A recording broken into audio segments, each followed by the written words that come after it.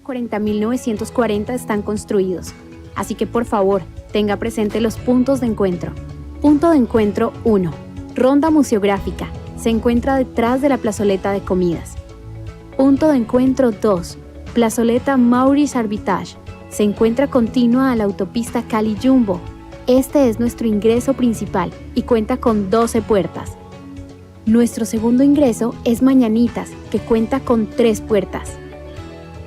En nuestro primer piso encontrará 2 salones principales. Salón Meléndez.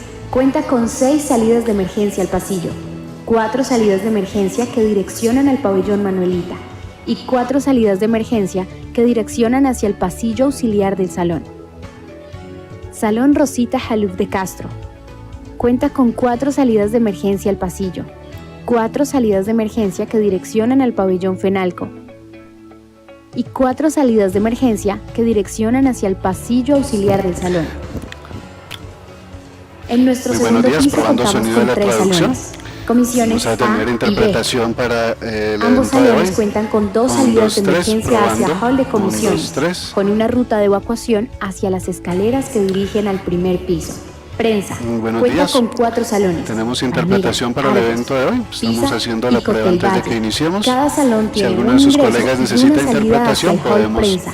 Y este a su vez cuenta con una salida de emergencia hacia el primer piso. en la entradita. Nuestro estacionamiento cuenta con las 900 personas que están allí parqueaderos, con las 500 maleticas azules nos descubiertos, pueden dar un radio de 400 traducción. cubiertos. Muchas De gracias, buenos presentarse días. una emergencia, a favor descender del vehículo y seguir la ruta de evacuación. Probando, Si requiere asistencia médica, acérquese al punto de enfermería que está ubicado podemos cerca de cambiar la el entrada de volumen Mañanitas, en el dispositivo contiguo con las al 2 registro flechitas que principal. están a la derecha para aumentar En caso volumen. de emergencia, mantenga y la las 2 calma, flechitas no hacia corra, la izquierda no para grite y no disminuir el empuje. volumen. Siga las instrucciones de los brigadistas. Ubique y siga las indicaciones de ruta de evacuación todo el día, no tiene presentes en el problema, la lugar. batería dura 2 Si días, durante pero el con el evento botón del pierde centro o encuentra sostenido algún objeto, podemos por favor acercarse a los encenderlo y colaboradores apagarlo. del Centro de Muchas Eventos gracias. Valle del Pacífico, que le indicará el procedimiento a seguir. Llena el reporte en nuestro link de la página web. Si tiene alguna inquietud o necesita información, no dude en acercarse al punto de recepción. Muchas gracias por su atención. Esperamos que disfrute del evento. Tu recinto seguro.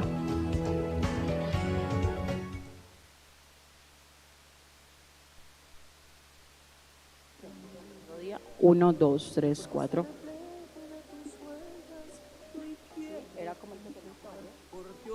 Uno, dos, tres, cuatro. Muy buenos días, ¿cómo están? Pero a ver, yo veo aquí mucha gente, yo no estoy sola. Buenos días. Ah, eso sí. Bueno, estamos a unos minutos de iniciar este gran evento. Estos son mis regeneradores, así que les voy a hacer 2 invitaciones. Good morning, everybody.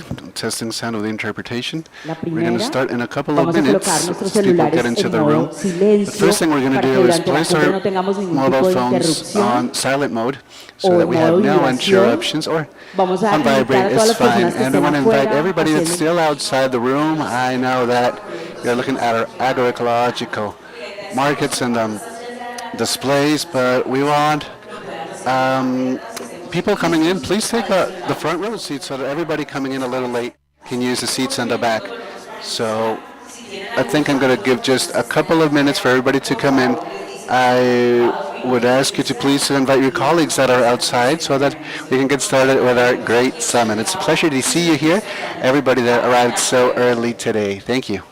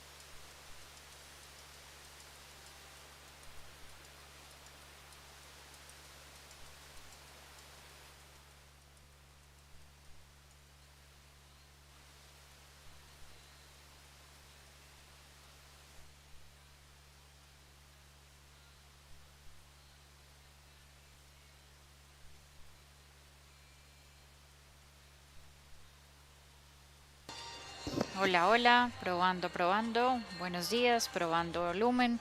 Hola, hola, cuéntenos si así está bien, si ya quedamos bien, si hay que bajarle más, si está bien, todo bien. Hola, hola, probando, probando. 1, 2, 3, probando, probando. Hola, hola, probando, probando sonido, probando volumen. Hola, hola.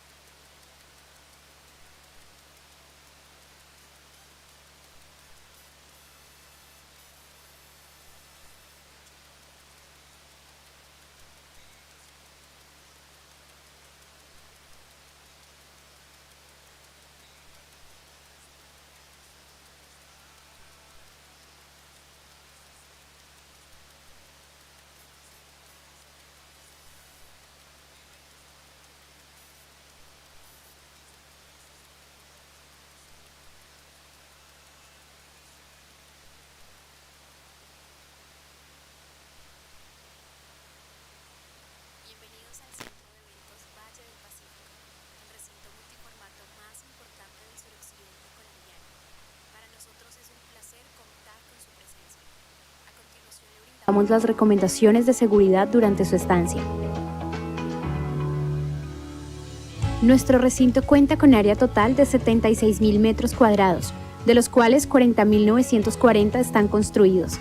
Así que por favor, tenga presente los puntos de encuentro. Punto de encuentro 1. Ronda museográfica. Se encuentra detrás de la plazoleta de comidas. Punto de encuentro 2. Plazoleta Maurice Arbitage. Se encuentra continua a la autopista Cali-Jumbo. Este es nuestro ingreso principal y cuenta con 12 puertas. Nuestro segundo ingreso es Mañanitas, que cuenta con 3 puertas. En nuestro primer piso encontrará 2 salones principales.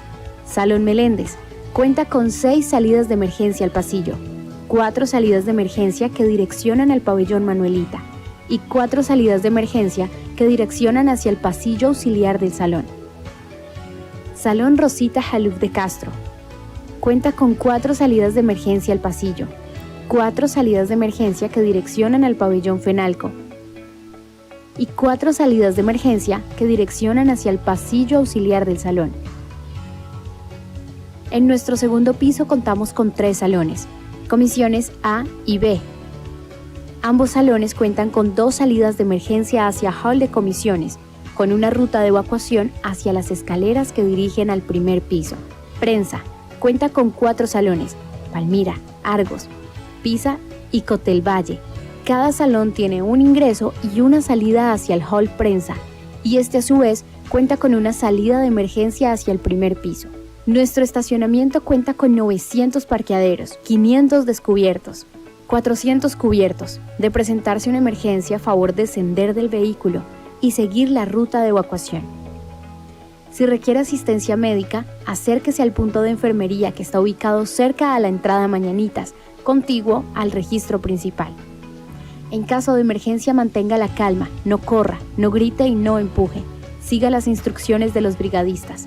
Ubique y siga las indicaciones de ruta de evacuación presentes en el lugar. Si durante el evento pierde o encuentra algún objeto, por favor acercarse a los colaboradores del Centro de Eventos Valle del Pacífico, que le indicará el procedimiento a seguir. Llene el reporte en nuestro link de la página web. Si tiene alguna inquietud o necesita información, no dude en acercarse al punto de recepción. Muchas gracias por su atención. Esperamos que disfrute del evento. Tu recinto seguro.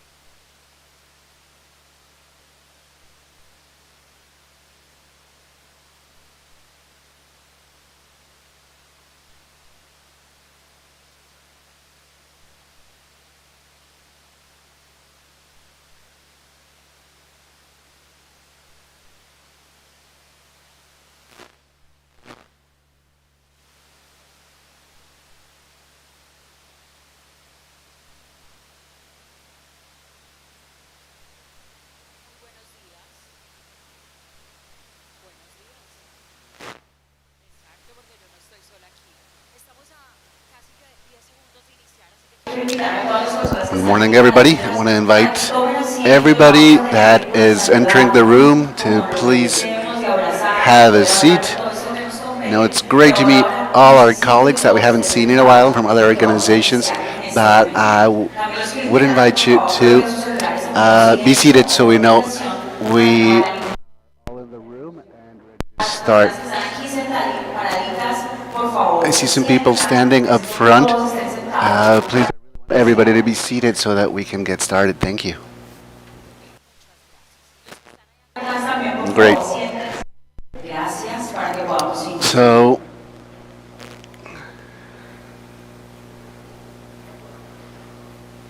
Somos regeneradores.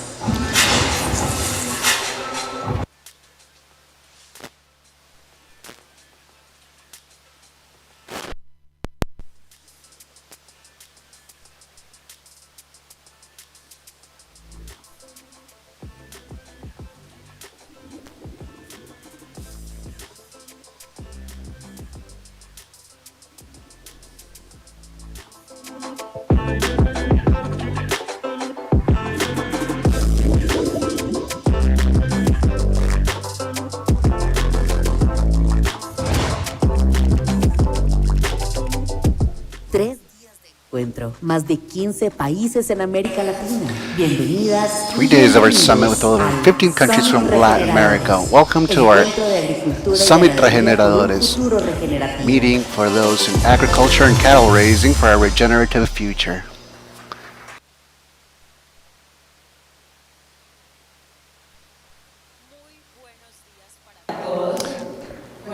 Good morning, everybody.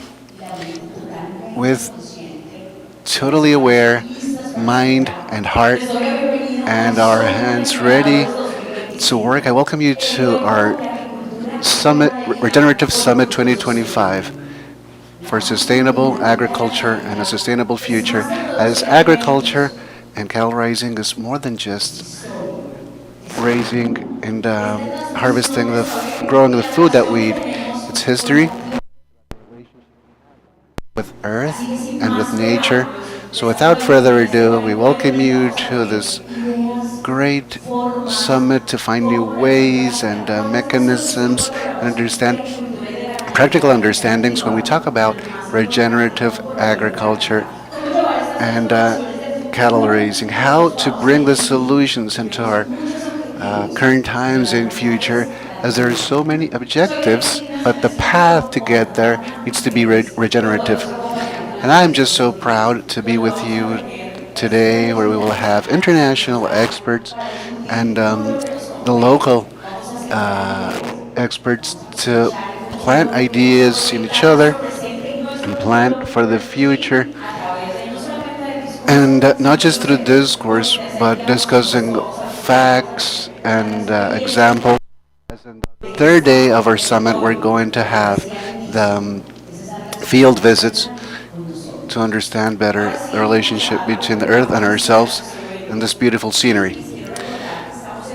And I want to welcome you to this event. This plenary session will be held in this room entirely. 2.2 is the number of this room. We're going to have a couple of side events in side rooms that I will tell you about, so you understand what's happening with our agenda and you can understand what's happening in our Regenerator Summit.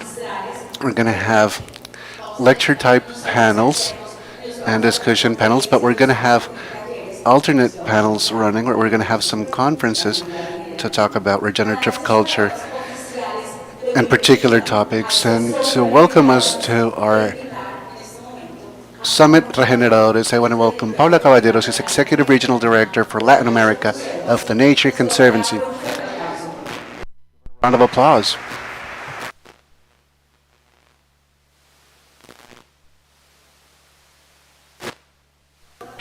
Good morning, everybody.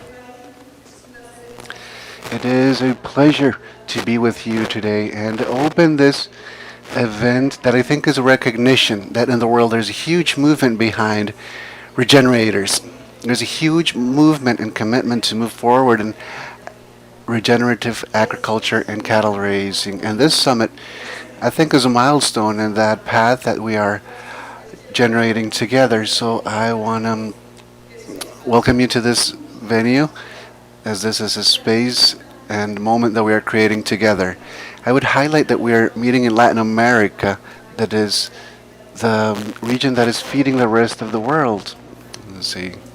Many of you and millions of people right now, when you sat down to have breakfast or lunch or supper, very surely some of the product on your table came from Latam. And so that's key role that the region is having and can have to much greater extent in the future. Just think about these figures: 60% of the soybean, 44% of meat, and 54% of corn that is marketed internationally come from the fields and the region of Latam. Agriculture is fundamental to our economy. Besides this, because I highlight when we talk about climate crisis and biodiversity crisis, and that third crisis, which is the crisis in equity. All these small producers are the ones that are most significant in the agriculture supply chain. So for us, this is truly a bet to have a more equal and egalitarian region, because we have a critical role to play in water regulation, climate regulation. So we have a planetary importance in Latam to keep the balance.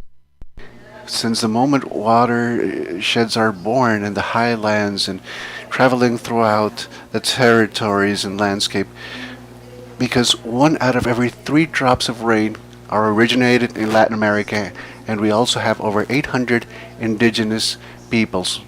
So it is a hugely important region. But thinking of this production, we are not just rich in productivity itself, but in natural capital that is being so greatly threatened right now. We see the loss in biodiversity and regions and variety, and not just this huge gap in inequality, but also in food security, the great shortages that we've been facing. So everybody that's trying to get behind this movement, I think we're all trying to feed the world while we take care of ecosystems that sustain that productivity for all of us. And if we can transform the way we work our crops and harvest and become allies of sustainable development, and the answer is a loud yes, only be effective, and we can only make this achievable if we get on board right now and engage in the necessary actions, so that with commitment and a best vision, try to restore this nature and agricultural systems and try to make them more resilient and sustainable. This is what TNC, with great partners such as the World Initiative for Climate Management from the German government, or IKI, are supporting hundreds of producers and companies and farmers that are in particular regions of high importance. In the Mayan jungle between Mexico, Belize, and Guatemala, for example, and in Mexico, we're working with the local farmers that are implementing sustainable agriculture and ancestral harvesting, I will grow, and then techniques to use the best techniques to protect the forest as well. In the Orinoquia region in Colombia, very close to where we are, we're working with silvopastoral intensive systems that restore the grazing land and the pastures that have been degraded, improving the health of the soils and improve productivity, which is key factor, as you can also reduce greenhouse gas emissions. And going down to the south, in that region of the Chaco, that great Chaco region in Argentina, we work with cattle raisers and to have better ecosystems and generate best corridors for their production supply chain that are more friendly with the ecosystem and sustainable. So we want to talk about that triple gain for nature, for people, and for the economy. That is true sustainable economy. And this 3-day summit, it's not just a summit, it's a global movement about regeneration. Hence our invitation and urgent call to you so that everybody here can make this agenda your own, those that are responsible for public policy, to engage and participate and generate those enabling conditions that enable these agriculture policies with security and global and regenerative and sustainable possibilities. Regeneration is the norm and not the exception, that we can mobilize capital and human capital as well for that regenerative transformation, designing instruments that reduce risk and that truly award or reward, I should say, those that are seeking that greater resilience in the long term. To call it something, I would use the phrase, let's finance the future, but not forgetting our past. To the agro-industrial sector, all the way from the small producers to the largest producers, think about redesigning our supply chains and generate alliance with producers that are committed in this endeavor. Let's try to forward and generate markets that provide better value for those that help us sustain an environment, our water sources, and all the mechanisms that we need. To the NGOs, and the stakeholders, let's share this knowledge with the farmers and the indigenous peoples and the youth that is becoming bigger and bigger player in this global agenda. And to everybody here, my invitation is to collaborate beyond our own sector, geography, or ideology, because as I said in my introduction, regeneration belongs to everybody. It's not an individual action, it's a collective effort as we need to change a whole system. Now, before I close these opening words, I want to deeply thank you on behalf of TNC, the German government represented today by Dr. Catherine Beckmar. And as you have had this international climate initiative through the IKI to be someone we can follow in this efforts for regeneration in Latin America, that should overflow and extend it to other arenas. We also want to thank our allies in this initiative of future landscapes, the Helmholtz Institute and Nestle as well, and all the allies that have come together with such generosity and commitment for our summits. And thank you to all regenerators in Latin America that are always accompanying us and inspiring us with your personal experience these 3 days, and entrepreneurial leaders and youth and women that are showing us day after day to produce in a different and better way with that insight into the future. And I also want to thank deeply the TNC team in all of LATAM that has tirelessly and with such a great vision for many months so that we can all be together enjoying this event. So I would just invite you to contribute, participate, the continent of regeneration, a continent of planetary importance, so that we can find in this world of agriculture and cattle raising so many possibilities and opportunities for a better future, and we make this summit a milestone in this movement for regenerative agriculture and cattle raising. We hope to inspire you, and we will be inspired by you. Thank you.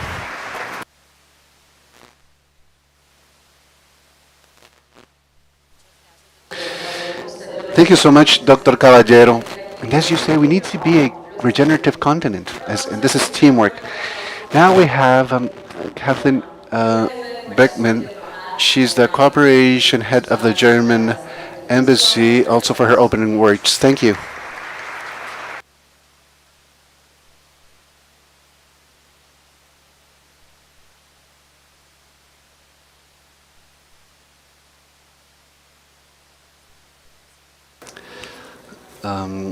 Dear Mayor Alejandro Eder, esteemed Executive Regional Director for Latin America of the Nature Conservancy, Paula Caballero, esteemed Director of Agriculture for Latin America from the Nature Conservancy, Mauricio Castro, ladies and gentlemen.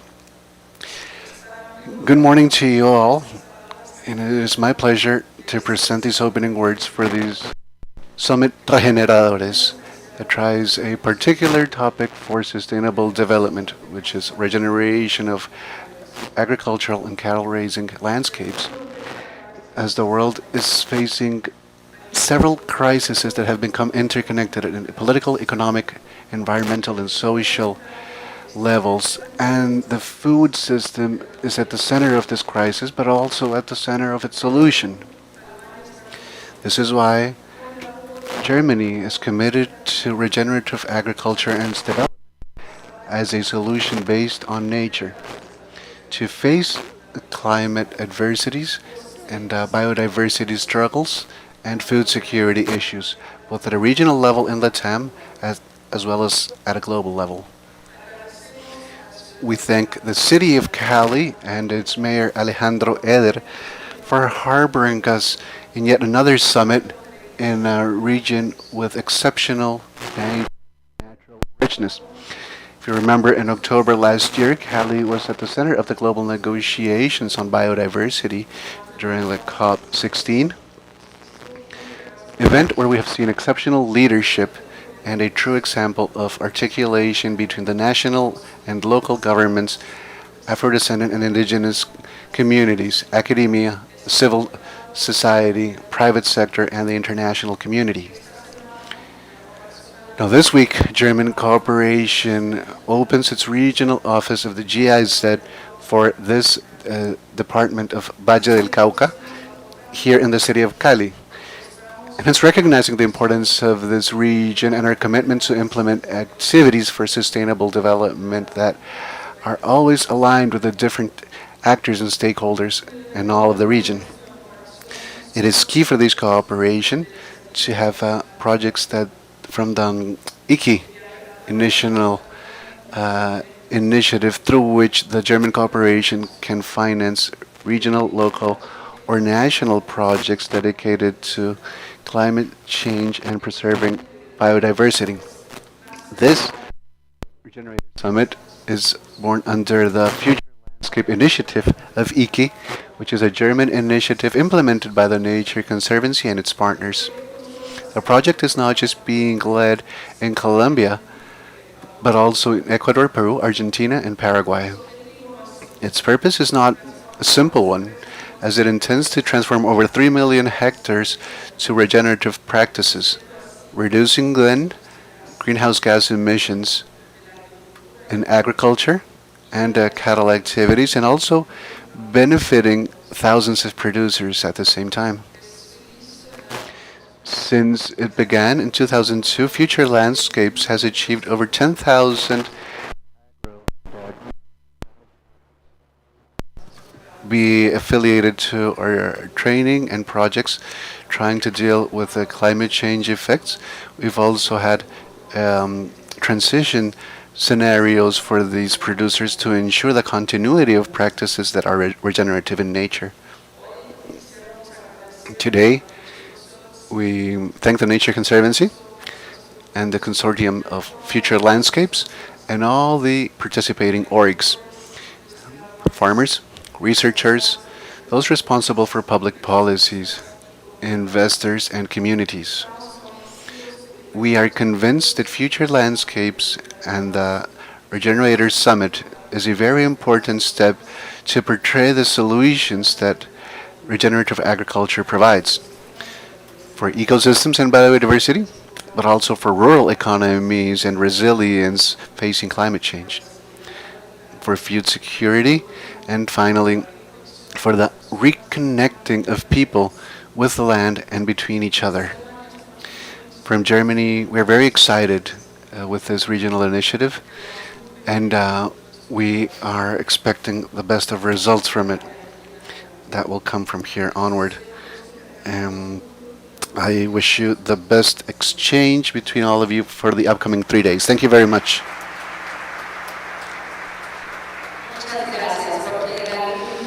Thank you so much, because agriculture and cattle raising are possible in a sustainable way. Now, Mauricio Castro, Director of Agriculture and Regenerative Systems in TNC. Thank you.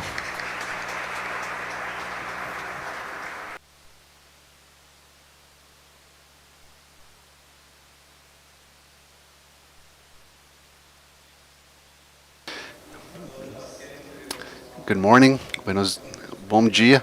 Just to use a couple of the languages from the hundreds that we have in our region.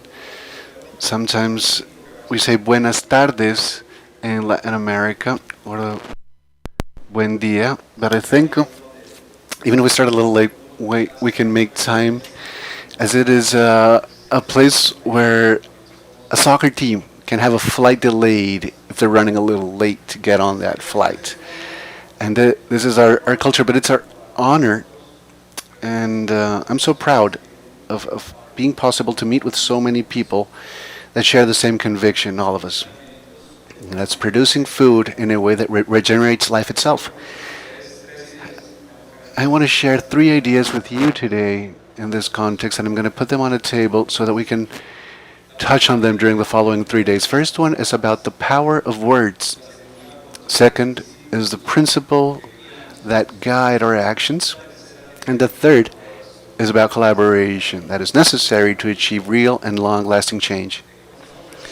So let's start with the first one, which is the power of what we say. And the power of words have a great possibility of molding the reality around us. What we say is so important. And the words we use to express ourselves bear meaning with them to build different meanings and can inspire actions or dilute them. And today there is a word that brings us together, and that's regeneration. That word, regeneration, is coming up in more and more scenarios and academic programs. We have regenerative agriculture courses and programs. There's corporate strategies defined on this word itself. And this is the summit that we're celebrating today. And this is great news for us, that there's visibility and that this is a topic that's being discussed, and the necessity of regenerating our resources. Because we depend on those, as all of life depends on those.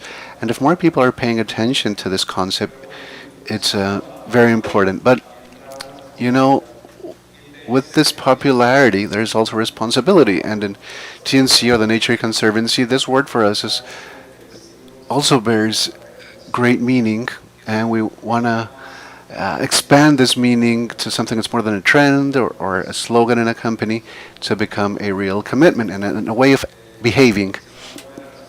That it is a way to interact with the land and between ourselves and with future generations. So our children, our grandchildren coming behind us can think of this. This is why we're here, to reflect on this word and this concept, but then to implement regeneration and understand how to do that. Because for me and for many others, it's very important to understand, what does it mean to regenerate in a continent that is so diverse in America, with a great landscape, important for food production,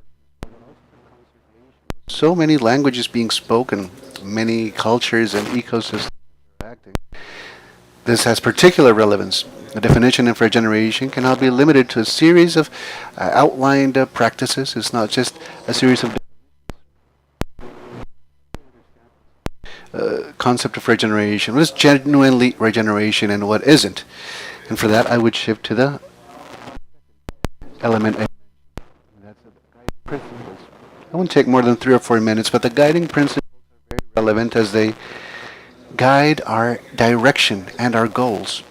How to reach what we want to achieve, to follow a guide, regardless of the route or path that each one selects to achieve that final goal. And that's why in your welcome baggies, you're going to find this piece of paper that has the 6 principles that I want to outline right now, where with the Nature Conservancy in Latin America and through landscapes,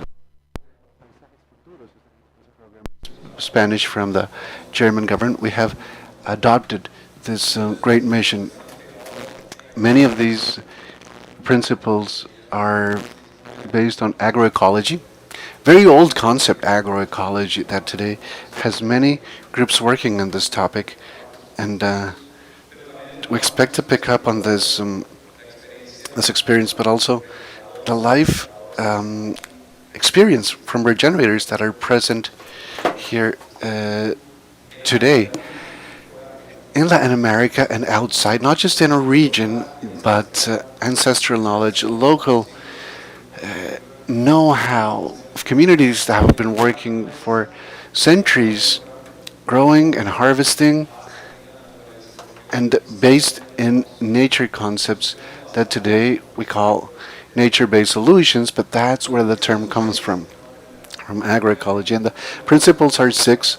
I don't want to stress these right now. We'll talk about them later. First one is agrodiversity and agroculture, synergic use of items, efficient use of resources, co-production of inclusive and then inclusive and resilient elements, and then regenerative and circular economy. So this is not just a recipe of how, but a common guiding element, and the goals that we are pursuing are much more important than the path we use to get there. To have better soils, clean water, a protected diversity, and restore diversity. In so many places, we need to restore biodiversity, healthy food, capacity to adapt each other, and food security I mentioned. And as we will see in these 3 days, the implementation of each principle can take and using the local knowledge as well. It's not the same thing to do cattle raising in the Andean highlands than in El Chaco in Argentina, at places like El Cerrado. It's totally different practice, but the goal can be the same. Now, these principles and goals without decided action behind them are not enough, and this is why collaboration will be very important. And that brings me to my third and final idea, which is the power of collaboration. Because if all these elements I just mentioned are never isolated and they're always interconnected, the ecological processes, the flying rivers that we call in the Amazon, bringing water to other places, the elements from the Saharan desert that will reach those sands could fertilize the Amazon jungle if they travel far enough. All of these are examples of global interconnection. Just like in our food systems, there is similar interconnectivity. Every meal that we have on our plate is the result of hundreds of collaboration that is sometimes not so evident. Who is growing? Who is planting, harvesting, cooking? Who is sharing what they grew with others? This is why regeneration is important when there are different conflicts that merge together in our planet right now, and this summit reminds us of something essential, as we do not need to agree on everything to be able to move forward together. And this is my calling. This is my third point. If we can focus on the common ground that we have, let's focus on those overlapping elements and not in a difference of opinion. There will be different opinions, but let's try and find the common ground. As an initial idea, I would use the idea from COP30, the global Muchi, which is like a minga. It's that collaboration system, that coming together between peoples, or Muchira or minga. One is the Quechua word, and the other one is a word we have heard here commonly. And between COP16 and COP30, we want to bring a message about the role of agriculture in particular. And to finish, I want to thank and recognize the German government that has accompanied us in this task of escalating regenerative agriculture through the IKI initiative, huge initiative for fighting climate change effects. Over 7 years of collective construction and bringing this idea to be applied in Latin America, and where we have shared this vision together. I thank you so much. And you have also placed very important resources to enable this through the Nature Conservancy and future landscapes. And I will also recognize our colleagues from the USC Consortium, our implementing partners in all of the continent that are working jointly, the companies, the local government, and other national governments present here, financial institutions, and different communities. And from our team in the Nature Conservancy and Future Landscapes, thank you, all of you, and the team, and all of you here. So this world, Muchiram, or Minga, in German is Regeneration. So there is also the same word in German. So we can speak about this word in German as well. There is going to be a short video just to close that will be running later. But I want to thank you so much right now. We hope you enjoyed this joint journey. Thank you.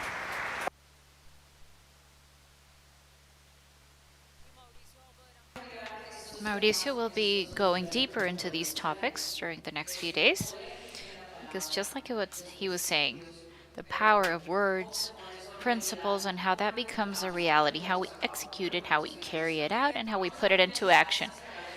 We will now end these opening remarks with the mayor of our city, Alejandro Eder Garces.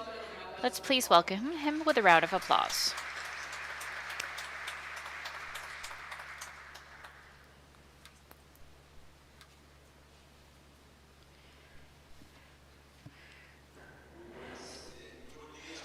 Good morning, how is everyone? Very warm greetings to my colleagues here on the opening roundtable.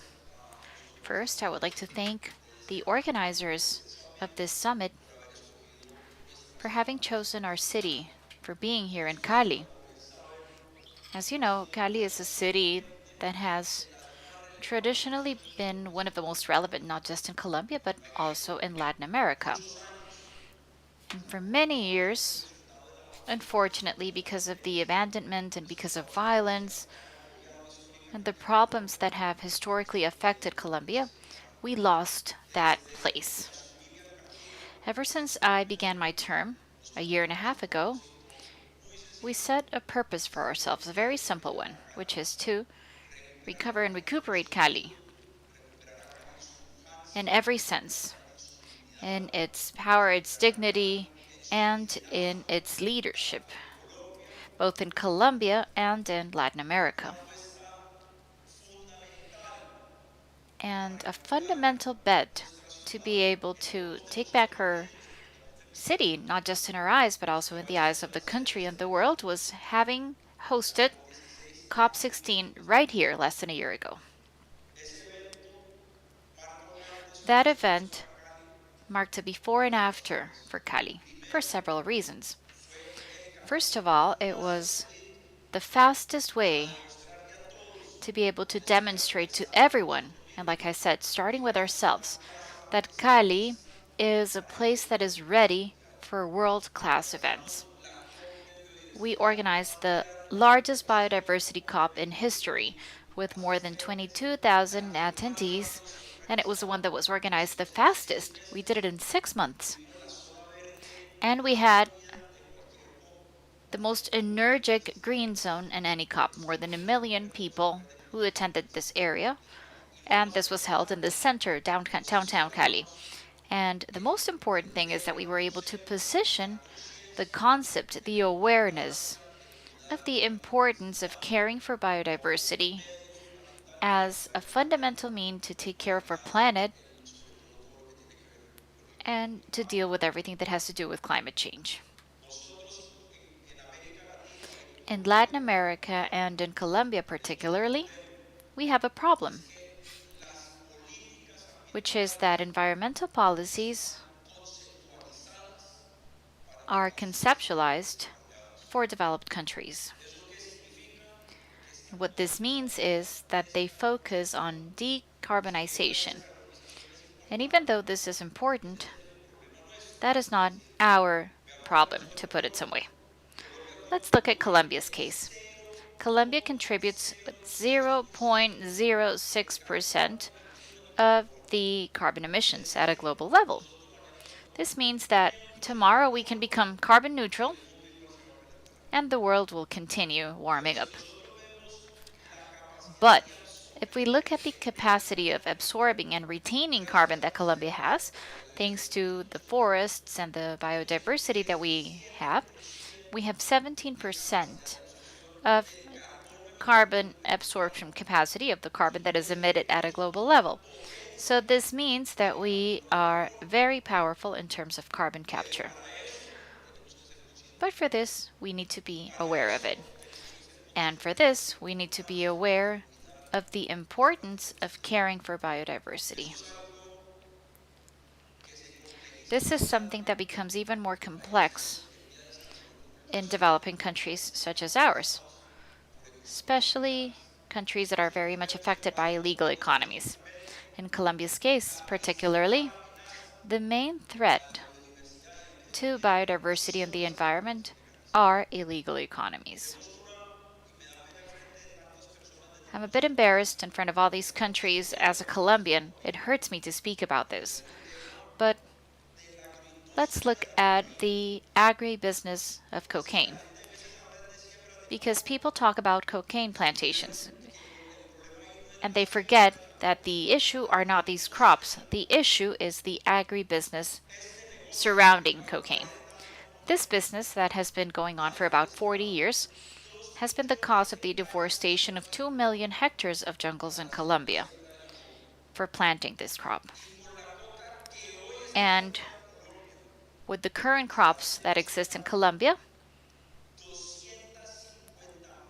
they are depositing 250,000 of chemical precursors in rivers and jungles in Colombia for the production of cocaine. It is a terrible ecocide. And we are just referring to the illegal economy of cocaine. If we add other illegal economies on top of this, such as illegal mining, which affects just in the Pacific region of Colombia and half of its municipalities, but this is not just for Colombia, it also affects Ecuador, Peru, Brazil, and all countries in Central America. And this is just referring to this hemisphere. When we talk about the illegal timbering of forests and illegal economy of irregular migration, which in a few years allowed that Darien stopped being what it used to be. It was not ever possible to go through this in Panama, and now there's a highway filled with plastic on side by side. And this is one of the issues that we have to also look at as Latin Americas. What is our contribution to global environmental issues? And our main contribution has to be the protection of the environment. It needs to be the protection of biodiversity. Governments, not just national but also local, have a very important role to play. For example, you could say that illegal mining should be addressed by the national government. Well, in Cali, last year, we were able to close off the largest illegal mine ever to be closed off in Colombia in the Farallones, the beautiful mountains that you can see up above. 20 years ago, an illegal mine was set up there, the largest one in the country, and we closed it off with resources from the mayor's office, with support from the public forests, but it was a local solution to a global issue. During COP16, we also generated an alliance of cities of the biographic Chocó, which is the third ecosystem that goes more or less from Costa Rica to Ecuador on all the Pacific coast, and one of the most important strategic ecosystems on the planet, and one that is the most threatened by illegal economies. And we formed an alliance with 8 cities of Costa Rica, Panama, Colombia, and Ecuador to protect the biogeographical Chocó with local solutions for global issues that go from initiatives such as what I just mentioned about closing off illegal mines, but also things related to education. Clearly, the private sector has a fundamental role, and the agriculture and agribusiness sector are very special. We will not stop going into livestock and agriculture activities. Humanity needs it for nutrition and for survival, but it is key that it is more and more sustainable, as well as the work that is done out in fields and that measures continue to be taken to protect biodiversity and to protect adverse effects of these types of activities. I would like to welcome all of you to Cali, the capital of salsa, first of all. Please take advantage of this opportunity and go dancing. The capital of biodiversity. Cali has 720 square kilometers. 80% of the area of our city is a rural or forest area. We have the National Park Farallones, 14,000 hectares, one of the most biodiverse parks of our country, where 7 rivers are also born, and it is also the agricultural capital of Colombia. Cali holds 18% of the industrial apparatus of Colombia, 22% of the agro-industrial apparatus of our country, and it is the main center of exports in this nation. So welcome to Cali. Thank you for being here. And don't forget that Cali is where you should be. Thank you very much.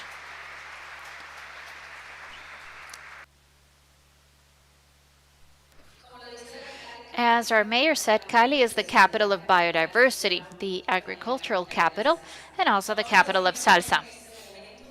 We also welcome Martina Klum. She is the ambassador of Germany in our country. Let's welcome her, please, with a round of applause.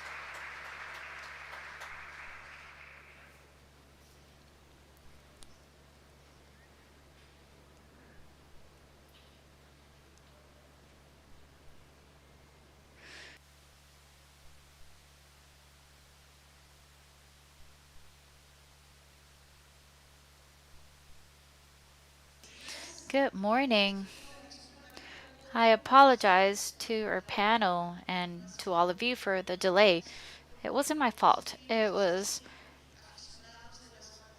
because of all the fans of Santa Fe who caused the access to the airport in Bogota to collapse. And this led to an avalanche of delay after delay. But don't be scared. Kathleen Beckman already gave the opening remarks on behalf of the embassy. I would just like to say that I am very glad to be here at this opening event of this important summit. After we got together right here for the very successful COP16. I'm glad that now we're discussing how agriculture and biodiversity come together with climate protection, reforestation, agriculture, and biodiversity. Within the context of the COP, I had the chance to visit a wonderful project of nature conservancy right here, the Elático farm, and I was so impressed that I'm delighted to be able to be here. And I wish you a very interesting summit, exchanging ideas and experiences in all our different countries. And with this, I hand it over to my colleague. Thank you very much.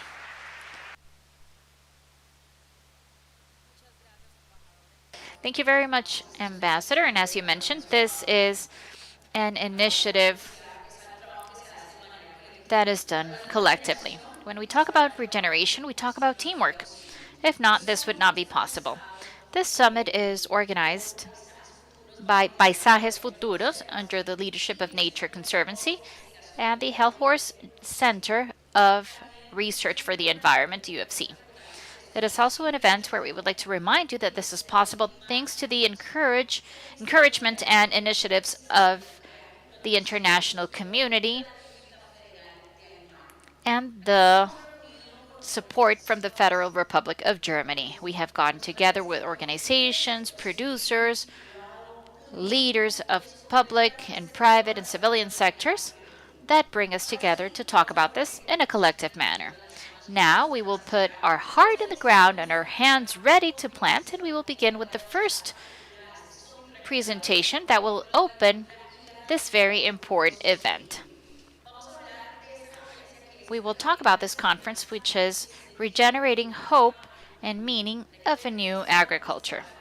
This main room will turn into Cultivando Horizontes, and we have an intervention that will go into the roots, which is how do we regenerate hope? Is there really hope when we talk about this purpose?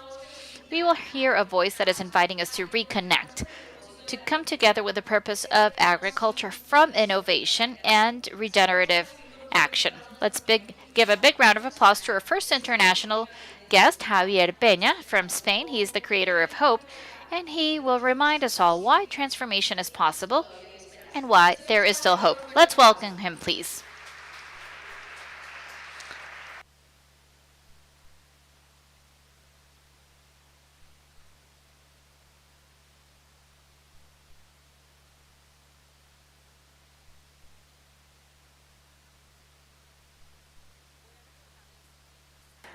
Let me remind you, our allies are doing the strategic work to be able to make this possible. We have the City Hall of Cali, we have Blue Marlet, we have Building Market, the Coalition for Food and Land Use. We have D3 Advisory, the UN for Food and Agriculture, the FAO, Fede Palma, ECBX Colombia, ECBX Mexico, the Enan University, and the World Fund for Nature, WWF. Thanks to our sponsors, this summit, Regeneradores, is possible, where we will plant ideas, harvest our present, and build towards the future. Now let's welcome Javier. Big round of applause, please.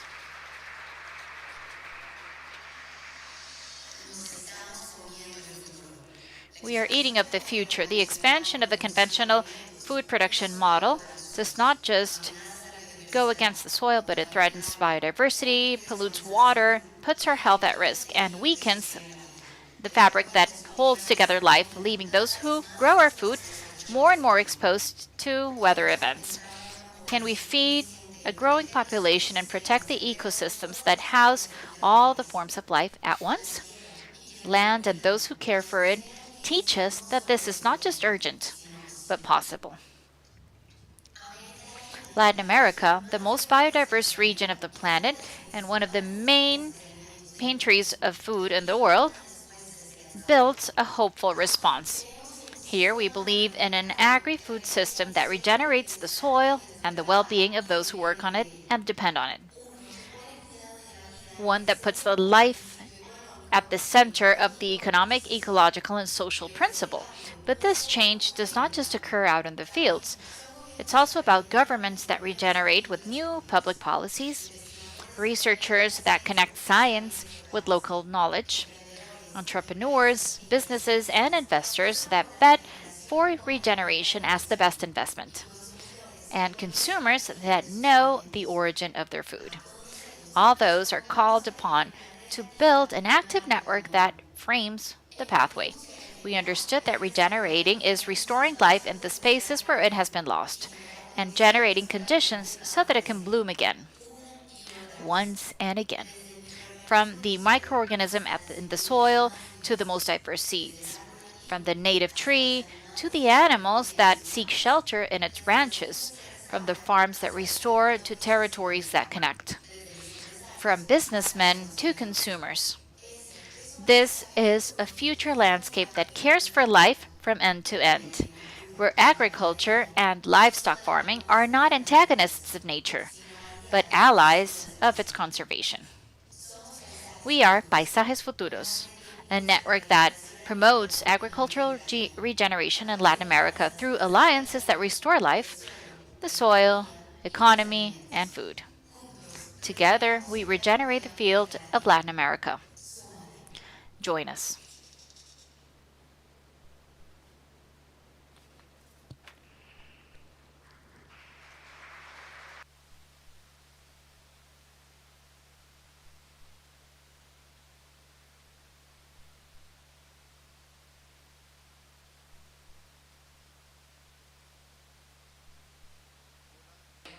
Hello. Thank you very much for this invitation. Good morning. It is a pleasure to be here in this initiative that is so necessary and a pioneer, and that will give us a lot to discuss. where all these experiences come together, this knowledge that allows us to aspire to going from scarcity to abundance at a global scale and to begin this era of regeneration. This is a landscape.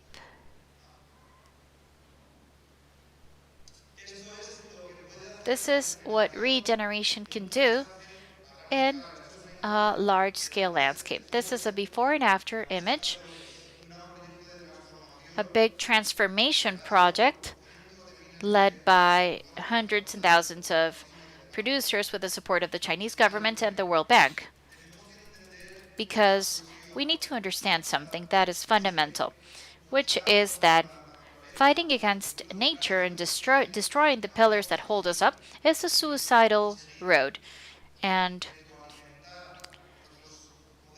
to be able to give feedback to our productive models with the laws of life that have been around for hundreds and thousands of years, evolving, and that have thousands and millions of years of evolution to achieve the maximum efficiency and maximum productivity and interconnection,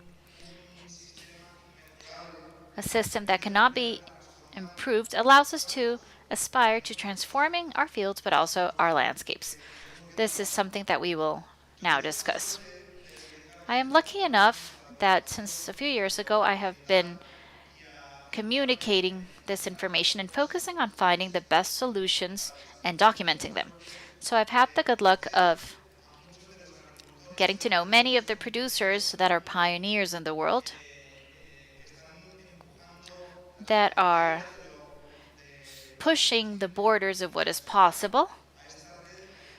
And I've been able to join this network of producers connected to scientists that connect the best of traditional knowledge of our ancestral productive systems with the knowledge and the understanding that we start having about how the soil works, biodiversity, how plants feed off all these interconnections that occur. And when this occurs and the producers that are successful tell others, that take those successes and improve them and tell others, there starts to be progress in which it is very difficult to be up to date because it is happening very fast and the imaginable limits are being overcome for this technical revolution. I'm also convinced that the future will be regenerative because it is the only viable pathway for prosperity for humanity. There is no other option than forming an alliance with nature and restoring the land and preventing those climate inflection points, the tipping points that we are getting closer to with each degree of warming, which threatens to turn around the environmental systems that hold up our environment, the rain, the climate, and makes our planet what it is. There is no other option that doesn't include the transformation of our landscapes using agriculture and livestock at its core.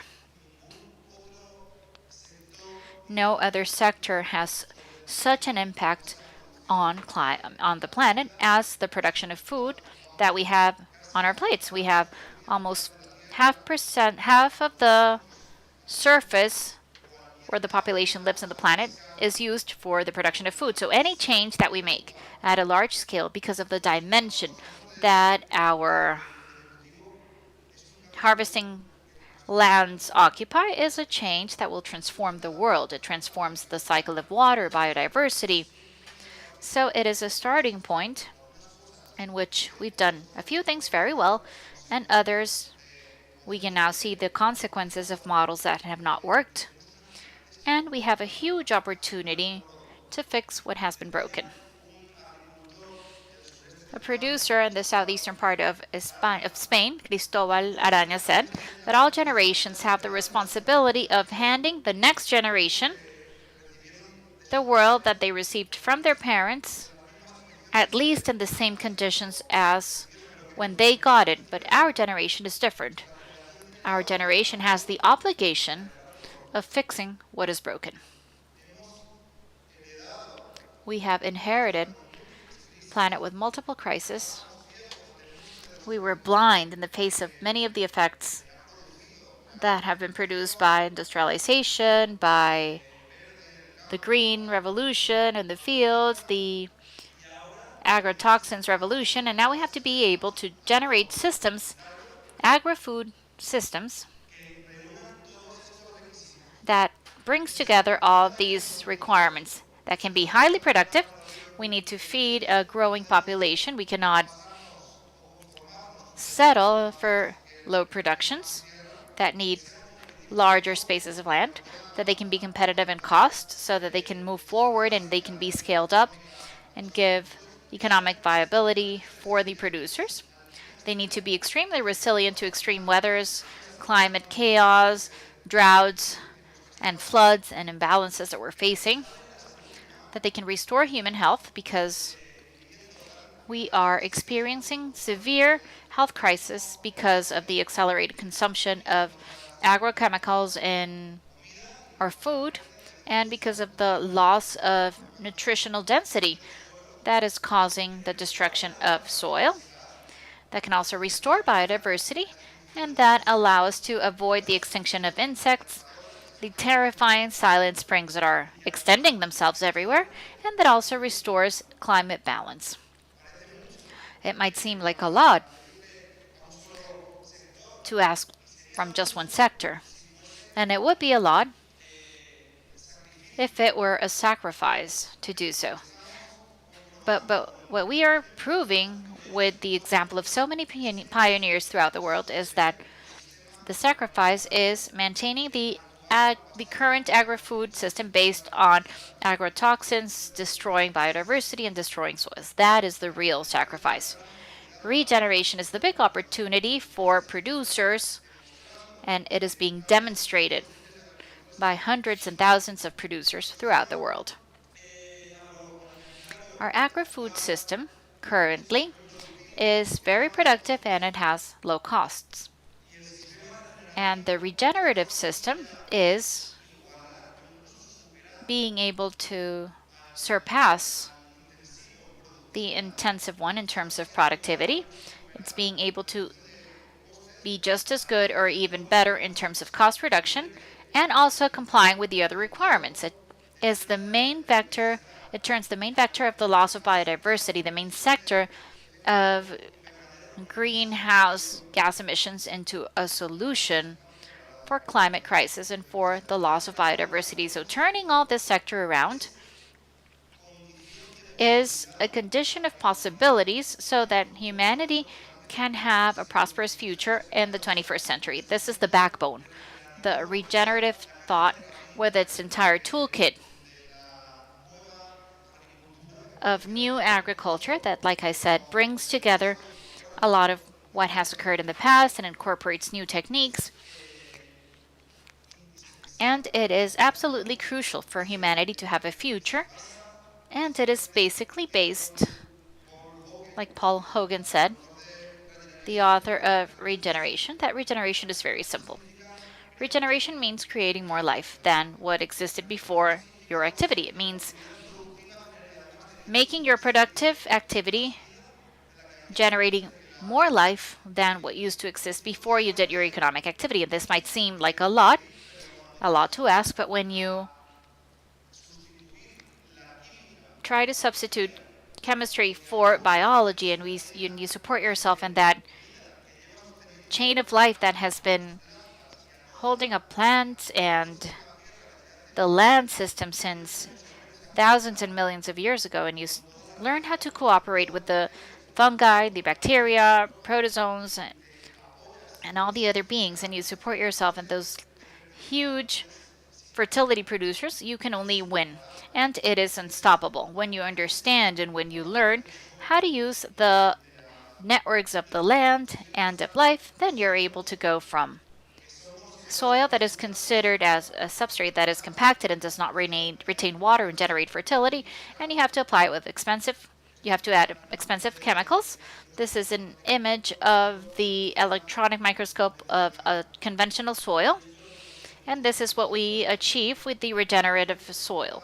A compacted network, a porous network that retains water, air, the entire life network. It is fascinating. That can feed our crops and let us achieve what appears impossible. And I have been witness to some of the pioneers, especially in the European region, and in some cases in Asia as well. But I still have a lot to learn of Latin America, this type of cases. But the mechanisms are adapted between different geographies, but the basics are the same. And we've got examples that for me are iconic, such as Ernest Mast, a farmer that has production, this is horticulture in Catalunya region, that realizes that the chemicals he was using for his crop were killing the bees. They were killing the honeybees. The farmers found them dead on the soil, and they realized that their soil did not have any humidity nor any earthworms. So he decided to bet on something entirely different and change the way that they were farming for decades in their exploitation, which generates 12,000 tons of 17 different products from horticulture. And he started using this technique and this path of innovation, working hand in hand with scientists and innovating himself as a scientist. Hundreds of tests with different examples in the soil, and he has reduced the use of fertilizers and agrochemicals and increased 30% production or yield for 3 types of years and 17 types of crops, reducing 30% the production cost, by the way. And also while using 70% less energy, so while he gains in resilience, he retains more water, have to use much less amounts of water. He increases the energy ratio, and this is something that you don't have to beg someone to do something for the planet, but it's a giant opportunity for prosperity in different regions and better conditions for farmers and producers as we try to fix what we need to mend in our economies, in our landscapes, and in our different examples that we will see in a minute. And there's a series of techniques that come off of this that allow changing those bare soils that are losing CO2 and that are losing water, and after plowing, become these deserts of fertility-wise, they're deserts, and that we need so much agrochemicals for them to produce something. They can become biodiversity shelters. When you hear the humming of the insects, the singing of the birds, you think you're in a natural park. You think you're going through one of the better yielding agricultural examples in Catalunya region. So this is a total mindset that lets us change this to large-scale crops. And there's simple innovations such as this machine with this biology, if you will, with this type of crop, which has this type of forage substitute, herbicides and the plowing and the fertilizers, with a huge reduction in costs and an efficiency in yield that is much higher. So when comparing, the soil is left intact without plowing, and you are seeding directly, connecting the plants as part of this network of the life in the soil that allows them to better nourish themselves and increase yield. Eliminating pesticides, totally eliminating these, breaking the mono crop. Now having some flowers in amid the rows so that you can increase spaces for different biodiversity. And this has been done in a larger scale now. It's been 5 years without fungicides or pesticides in any of their crops that I mentioned. So this is feasible, and this is better, actually. Now, fertilizers are replaced with compost from the green waste, that is making the best use of that waste product from your own farm. So the farmer will benefit from their own waste, and there are new pioneers that are treading path in different types of olive fields and the fruit bearing trees in the vineyards. In any sector, we can see similar results. And in this particular farm, for Francisco, after 3 years of regenerative agriculture, they have now watersheds. They've been able to come back alive that had been dry for 20 years. So he's been to maintain yield even in the worst droughts in Spain. You know, in the recent years has been some of the worst drought, and where other fields were totally dry, he maintained his yield and his production with a lower cost, or maintaining the cost, and turning this fodder into biochar after cutting these grasses and gramineans, enrich that biochar with compost, and turning that waste, because when they cut the grass, it was just a waste product, and now it's black gold. So this giving value to something that was a waste product and conveying and transmitting this knowledge from farmer to farmer to improve the technique is pure hope.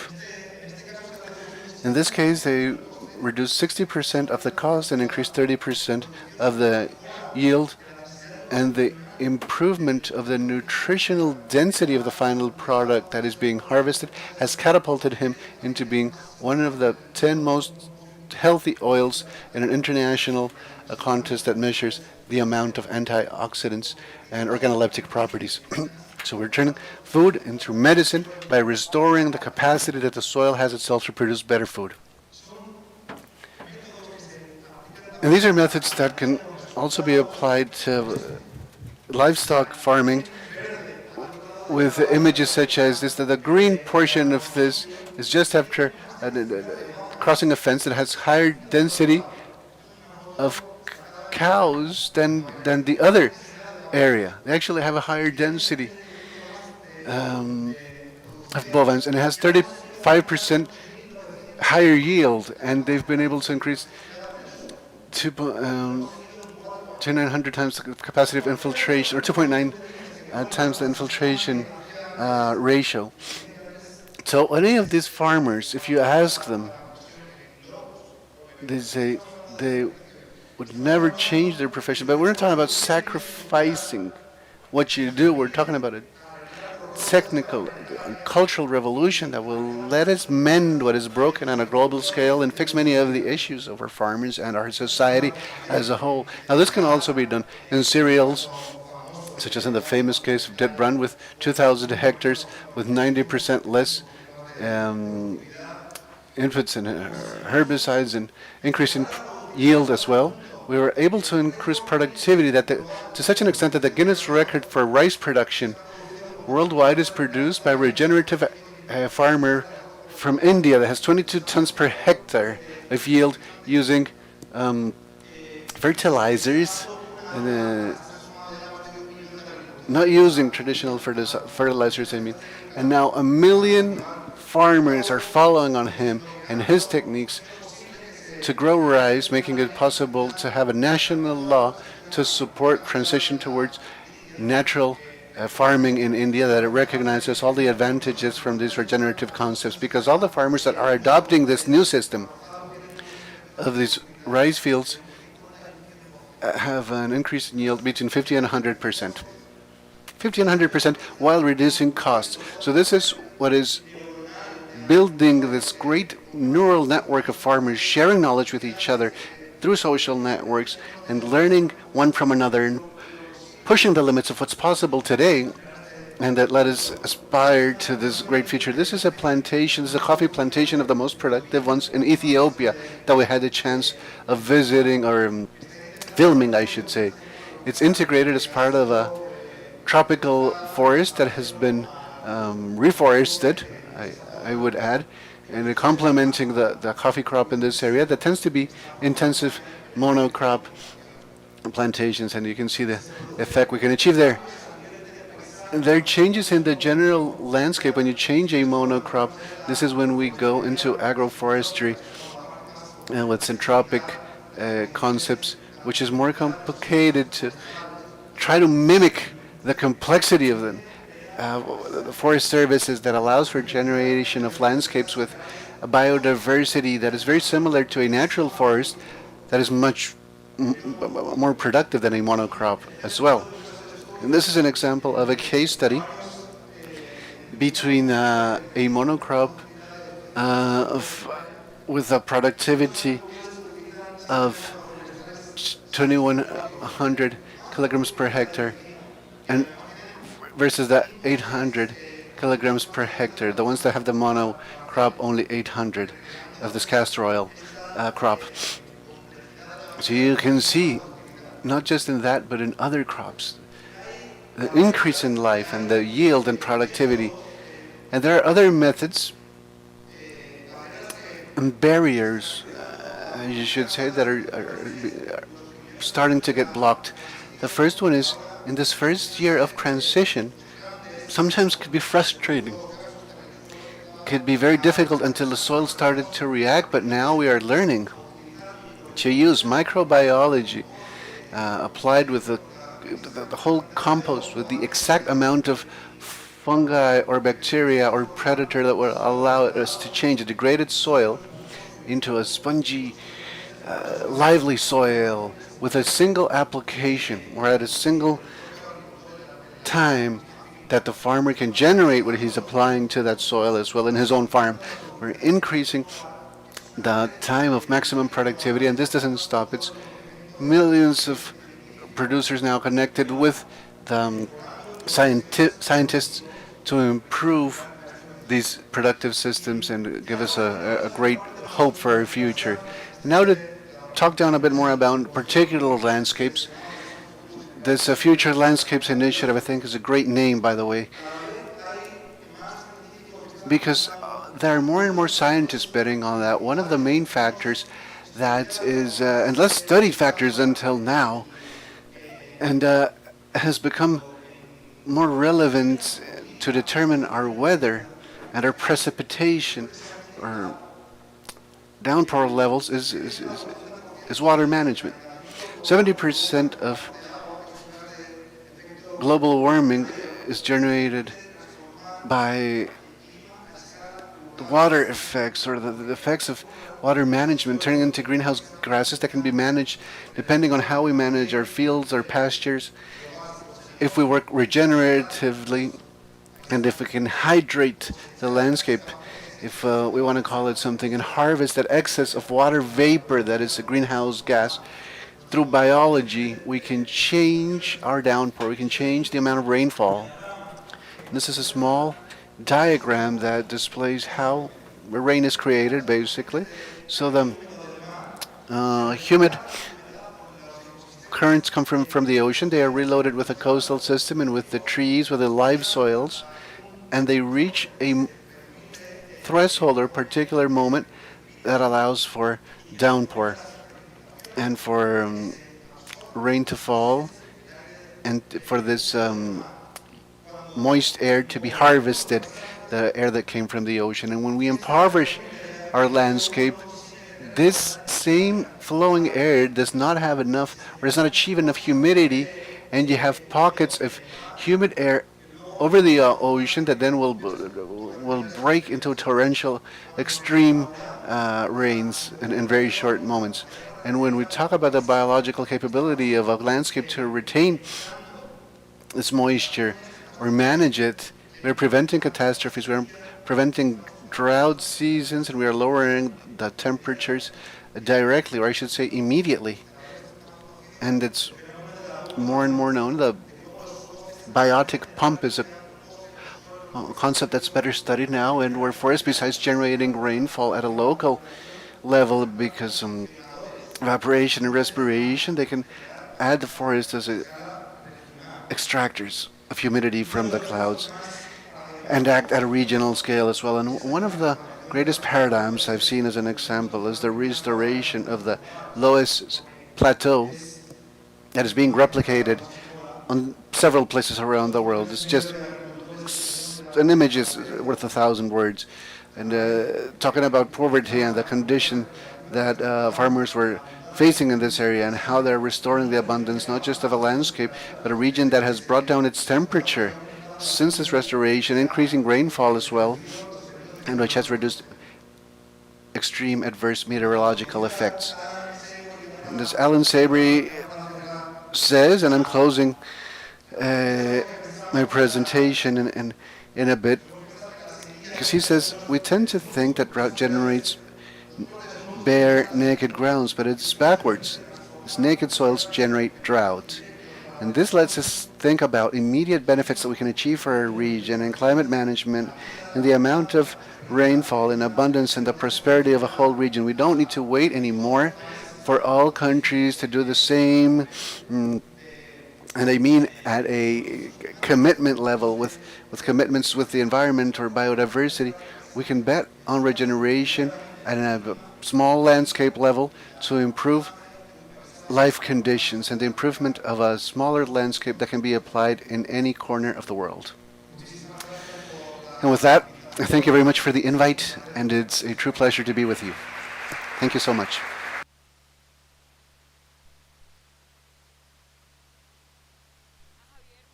And we thank you, Javier, because regenerating is also listening, and that's the exercise that we are engaging in. Listening so we can learn a bit more to understand the best path to follow, because we're planting ideas and seeding or trying to harvest better in the present so that we can bear better yield in the future. This is why we're going to put a little water on that seed we planted, but anything else we can use to strengthen it. So that talking of agriculture and regenerative livestock farming is what we want to do. And I have several recommendations for you. I think what Javier just mentioned is critical. Simple innovations, he said. Direct planting, he said. Strengthening a network and let food become medicine, especially in soils and agriculture and the type that we have. So thank you, Javier, with our international conferences for now to open our summit. We will talk in this first day of how to do this. How can we chew little pieces of these huge concepts to understand regenerative livestock management and agricultural management, so that tomorrow we can talk about practical cases, how we can implement. And right now, I said I have some recommendations because everyone has this in your baggie, right? Everyone has one of these. So I want you to look in the back part. There's a QR code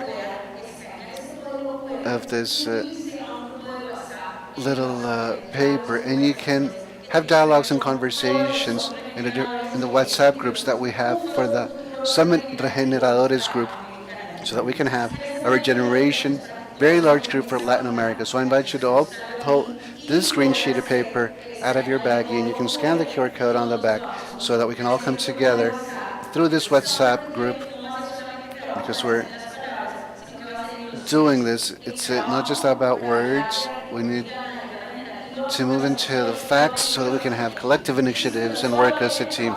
Everybody has it, and you can scan the code on the back. And later on, we'll have a space for a coffee break. And I want to ask you, both today and tomorrow, since we're going to have some lecturers speaking English, or panel members that speak in English. So if you require interpretation, whether in Spanish or English, during the break, our logistics team will show you where, just by the entrance of the doors, there's some people with their staff members with some interpretation devices for you. So you can just grab a receiving device, and we have simultaneous interpretation available for you today, as one of our conferences will be in English and tomorrow as well. Now, this room that is called Cultivando Horizontes, or Growing Horizons, our main plenary session will be here. Or it's our plenary session right now, I should say, but it will be hosting a smaller group. That is the group that is in the Cultivando Horizontes room. Now, the 2.4 room and the 2.5 room next to us will also have side events. We will tell you what is going on in each room. Where we are will be Cultivando Horizontes. Then the next room will be Sembrar Futuro, or planting for the future. We also have Seeds for Change, or Semillas del Cambio. And the last room, which is Green Thrust, or the Green Leap. And we will be thinking of each conference that you want to attend so that you can move and attend that at the right time. I also wanted to say that on our third day, so the day after tomorrow, we're going to have our field visits. And it is important because you had a deadline to enroll in one of those field trips until last Friday. Please let me know everybody's properly enrolled. Were you able to put yourself on the list for those visits? Because you can't do it now. You had to do it before Friday. And in the WhatsApp group we're all joining, is we will be putting information about how to prepare for your field visits. But I do want to remind you, if you didn't do it on Friday, you can do it today. There's a limited amount of people that can go, and I just wanted to say that for the people that have been asking. Now, to get organized and understand in which room you want to be for the different conferences, use a coffee break for this, and you can also see our wonderful agroecological display outside. Now, in this room, we will talk about reimagining agriculture, and the smaller group that will remain in this room, trying to think of the problem from its root and how to connect different territories and people and international cooperation. We will explore how to regenerate, and not just the way to regenerate, but how to grow different crops and how we understand agriculture. For this lecture, and as moderator, we have Heidi Wilmer. She's German researcher from the Helmholtz UFC Research Center. We want to welcome Heidi with a strong round of applause, please. Thank you. Now, Heidi have guests that will accompany her in this discussion. So, Heidi, we are in your hands. Thank you. You are very kind. And welcome everybody from my side as well. Before I present my esteemed panel that I think can take a seat, please, I would like to invite all of you to take a moment just to think about and feel about the message that Javier brought for all of us.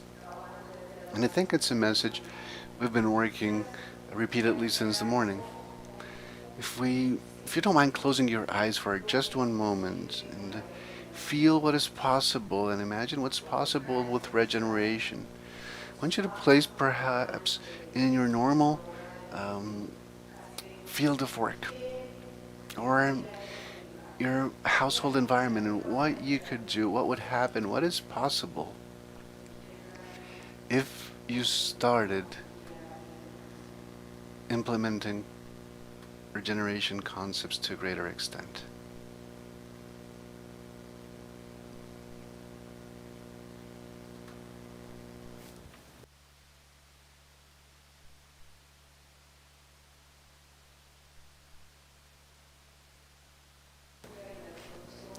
Besides farming or agriculture, does anybody have a different image that you want to share?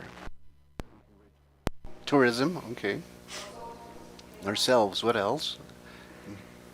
I'm hearing more ideas.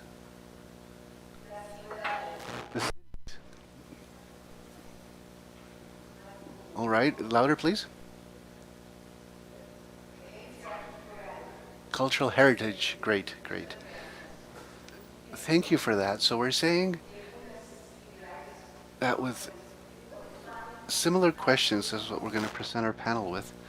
And we've got as panel members Pablo Titonel, that's also a professor of agroecology and resilient landscape from the University of Groningen in the Netherlands, main researcher of Intercolicet of your institute of your native country of Argentina. So he has quite some experience with agroecology and regeneration in different places such as Africa and Europe, and of course South America. Also knowledgeable in this outlook as he worked with the Argentinian Ministry of Agriculture until 2018, so he knows their focus and approach. And next to him is Marcela Quintero, ecologist by profession with a doctorate in agronomy, today General Director of the Bioregenerators Alliance and the CIAT, which is a tropical agricultural research center, where she leads implementation of the interdisciplinary agroecology initiative for 7 countries. And finally, we've got Melina Angel, it's a professor of the University for International Cooperation, University in Costa Rica, professor of biomimesis, working on the Colombian network to generate conditions for cross-pollination between people, organization, and bioregions in their path towards regeneration. Very well then. So, after hearing Javier's presentation, what initial hopes or ideas for regeneration and to generate change do you think are your boldest dreams right now in terms of regeneration when you hear presentations such as this? And we can talk about agriculture, but beyond that as well. Who wants to start us off?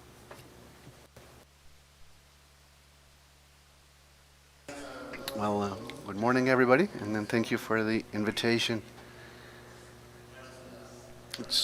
We're to think about this idea, and I think it's a very well-inspired presentation, great examples and interesting concepts and pioneer work that he presented us with. But I think it's a presentation that also gives us nice motivation and enthusiasm for sure, but opens up the question of how to move from these isolated successful cases to a much more significant and broader positive effect. If we want to have an effect in improving biodiversity in our societies, in our fields and agricultural sector, and all the people that live off the ground, it's necessary to think about strategies to broaden these examples and make them a more common situation at a larger scale. I think amongst my most boldest or wildest dreams I have is agriculture and regenerative agriculture becoming the mainstream, the normal way in which we work as part of a world where we need to label not what is healthy, but label, on the contrary, what has a pesticide or it has non-sustainable production systems behind it. That would be one of my boldest dreams. Thank you so much, Pablo. Marcela. Good morning, everybody. Once again, Marcela Quintero, and as Heidi said, I work for the Biodiversity International Alliance and the CIAT Institute close by that many of you know. It's a we are an international research agricultural center working in several countries, or in collaboration with several countries, with a vision that has been touching on regenerative concepts for a while. I would say I would pack my boldest dreams in 3 groups. One, as to have an agriculture that is truly regenerative, so not just extracting resources, but ensuring that the soil, that the water continue to reproduce themselves. And a key dream there is on how to advance boldly, but also with awareness and with public policy and the private sector as well, with green inputs and materials, so that we can achieve standardization and that scale of replicability that Pablo was mentioning, and with the public policies and incentives alongside to make this possible. And I think we'll be discussing in the next days what we need to do to have greener and greener inputs and raw materials to make the best use of that agroecology that Javier talked about, to ensure profitability and the best yield from our soils. And someone mentioned who's benefited the most from regeneration. That's us, all of us that consume food products and how can we associate this to a healthier diet. So combining sustainable production better with a responsible consumption, especially associated to a healthier diet for mankind. And I think we need to relate these better with incentives, with more inclusive markets, with other policies that can assist us for this purpose. And combined with the third element, which is how do we regenerate the food systems from the means of life themselves. This means how do we achieve that rural areas has regenerative living means and conditions so that people want to stay in and farm, so that youth wants to stay in their territories. And like the mayor said, we need this to be legal, of course. So how through regenerative agriculture and regenerative systems can we achieve also regenerating and revitalizing livelihood mechanisms and options? This is something that I would put on the table for our discussion. Thank you. And there's a whole program on how to follow with your ideas. But Melina, what would you say?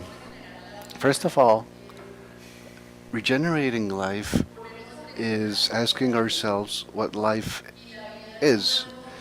And ask those questions again because we cannot just regenerate life outwards because we see all the terrible problems in the world around us. But we must also assume that life is an ongoing process and never an issue.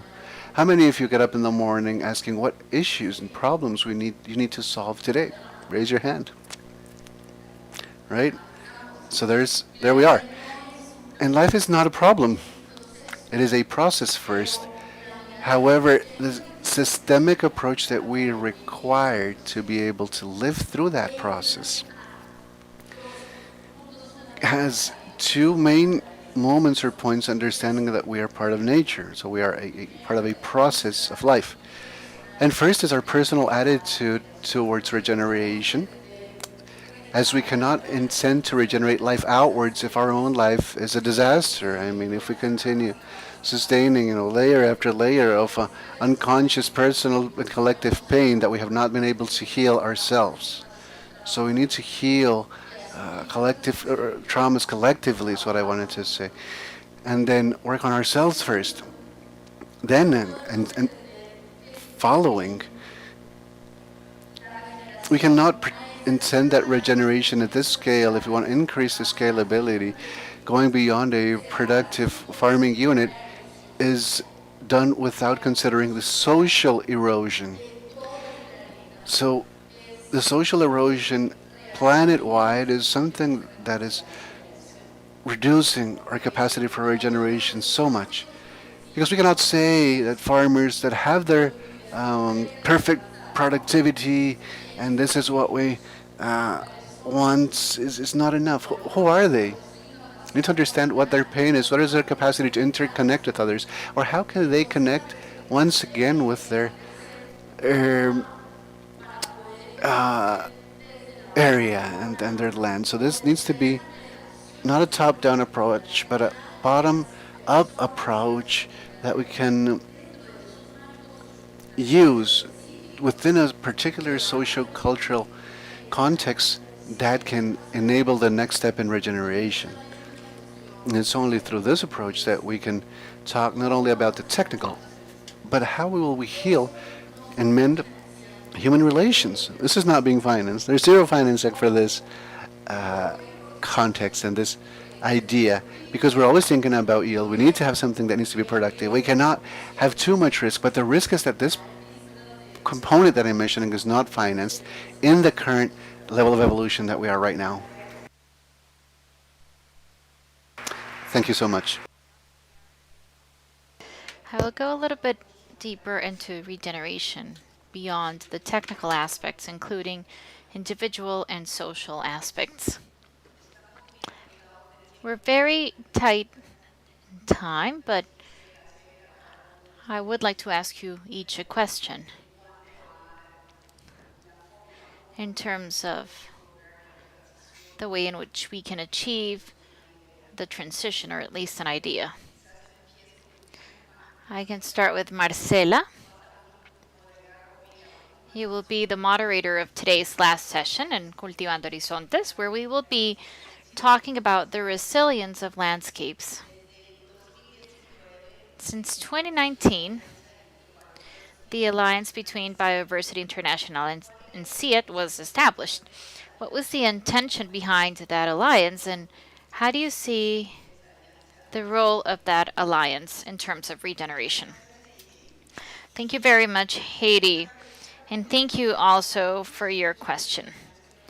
Like I said, we're two international centers that came together 5 years ago, and the big bet, I would say, were two actually. So first was to go from a focus that was mainly about production and preserving seeds, which of course is also very important, and safeguarding them and producing more, to a focus of food systems.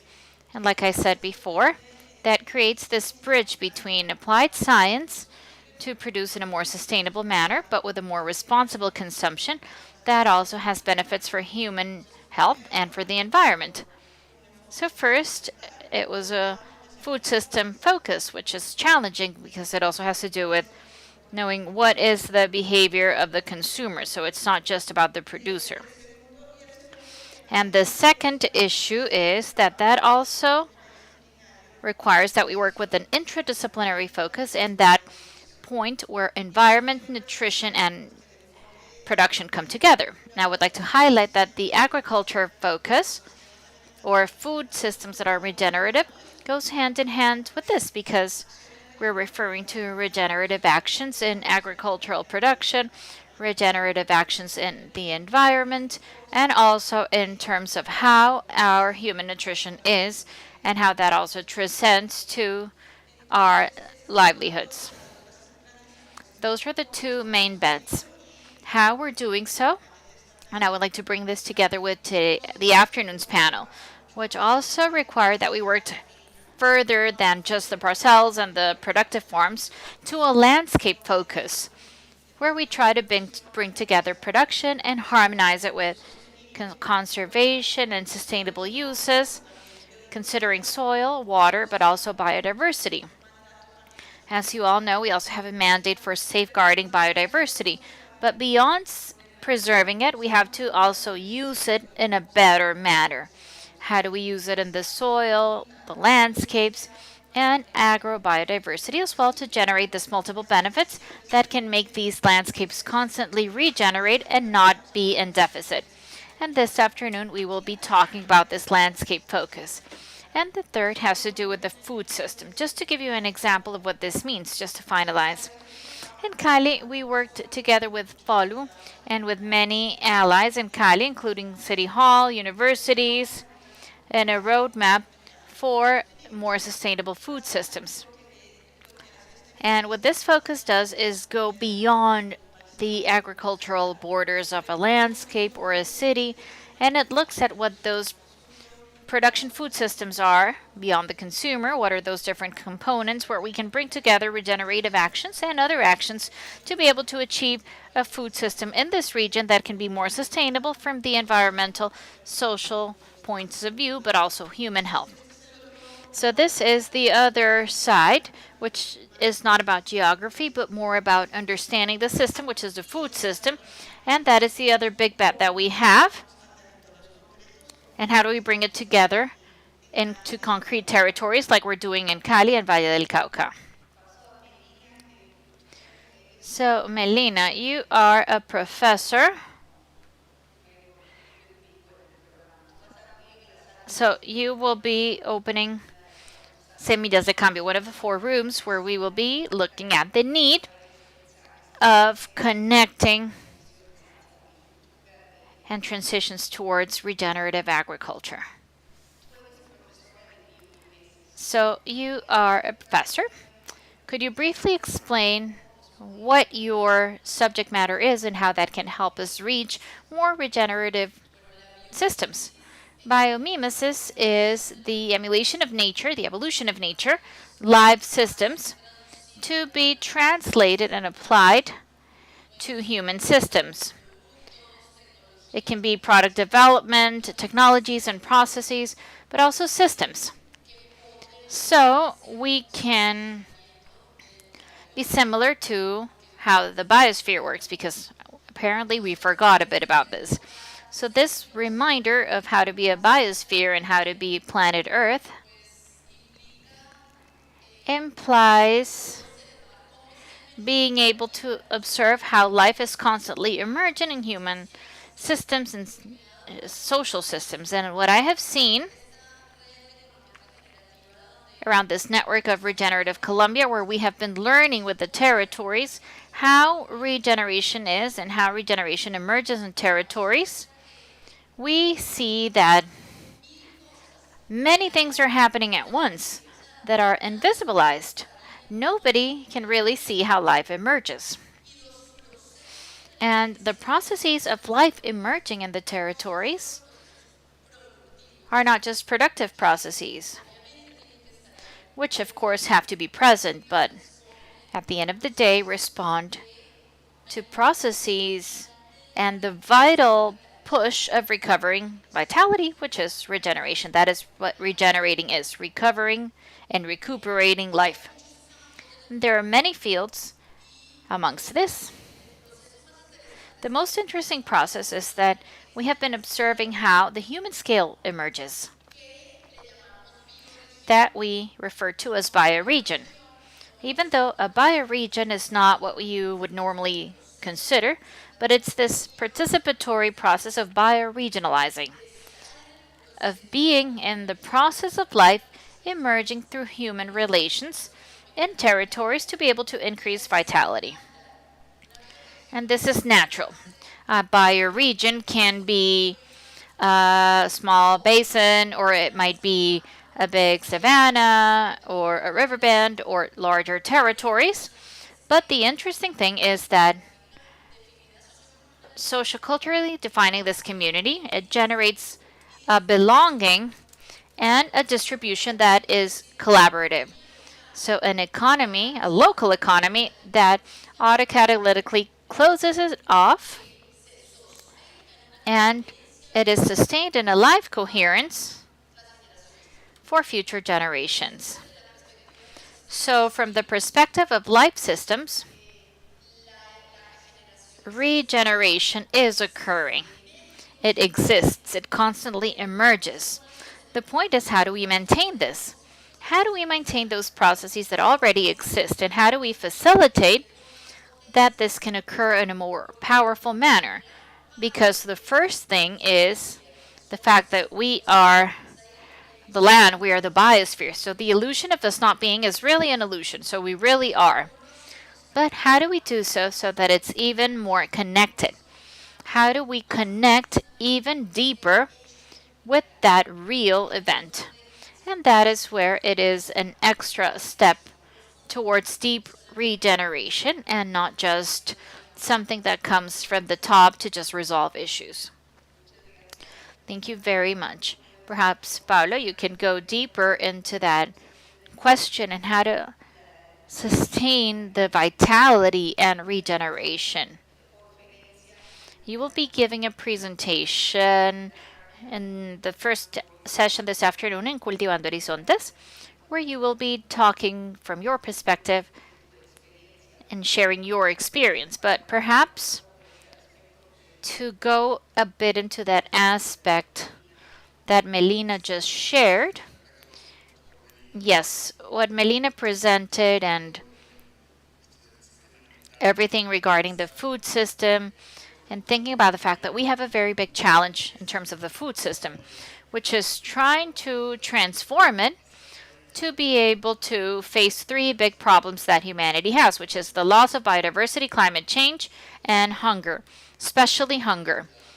From this point of view, hunger, feeding, obesity, all this is related with the way that we produce and we feed ourselves. So I would like to, just as something additional to what my colleagues just said, I would like to say that policies are also important. Public policies and political processes. The political activity, which is not always a top to bottom policy, I believe is very important. So we can see examples, virtuous examples, where policies have made a significant change. Close to us, we have the example of Brazil. Brazil is the only country in the world that was able to reach 2 of the objectives of the millennium. We're talking about sustainable development objectives, but in the year 2000, we talked about the objectives of the millennium. And Brazil was able to attain this, to eliminate hunger and reduce extreme poverty. And this was done through very important intervention policies under the umbrella of what was known as zero hunger. So amongst those policies, there is a national agroecology law. And the example of Brazil, I believe, is very valuable because it is an example of convergence. And what does this mean? That on one side, we have everything that we traditionally do in organizations, everything that comes from bottom up, producers, communities, everything that regenerates in small spaces or small examples, as we saw. But we also saw examples in those pictures of innovations that came up differently. So all that is really bottom up. But we also need for them to be promoted from top to bottom policies. Only when there's convergence of these two forces or these two pushes is where we can actually see regenerative agricultural transition at a big scale. And I mean that regions in Brazil where 30% of producers are agroecological or apply regenerative techniques, it truly is something wonderful, and I hope to be able to go deeper when I have my session. Thank you very much. I think that this opens up the horizons, and we have gone into this wonderful world of regeneration. There will be many other opportunities to continue discussing, both with the three of you, as well as with many others that will be presenting their experiences and debating today and tomorrow.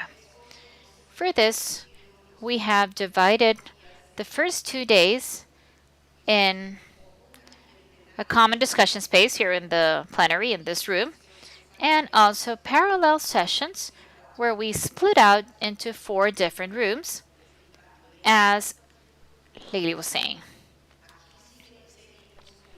Here we continue with growing horizons, imagining and thinking about the challenges and how to overcome them, both at a farm level and at a landscape level.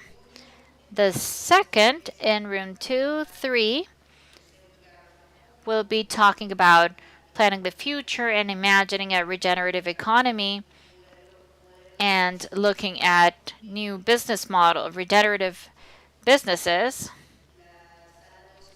In room 2.4, Seeds for Change, starting with Melina, we will talk about the co-construction of knowledge. And finally, in room 2.5, Green Push or Impulso Verde, where we will be talking about topics related to funding, investment, traceability, and also how public policy can support regeneration.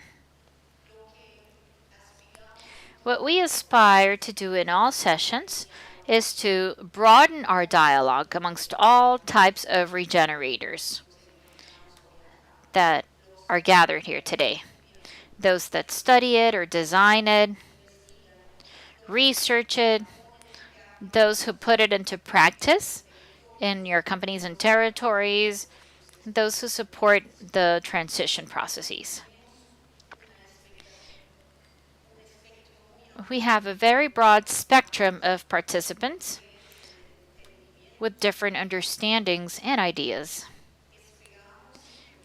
We hope that we can have interesting debates and that we can identify common spaces and at the same time be critical in our analysis, understand controversies, and take them as opportunities to generate new proposals.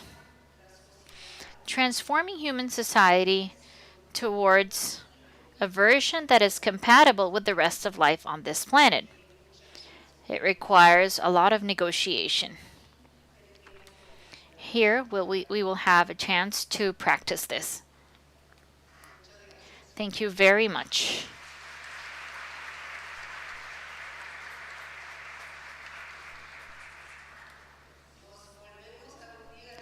So we'll come back at 11 for parallel sessions.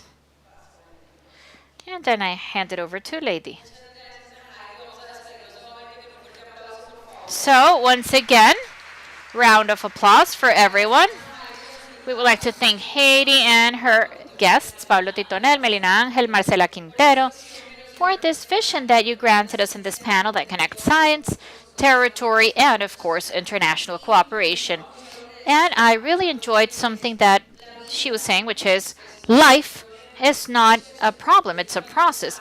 And that also has to do with regeneration. And that regeneration starts internally.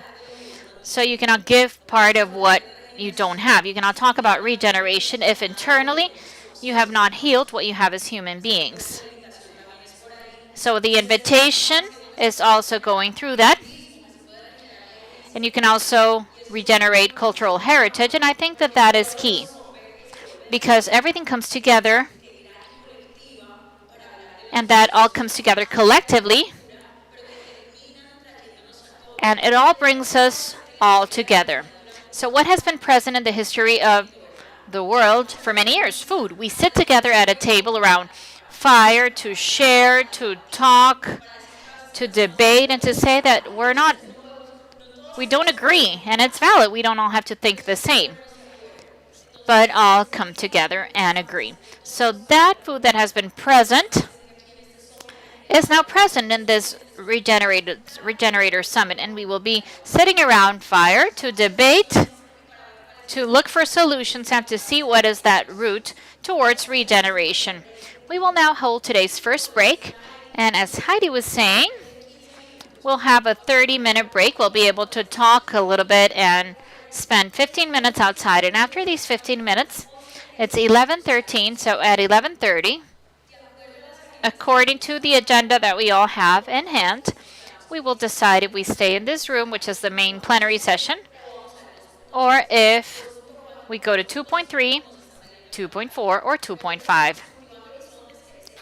So we have Cultivando Horizontes, which is this one, 2.3, Planting the Future, and 2.4, Seeds for Change, and 2.5, the Green Push. So according to the agenda and the presentation that you would like to attend, you will be able to go into each one of those rooms.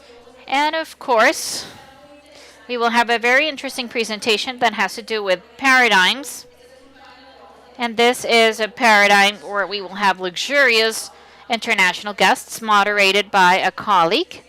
So whoever wishes to be part of that panel, we'll see you here at 11:30 and everyone else in each one of the rooms. This is the first part of our summit. We will have a short break, and we'll see you back in 15 minutes.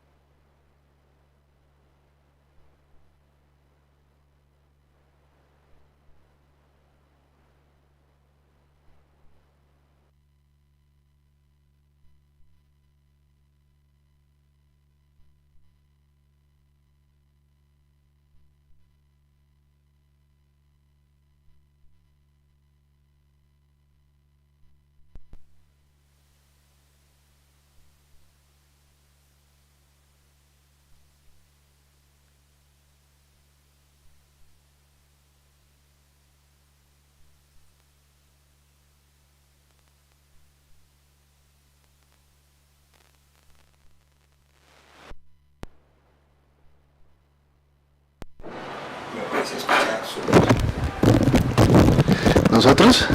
Sí, no, o sea, saliendo el Transmi está súper.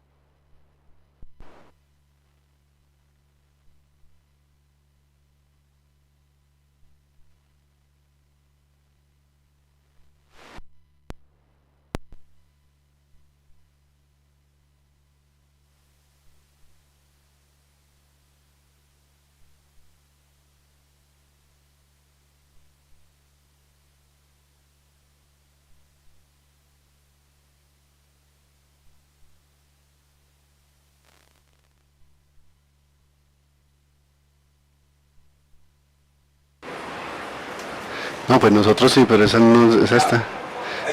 Esta es la que estamos arreglando.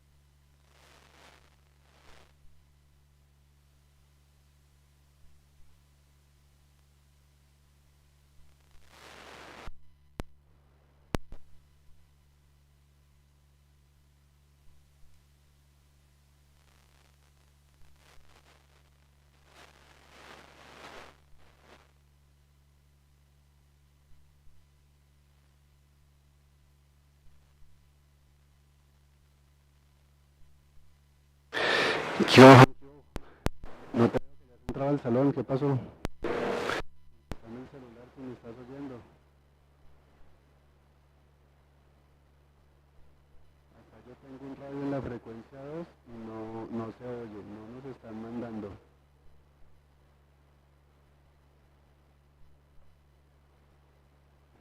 ¿Cómo?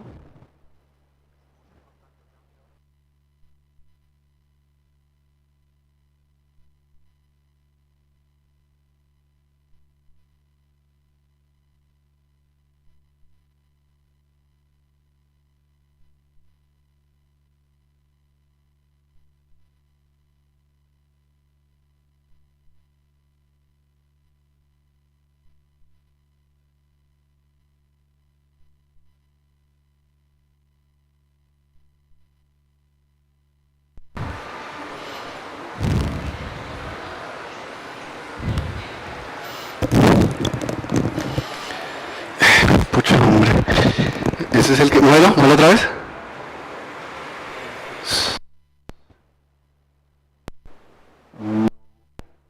A ver. No, nada, no me está llegando salida. No me están habilitando la salida, como si no estuviera conectado eso.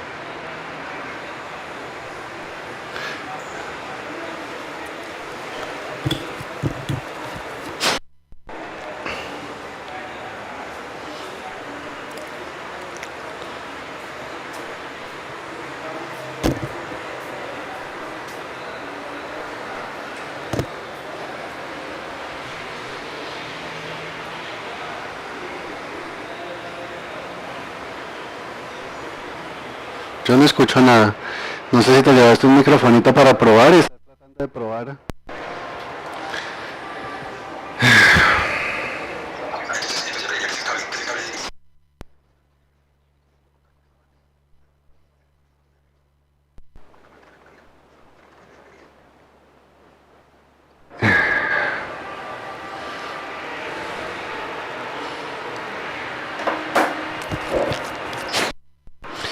Juan, yo tengo un radio. Mírame. Yo tengo un radio receptor. No me está llegando de la frecuencia 2 de ese transmisor acá. Y acá tengo tres rayitas. No está llegando sonido, como si en la consola no nos hubieran abierto el sonido. Yo tengo un radio en la frecuencia 2 acá y me está agarrando. ¿Sí? No tengo. También tengo la diadema conectada al de allá. Pero acá tengo un radio y no me está llegando. ¿A ti te está llegando? ¿En la frecuencia 2? En la 1 soy yo que estoy hablando, hombre. Tienes que ponerte en la 2, a ver si estando ahí te agarra y vas a ver que no te agarra. Ese está en la 2, es el que necesitamos escuchar.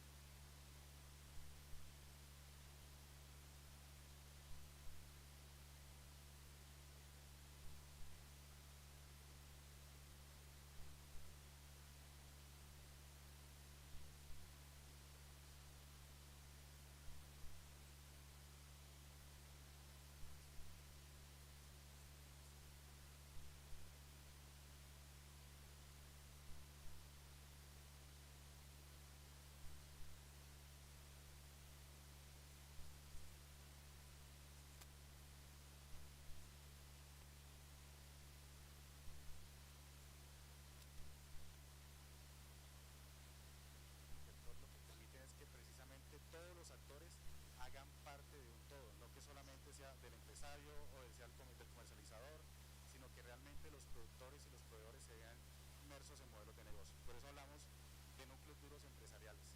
Lamentablemente no son todos, pero que sí esto se debe convertir en una bolita de nieve que cada vez va creciendo mucho más.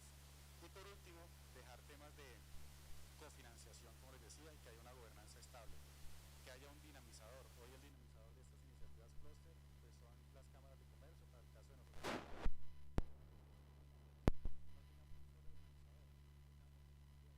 Dinamizadores dentro de una misma iniciativa, motivando mucho más productores para que la integren. Entonces, la regeneración y la competitividad generan valor. Los clústeres se han convertido hoy en una moda. Hoy todos quieren ser clústeres y entramos en un proceso de cómo los clústeres de alguna manera tratan de buscar esa respuesta a esas cadenas de valor que han quedado un poquito rezagadas en el país. Y eso es una estrategia que dentro de esa moda nosotros como Cámara de Comercio de Casanare queremos resaltarnos o destacarnos en un factor diferencial, y tiene que ver con sostenibilidad y ahora con esa transición hacia un modelo mucho más regenerativo. Entonces, la competitividad y la regeneración generan valor. Valor porque podemos pasar de un territorio con menos valor a un territorio con mayor valor.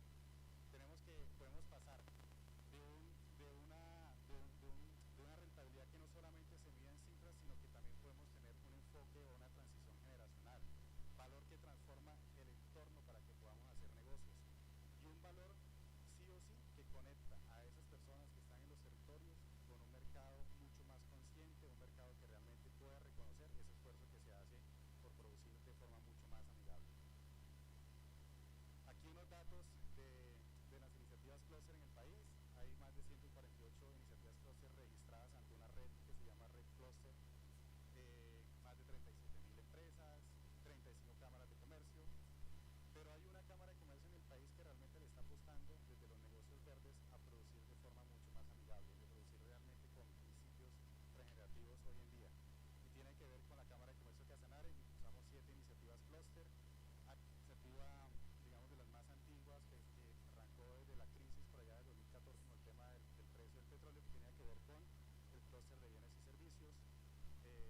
Es un clúster que en su red de proveeduría le está apostando hoy a temas de sostenibilidad en sus empresas y cómo hacia atrás jalona esa proveeduría con criterios sostenibles. Luego tenemos el clúster de ganadería sostenible, que está más enfocado al tema de carne, arrancó con las sabanas inundables, que es un ecosistema estratégico en Casanare, y hoy estamos también transitando hacia el piedemonte. La iniciativa clúster de turismo de naturaleza, también una de las más antiguas, con un producto bellísimo que se llama Safari Llanero, que los invito a que lo hagan en cualquier momento. Una cantidad de empresas Around diversifying these territories, the culinary cluster also is being carried out. We can go to Casanare, and we're implementing 3 new initiatives: dairy, palm, and rice. We're doing this in the framework with our strategic ally TNC, and that is why this is a special space that has productivity is helping regenerate. What are we doing with our ally TNC? Well, implementing 3 cluster initiatives: dairy, palm, and rice. And amongst the 3, we are initially reaching almost 30,000 hectares to impact in terms of regenerative models. And we're also strengthening 2 initiatives. One is the livestock cluster, and tourism, which also has had significant work. And the idea is to build on this and be able to broaden these areas, which are more or less 35,000 hectares. And to reply to the question posed for this panel, how cluster initiatives promote regeneration, I would like to say that we do not only think about the business, we really think about the well-being of the community. So how do we transform life, and how that becomes a way of life for everyone, not just for the producer, but also for the business people. Supplies change for this. And how the market pulls all this as a much more conscious market. So there are many ways, but we would like to highlight 5 in terms of how we can really articulate this alternative through cluster initiatives. And we articulate this local knowledge with technical information. You have seen this. And there is ancestral wisdom with burning of forests. And at the end, we connect this with a market that adds a lot more value. We try to generate trust amongst all the different stakeholders. It's common that many times stakeholders don't even know each other. We're just integrated because there's a transaction. But there hasn't been a shared vision of the territory. Why do I encourage this type of production and how I want to get there? So this shared vision occurs through these spaces such as cluster initiatives. Encourage transition towards these practices and these regenerative principles because, of course, this makes it much easier to be able to transmit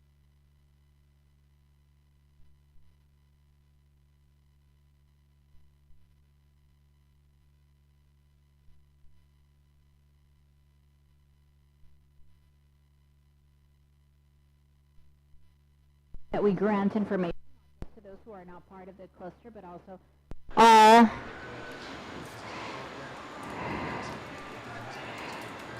others can do so. And we see examples of those who start doing it without even having to be part of the clusters. And finally, it's about being able to connect that producer that does this effort in this market that really highlights that value. And just a brief example.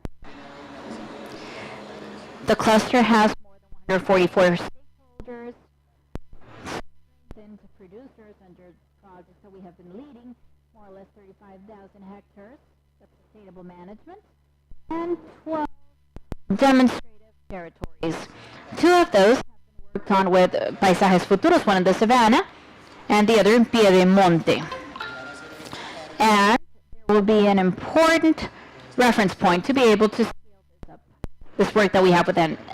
We have some milestones, Apoyando Marcas, both online as well as boutique brands, boutique meat brands, and we developed some standards of sustainable criteria.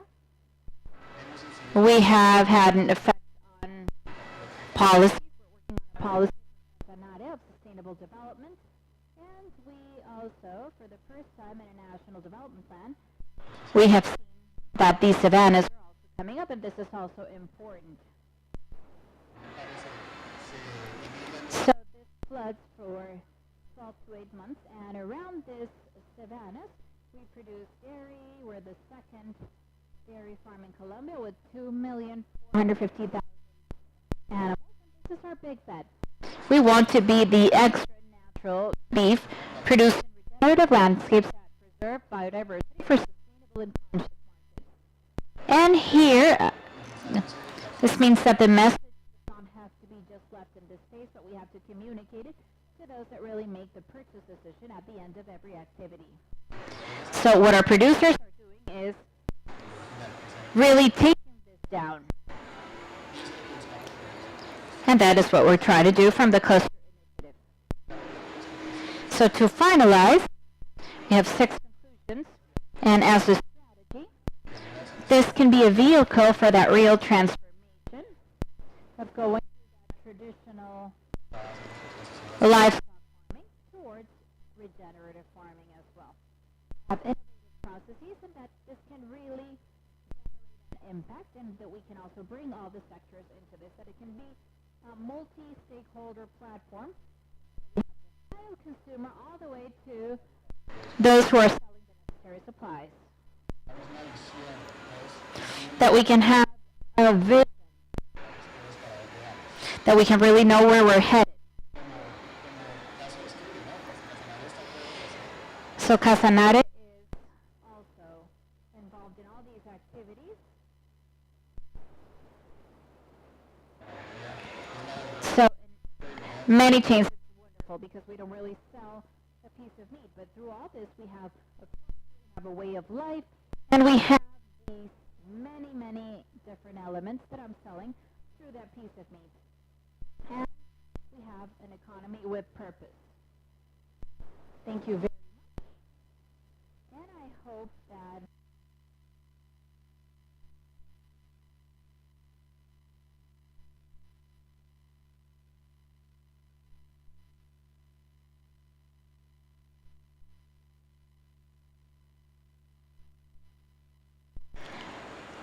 We will be inviting 3 people who are cluster managers of the Chamber of Commerce of Casanare.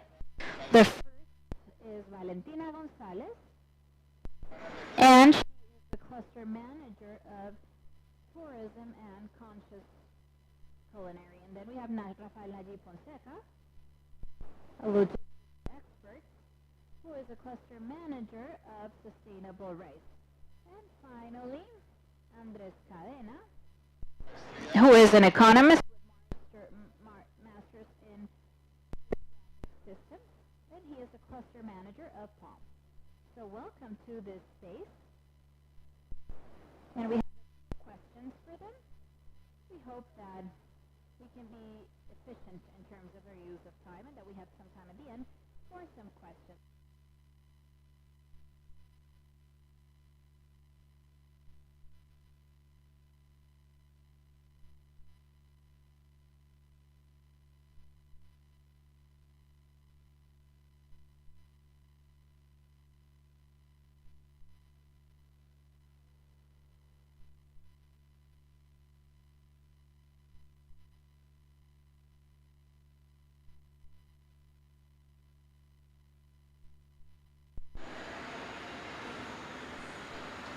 Thank you very much to everyone who is present here. So from when the cluster was established, we understood that initially conservation was our main driver, that the farms and the landscape had been part of the elemental things and the basis and the cornerstone of what we wanted to promote in touristic experiences of Casanare. Preserving that landscape was not just an annex, it was our value.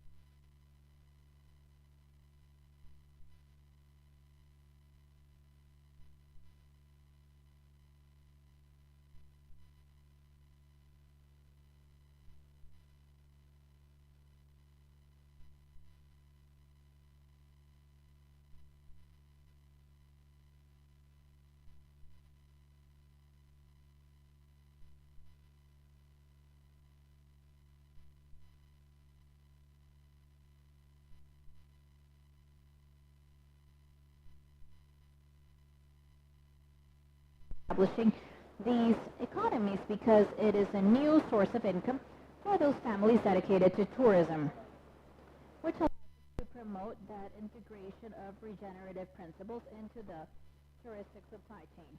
And the second is this union with the initiative. In the cluster methodology, we have something key, which is to create shared value. And this allows us to have intercluster actions. So that is where we imagine how to integrate palm, rice, and others in these experiences, but not just with tourism, but also with guests. That flavors. How can we promote the narrative of regeneration, of food security and conscious feeding through touristic experiences that really stay in the mind of our travelers? So these are 3 learning experiences.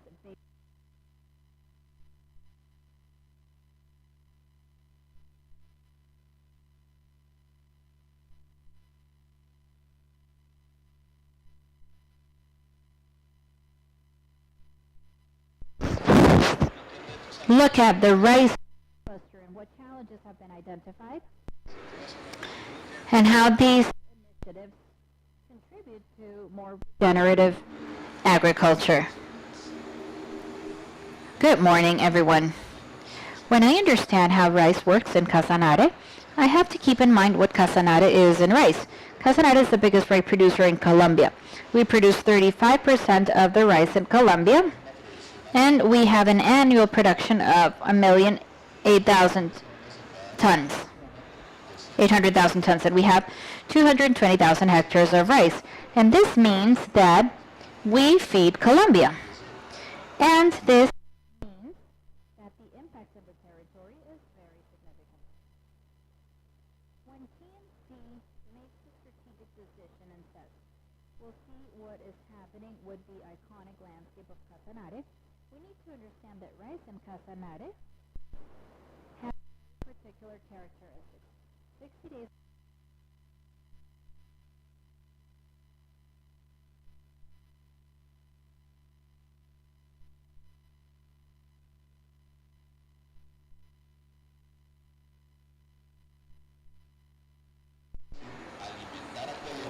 How to feed Colombia, because we don't even eat 1% of the rice plant, and understand how that development actually happens. So we're talking about a chain where we have all the actors present, just so you can have an idea. The chemical supplies that the rice business consumes is equivalent to 750 billion. The rice is 8 billion pesos. And our proposal has to do with the economy. So it's about finding those common points. So the first that we had to consider were, it is a system of industrial crops that is very strong. De múltiples maneras, de la manera más rápida posible. Como me gustan las citas, bueno, esto ya se los comenté, ahí está el universo, está la frase, esto vamos a pasar rápido, la segunda frase, a esta yo le recomiendo sacarle una foto porque es tremenda. Y aquí está la tercera escala, que somos campos sociales, que nos da una experiencia individual. Y entonces, la gran pregunta, ¿no? ¿Cuál es el alcance de nuestra consideración? ¿Hasta dónde llega nuestra identidad? ¿Cuál es el alcance de consideración de nuestras organizaciones? Y vemos que claramente hay algo que radicalmente no está funcionando. Y entonces cuando hablamos de esta naturaleza de la fragmentación, hay un par de personajes brillantes, Gregory Bateson y Bucky Fuller, que dicen algo así, ¿no? Los problemas de nuestros tiempos se fundamentan en la diferencia profunda que hay entre cómo el ser humano piensa y cómo la naturaleza opera. Y desde esa perspectiva, Bucky Fuller dice, no intentes cambiar un sistema, construye uno nuevo que deja al anterior obsoleto. Y eso es lo que estamos viendo en contextos de ganadería, de agricultura y de varias otras industrias. La vitivinicultura también. Entonces, si hablamos de paradigmas, vemos que un paradigma contiene múltiples dominios, pero hay tres que son fundamentales. Las prácticas, hiperfundamentales, normalmente un cambio de paradigma comienza con el cambio de las prácticas, que es lo que estamos viendo, que es lo que vamos a conversar estos 3 días. Pero las prácticas se sostienen con ideas y estructuras.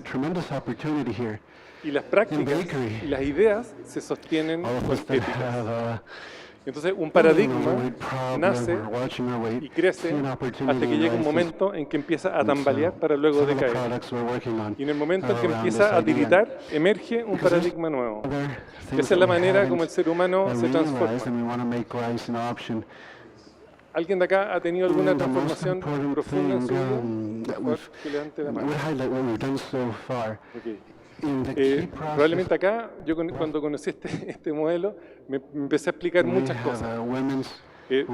Todo paradigma nace y crece, porque crecer no es malo, pero crecer tiene un límite. Un árbol crece hasta que literalmente detiene su crecimiento, pero nunca detiene su desarrollo. El desarrollo puede ser infinito, pero el crecimiento no. Entonces, cuando empieza a tambalear, cuando empiezan a haber hipótesis contrapuestas en el sistema, empieza a haber contradicciones y turbulencia y por lo tanto emerge una gran falta de resiliencia. Y luego hay varios tipos de decaimiento, ¿no? Hay un decaimiento abrupto, probablemente hoy día en muchos lugares del mundo. Y cuando un paradigma decae, el foco lo ponemos siempre en la eficiencia. Entonces hoy día todo tiene que ser hipereficiente. Entonces emerge al mismo tiempo un paradigma nuevo de adopción temprana y que está en proceso de crecimiento, que lo vamos a ver en todas las charlas en estos días. Y entonces la gran pregunta, ¿no? Este momento donde se convergen múltiples paradigmas es de una como inestabilidad gigante en el sistema. Entonces emergen islas de coherencia al mismo tiempo de que el sistema está decayendo de maneras múltiples. Entonces, este gran cambio en el que estamos, algunos autores dicen que es el tercer gran cambio, por lo tanto, hemos tenido al menos dos grandes cambios antes, paradigmáticos. El primer gran cambio, probablemente el más radical de todos, fue cuando pasamos de ser cazadores-recolectores a ser agricultores. En ese cambio emergieron múltiples cosas, pero fundamentalmente hay 4 patrones que les quiero compartir. Emergieron las primeras jerarquías, con jerarquías sociales, muy como dramáticamente delimitadas, y eso asociado a campos sociales de miedo para poder operar en esa jerarquía. Lo otro, supresión de lo femenino, porque comenzamos con sociedades muy patriarcales. Y último patrón, la separación profunda entre el ser humano y el mundo natural. Este cambio, que ya tiene unos 12.000 años de existencia, o sea, tenemos 12.000 años de experiencia en separación, y ha sido muy gradual, en algunas partes ha crecido exponencialmente, y no hay tiempo para entrar acá porque hay mucho.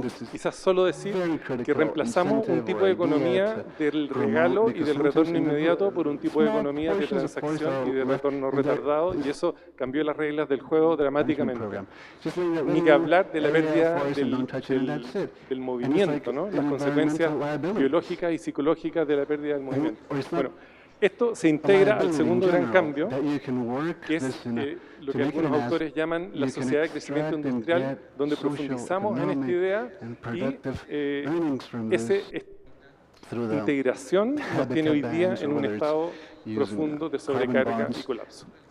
Esto lo vemos en todos los niveles, ecológico, social e individual. Hasta el pescado tiene cara de colapso. Comienza la foto porque la encontré muy interesante.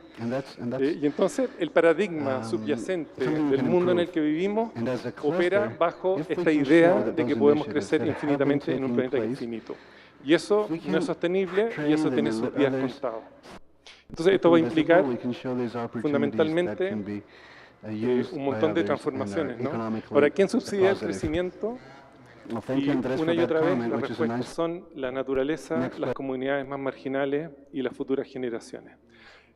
Estas 3 voces pagan literalmente parte de los costos asociados a las externalidades negativas, ¿sí? Entonces, eso nos tiene hoy día con 2 escenarios que se están estudiando mucho: el escenario del colapso, el escenario de la distopia. Pero como escuchamos a Javier en la mañana, hay esperanza, y yo creo que esta idea de una regeneración hace emerger un paradigma como una tercera alternativa, un paradigma que eventualmente va a ser posible si empezamos a jugarlo desde una mirada de juegos infinitos. Ya vamos a hablar al final qué es un juego infinito y qué es un juego finito. Entonces, esto implica la mutación, una mudanza, una transformación profunda entre este paradigma de pensar de que podemos crecer infinitamente en un planeta finito hacia un paradigma de crear las condiciones para más vida. Entonces, esto implica fundamentalmente la transformación de todo. En el caso de las organizaciones, modelos de negocio, cadenas de suministro, resignificación de producción, resignificación de consumo. Esto va a ser muy radicalmente grande lo que se viene. Y en un mundo de volatilidad, incertidumbre, complejidad y ambigüedad en aumento, los sistemas aumentan su complejidad exponencialmente, pero nuestra capacidad humana individual para responder a esa complejidad es más limitada, aumentando solo la brecha en esto, y por lo tanto acá hace mucho sentido de empezar a colaborar de una manera distinta, ¿sí? Entonces, si miramos la evolución del management a propósito de paradigmas, la utilidad de los paradigmas va siendo limitada en el tiempo. Entonces, el eje vertical implica la utilidad del paradigma, el eje horizontal el tiempo. Comienzos del siglo XX, el paradigma de la administración científica, donde pensábamos que la relación entre la causa y el efecto es simple, donde la metáfora fundamental es la máquina, que quedó limitada en un momento y emergió toda esta idea del mundo de lo complicado y de la administración más bien sistémica, donde el control de la información pasó a ser relevante y se integró con el control de las funciones. Entonces, en un mundo complicado emerge esta metáfora de un iceberg como algo central, efectos muy limitados que vemos, pero consecuencias y como paradigmas subyacentes muy profundos.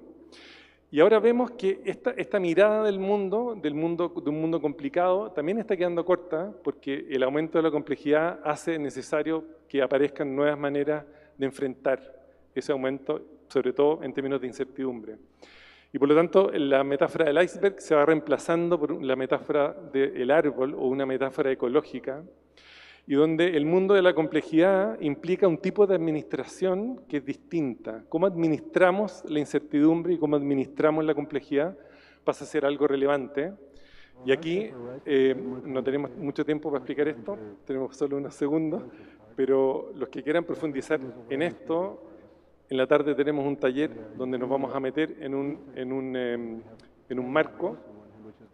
Pero lo que quiero decir es que muchos de los libros de management están fundamentados en derivar teoría de casos de éxito.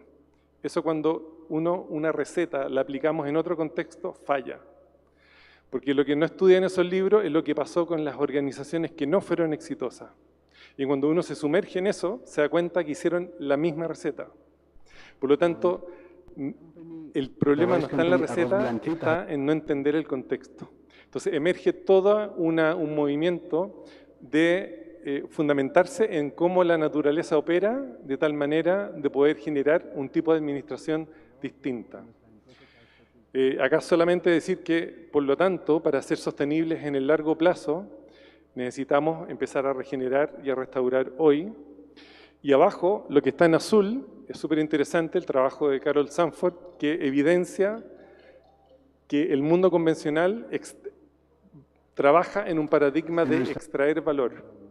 El mundo de la sustentabilidad reduce el daño hasta la suma cero, pero el mundo de la regeneración crea valor, hace bien y regenera sistémicamente paisajes y personas.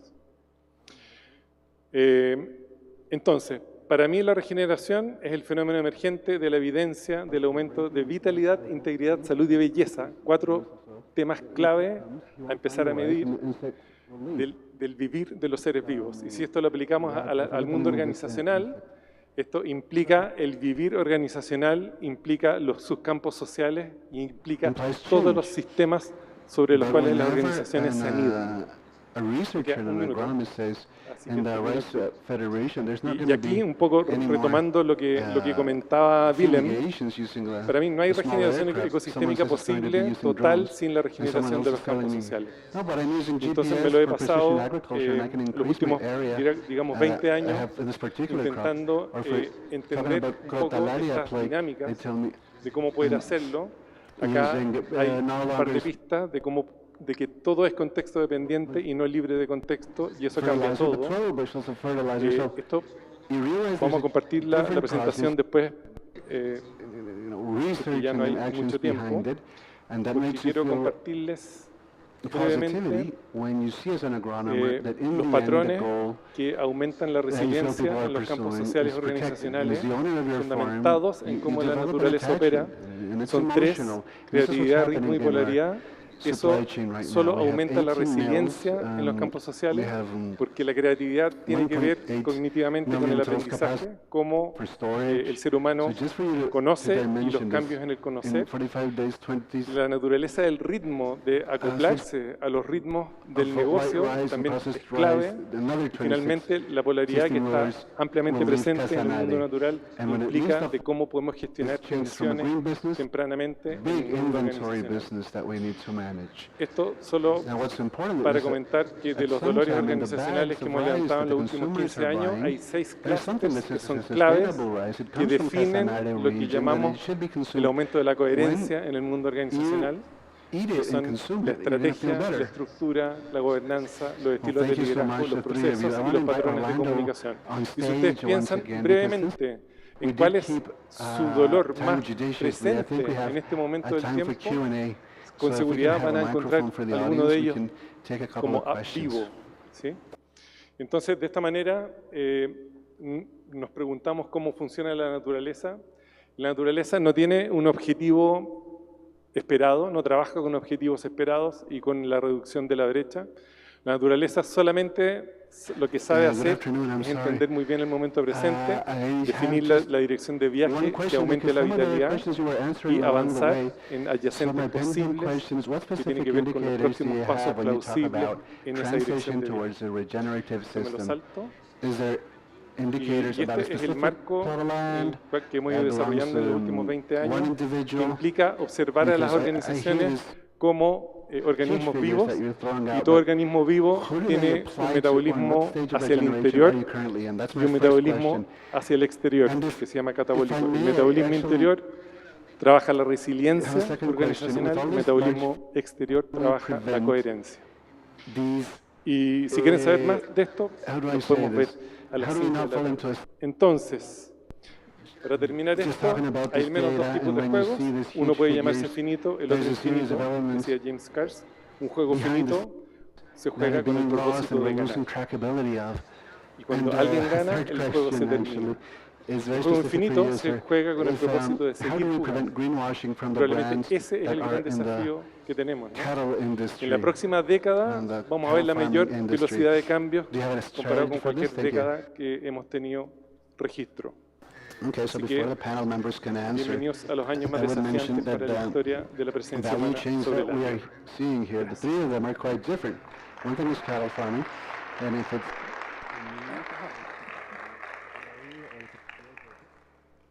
Bueno, después de escuchar a Willem y a Ronald, la primera pregunta que se me viene a la cabeza es, ustedes plantean el paradigma de la regeneración no como algo posible, sino casi como algo inevitable. Es el camino que viene después de haber explotado al planeta Tierra de manera infinita, a pesar de que sus recursos son finitos. Esa explotación la comenzamos, ya lo explicabas muy bien Ronald, después de ese cambio de paradigma con la era industrial. Y ahora la humanidad está viendo que el planeta no aguanta más esa explotación de manera infinita. Y ustedes dos coinciden en que este cambio de visión, como mencionaba Willem, o este cambio de paradigma, como lo mencionaba Ronald, está profundamente ligado con la regeneración. Mi pregunta, Willem, para ti es inevitable, se habla de la regeneración, no solo de los ecosistemas, más adelante vamos a hablar de eso, sino también de nuestras visiones como algo inevitable o se habla como algo posible.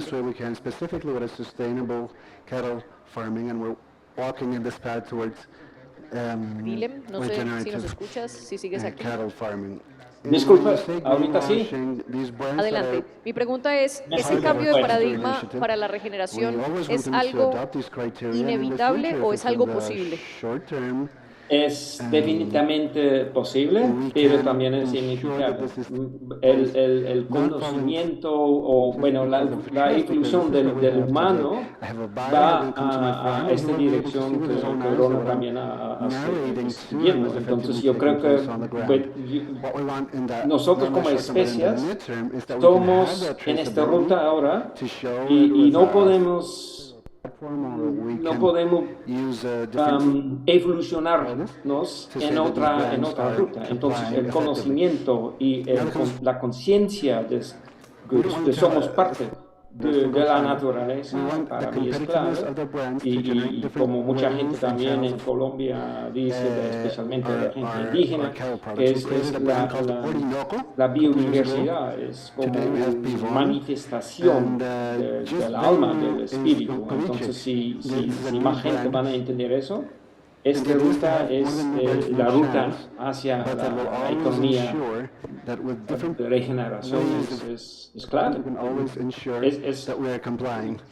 Va a ser, y nosotros ya sabemos, podemos averiguar y podemos ver de las pruebas de empresas también, que por los riesgos se encuentran, por ejemplo, en el café, se van a hacer estas opciones, la opción para mover a esta dirección es inevitable.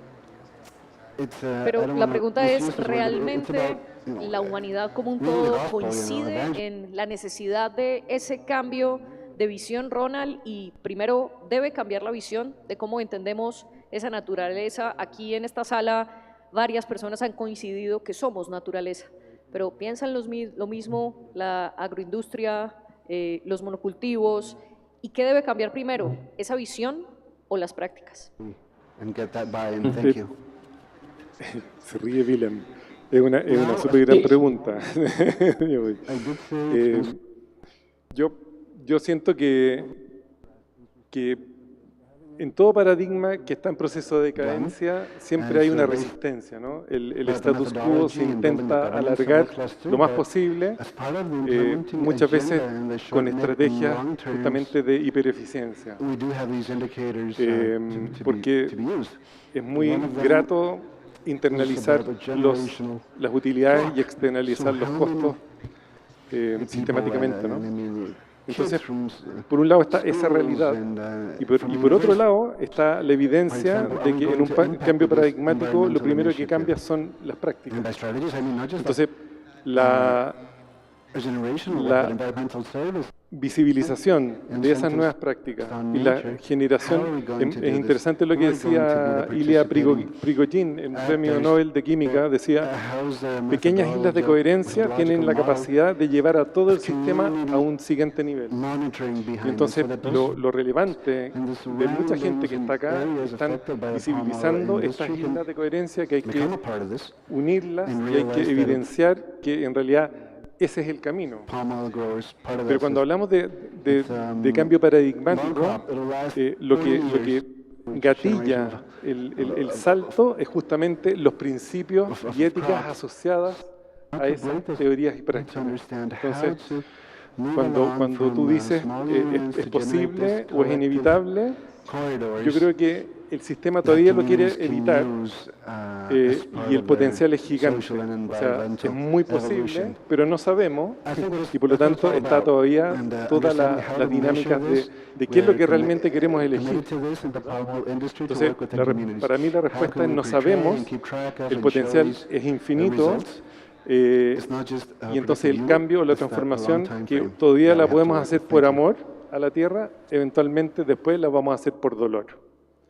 Cuando el ser humano cambia por dolor, cambia cuando el dolor de cambiar es menor que el dolor a permanecer igual, y eso ya está empezando a ocurrir también. Y en esas resistencias, Willem, quiero preguntarte cómo convencer a quienes se resisten todavía a ese cambio de paradigma, y cómo convencerlos de cuál es ese potencial infinito, como decía Ronald, y que tiene mucho que ver con lo que nos explicabas de los 4 retornos.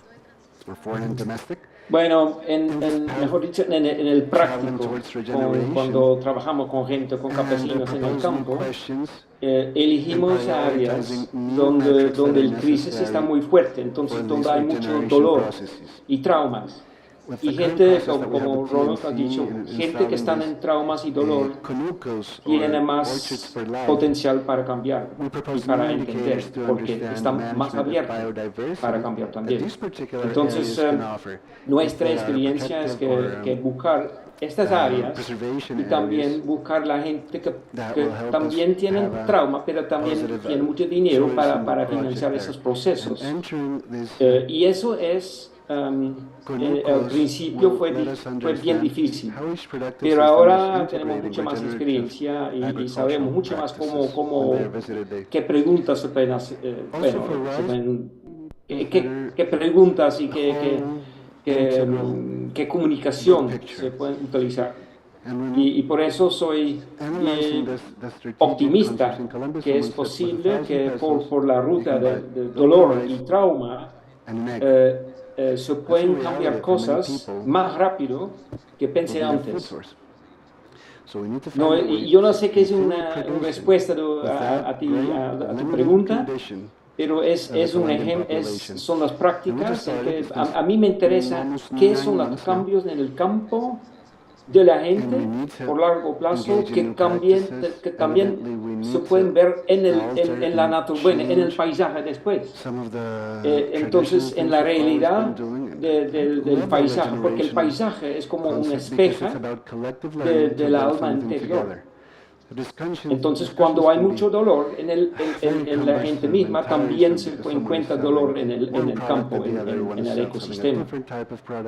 Y a propósito de ese dolor que hablabas, conectando también con la exposición inicial de este summit, hablaban que puede doler cambiar de paradigma, pasar a una agricultura regenerativa en este caso concreto, pero dolerá más continuar con los modelos actuales. Y dolerá más en el sentido en que se puede perder lo que tenemos. Y en ese sentido de dolor, te quiero preguntar, Ronald, ¿cuáles son las prácticas que ya se están haciendo para cambiar de paradigma y facilitar un poco esa transición del dolor? Sí, bueno, prácticas vemos en un montón de industrias, bien sorprendente, y a nivel organizacional también. Los ecosistemas evolucionan fundamentalmente por tres motivos, ¿no? Por mutación genética, por recombinación y por simbiosis. Y cuando hablamos de mutación genética en una organización, son aquellas organizaciones que redefinen su visión o propósito, o como lo llamemos, con una mirada regenerativa de base. Y eso lo hemos visto. Incluso hay organizaciones que dentro de los accionistas incluyen a la naturaleza. O sea, y eso ya está pasando, ¿no? Patagonia es un ejemplo. Y Patagonia hizo algo interesante, que fue que, a pesar de pertenecer a la industria de la moda, armó otro negocio vinculado a desarrollo de agricultura regenerativa con productos deshidratados para sus mismos clientes que salen a la naturaleza. Y ese negocio ya es rentable y permite como ir históricamente haciéndose cargo de los costos históricos de Patagonia. Entonces, eso es bien sorprendente. Muy brevemente ya para cerrar y abrir a las preguntas del público, Willem, te pido que seas muy concreto. Hablábamos de las transformaciones personales que deben venir antes de transformar el territorio. Concretamente, para aterrizar en prácticas y en ideas mucho más claras, ¿cómo debe ser esa transformación personal para luego sí llegar a transformar el territorio? 60 decibels, which is precisely an impact metering firm. La transformación personal, nosotros trabajamos con gente que también pasa por una transformación personal. También, y eso es súper importante, hablamos sobre el quote de O'Brien, ¿no? Sobre el que están facilitando esos procesos. La transformación de gente en las regiones es para hacerlos, hablando, reunirlos con teoría, todo eso se hace, pero lo más importante es dos preguntas. La primera pregunta es, ¿Qué duele? Y la segunda pregunta es, ¿qué es tu sueño? Esas dos preguntas son claves para campesinos, para gente que trabaja en el campo. En general, nadie ha preguntado estas preguntas a esa gente, porque a veces esa gente son gente que en general, los políticos también los ONGs a veces no hablan con ellos. Y otra cosa es que quiero decir aquí que crisis y desastres, como el ejemplo de Valencia, por ejemplo, cambian empresas que están trabajando en seguros, empresas que están trabajando en agua, como Coca-Cola, y en agricultura. Esos tres tipos de empresas van a cambiar muy rápido ahora. ¿Y por qué? Porque es un dolor. Entonces, ellos tienen que cambiar para pasar este dolor.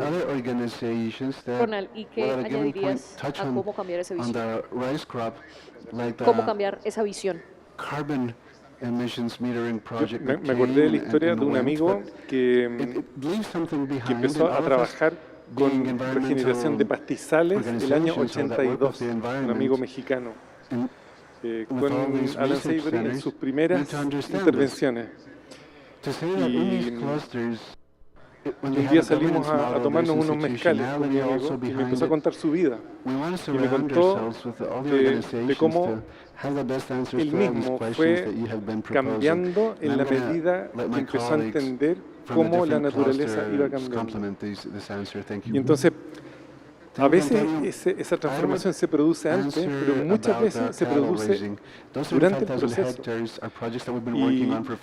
Y fue tal, al quinto mezcal ya me dijo, un poco, yo era literalmente, en el mejor mexicano lo voy a decir, era un cabrón, me decía. Y ahora siento que soy una mejor persona. Y en 30 años de práctica de salud del suelo, me dijo, y yo literalmente me he ido como sanando. Entonces, es súper interesante como las múltiples caminos que la regeneración yo creo que te puede regalar. Interesante porque es a la inversa de lo que estamos hablando aquí. Nosotros cambiar para cambiar el territorio, pero realmente el territorio también te cambia. La regeneración del territorio te cambia. Ahora sí aceptamos las preguntas, por favor, preguntas muy concretas y a quien van dirigidas aceptamos, tanto de quienes estén aquí, creo que la pueden hacer llegar a las personas de The Nature Conservancy que están hacia este lado del lugar o virtualmente. No sé si ya tenemos alguna pregunta. Por aquí tenemos una mano alzada. Ya te van a compartir el micrófono. Y aquí tenemos una segunda. Y una tercera, y no sé si virtualmente tenemos. Criteria are being followed and conserving, restoring, regenerating through our production. Les pido que seamos muy breves. So that's our effort. Muchas gracias. Es una pregunta para quien me quiera responder. ¿Ustedes piensan que el sistema capitalista puede seguir aportando soluciones al problema o que tenemos que terminar completamente con este?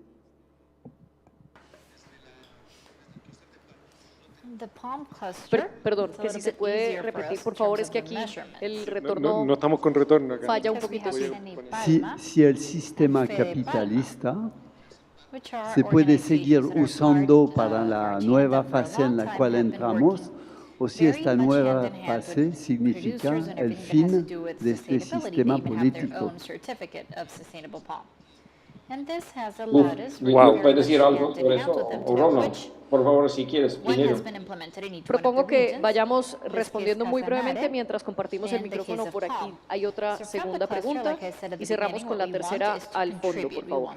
Segunda y tercera. Adelante. Bill, ¿quieres partir?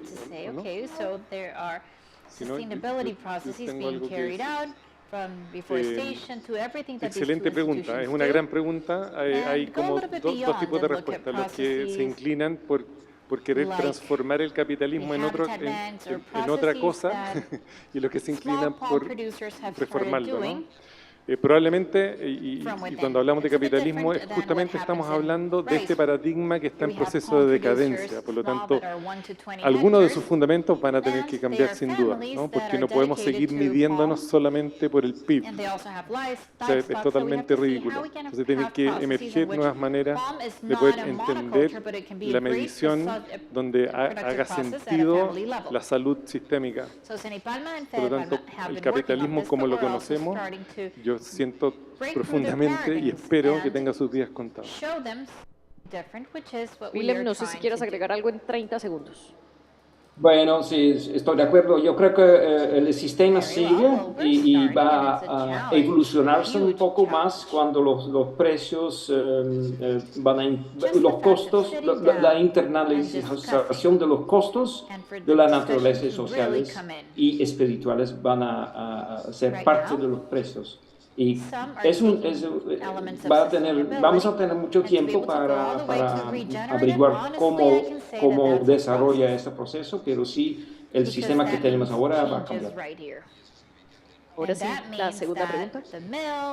Gracias, pues creo que se conecta un poco con la anterior y es cómo sensibilizar a las empresas que por este tema de la moda de regeneración quieren acres, hectáreas, transformar rápidamente a nuestros agricultores que tienen muchas limitantes y ya los quieren ver como un indicador. ¿Qué recomendaciones podemos dar? Porque esto es un tema de naturaleza, de largo plazo.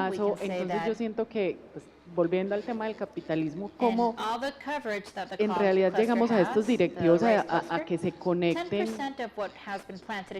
con la situación de la regeneración real, más allá de cumplir un indicador. Tenemos tantas hectáreas regeneradas, ¿a qué costo? Ronald, creo que eres el indicado. Ah, bueno, pero Bill quería... Adelante. Bueno,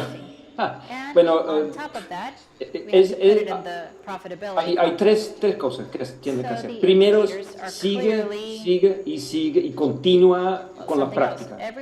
Segundo es forma un movimiento que también incluye los gobiernos. Tenemos que hablar con los gobiernos. Por ejemplo, en Europa ahora tenemos una ley de restauración que es muy importante para otra etapa. Y el tercero es, si hablamos sobre teoría y el proceso que se pueden hacer juntos, es que en gobiernos y en grandes empresas se ve ahora, en grandes empresas se ve ahora un movimiento que también utiliza la teoría y hablan sobre la regeneración, que es todavía no un gran éxito, pero el proceso ya está. Entonces, cuando las crisis de cambio climático y la degradación siguen, yo estoy seguro que el proceso de regeneración y el movimiento va más rápido. Y hay mucha... La pregunta es difícil, entonces cuesta más tiempo pero para explicar, pero no hay otra ruta. Esa es no hay otra opción. Ronald, y te propongo que tú respondas la tercera y última pregunta. Adelante. Hola, muy buenas tardes para todos. Mi pregunta es muy puntual y es ¿por qué ha sido tan difícil reintegrarnos con este paradigma de lo que es la agricultura regenerativa si ya sabemos que el paradigma que nació en la Revolución Verde, que está temblando, como nos explican los panelistas, viene en decadencia? Este nuevo paradigma de la agricultura regenerativa, orgánica, biodinámica, que es ancestral, que la conocemos de hace muchísimos años, ya todos los que estamos aquí somos conscientes que es la mejor opción que tenemos para alimentar a la humanidad, ¿cierto? La industria lo sabe, los políticos lo saben, no es algo oculto, es una realidad y como lo dicen ellos, es el único camino que tenemos si queremos seguir sobreviviendo.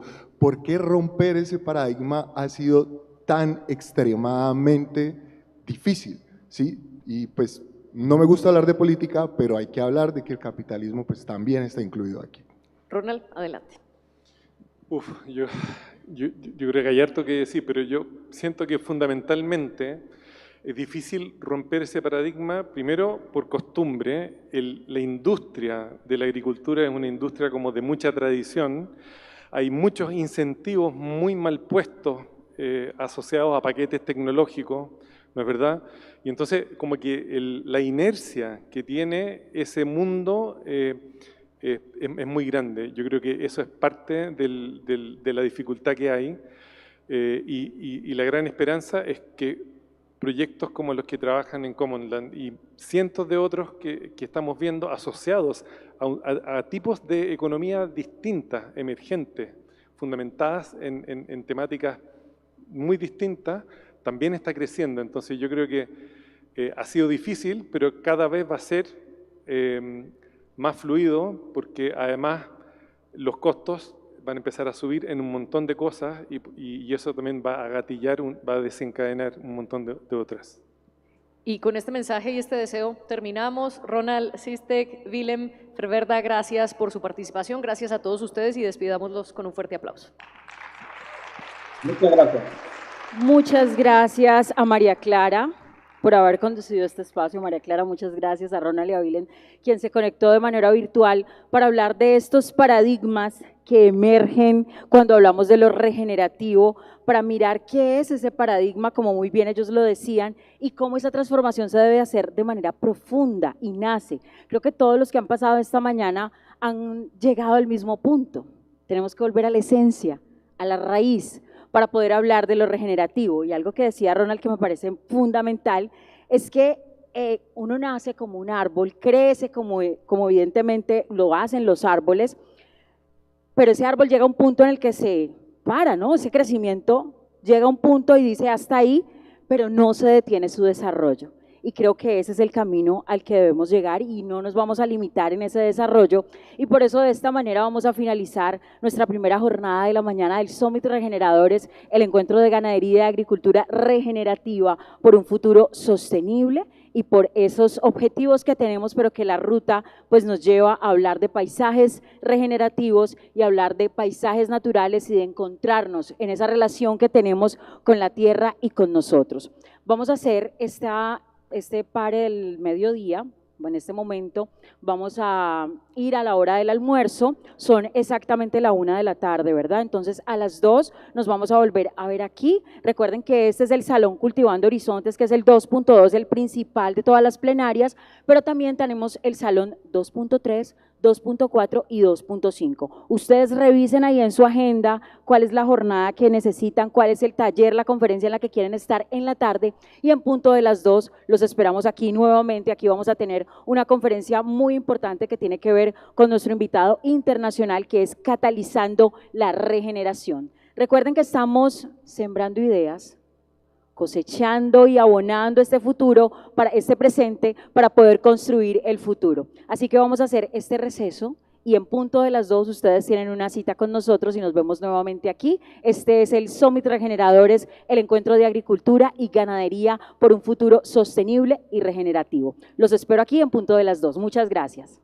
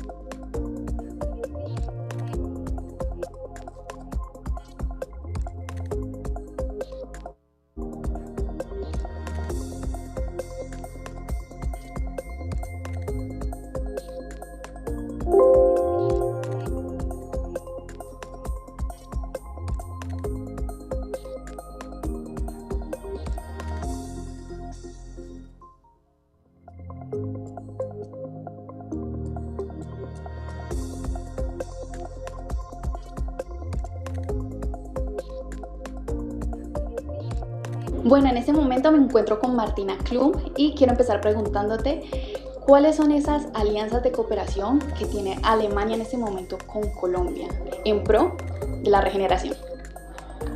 Muchas gracias. Atinada pregunta. Estoy contenta de estar aquí. Junto con mi consejera de cooperación hemos inaugurado el evento del día de hoy. Soy la embajadora de Alemania. Pues Alemania tiene un muy amplio portafolio con Colombia en temas de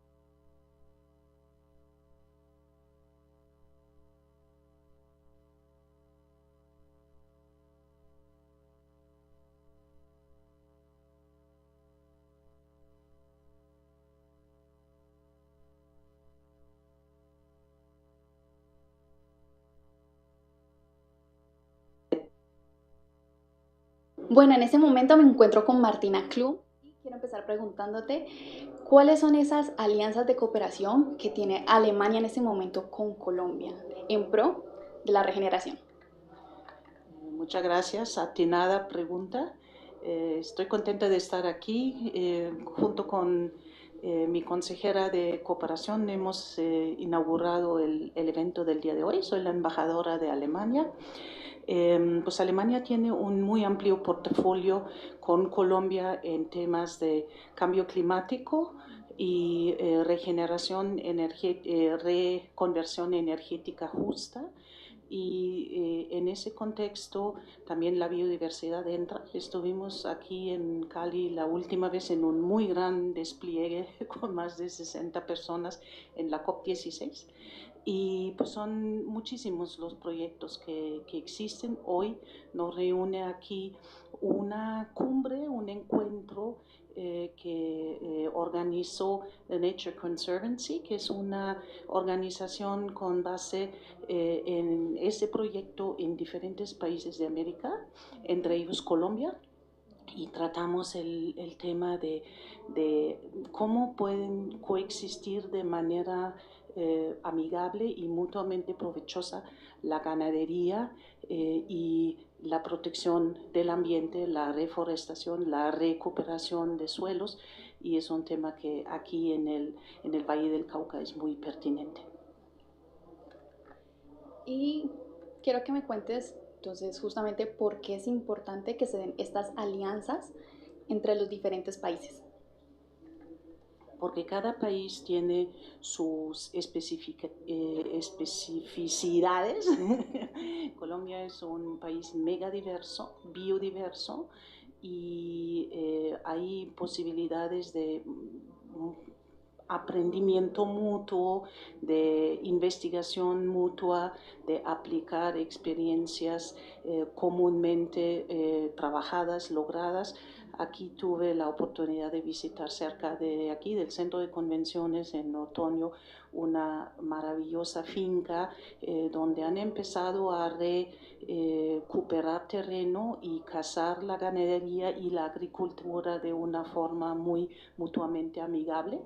Y pues esos son ejemplos que también nos aportan a nosotros y aquí aportan para ser pues desplegados en otros países de América, de misma u otra zona climática.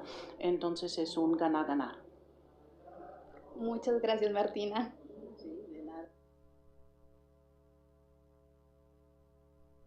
Bueno, en este momento me encuentro con Mauricio Castro, director de Agricultura y Ganadería Regenerativa de Nexture Conservancy. Quiero preguntarte, ¿cuál es esa idea clave que quieres que las personas quienes te escuchen aquí en el Summit se lleven? Gracias. Yo creo que la idea clave que queremos compartir aquí es de las 3 ideas que expuse esta mañana. Vamos a recoger una, es el tema de colaboración. Esta transición de la agricultura convencional a la agricultura regenerativa nos necesita a todos, desde los que consumimos, a los que trabajamos en el campo, los que manejamos empresas, los que creamos políticas, los que tenemos mercados, todos que estamos en esta cadena de producción alimenticia. Es importante que trabajemos mancomunadamente en esa transición. Entonces esa idea la quiero dejar muy clara. Es un proceso que toma tiempo, son procesos de transición, pero que después van a dar beneficios ambientales y sociales y económicos muy importantes en el camino. ¿Y por qué es urgente hablar de regeneración en estos momentos? Es un tema urgente ahora, pero siempre ha sido importante. Para que entendamos el tema, la agricultura necesita de recursos, agua, un suelo sano, ¿no? Un suelo fértil, diferentes elementos. El 80% del agua potable que tenemos en el planeta se dedica a la agricultura, 70-80%. Entonces la regeneración es importante, esos elementos, esos recursos tienen que ser regenerados.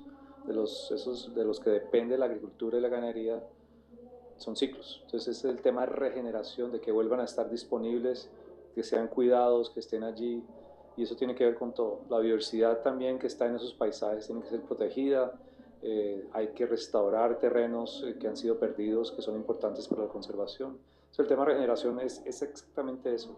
Los recursos que necesitamos para la producción, para nuestras actividades, tienen que volverse a poner en un estado tal que puedan seguir con vida, ¿no? Como dije al final aquí, que es la esencia, digamos, de la regeneración.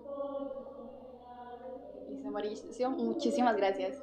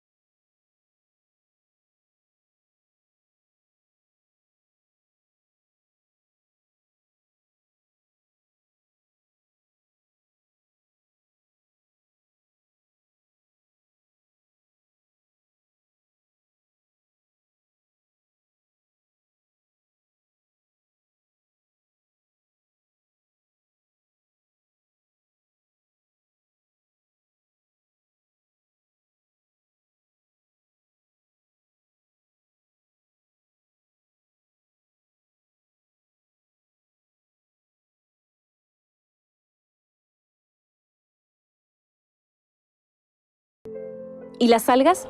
Almacenan carbono y ayudan a combatir el cambio climático, sin siquiera salir del lecho marino. Y aunque estos términos pueden ser nuevos, los métodos no lo son. Los pueblos indígenas han utilizado muchas de estas prácticas de sustento durante miles de años.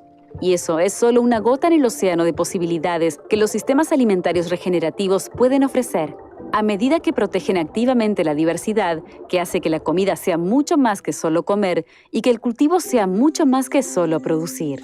Ahora, debemos enfrentar una elección, una que va más allá de nuestra cena diaria. ¿Vamos a quedarnos con nuestro menú actual o le ofreceremos a la naturaleza un lugar en la mesa?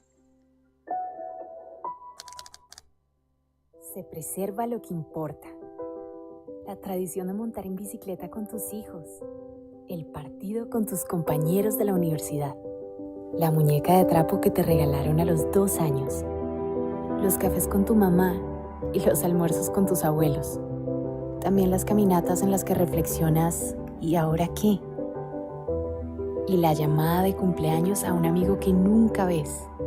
Tienes un impulso natural a cuidar lo importante porque sí, nuestra naturaleza es conservar.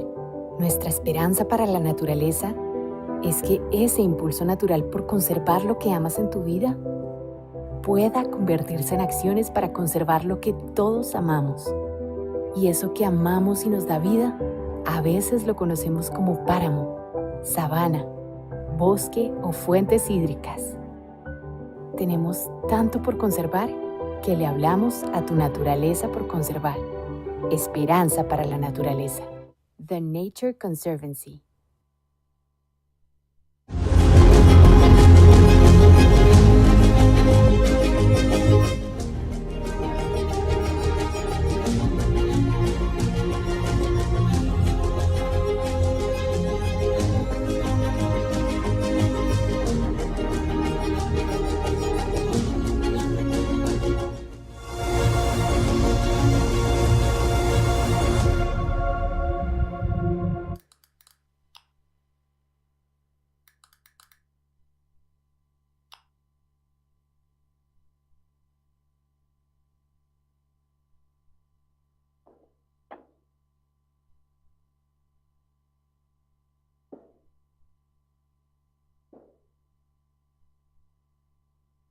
Don't worry, people are coming in.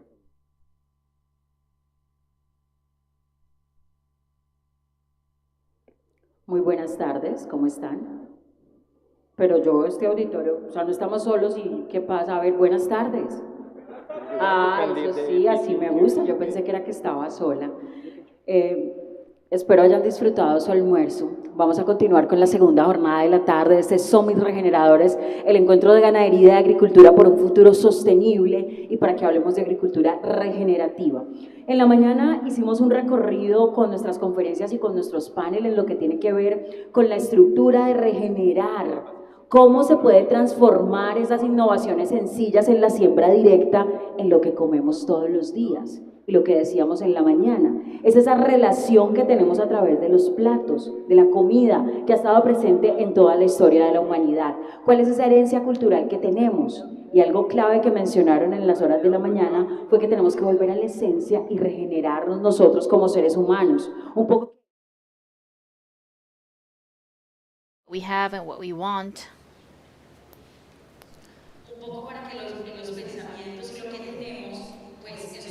So that that can be transformed.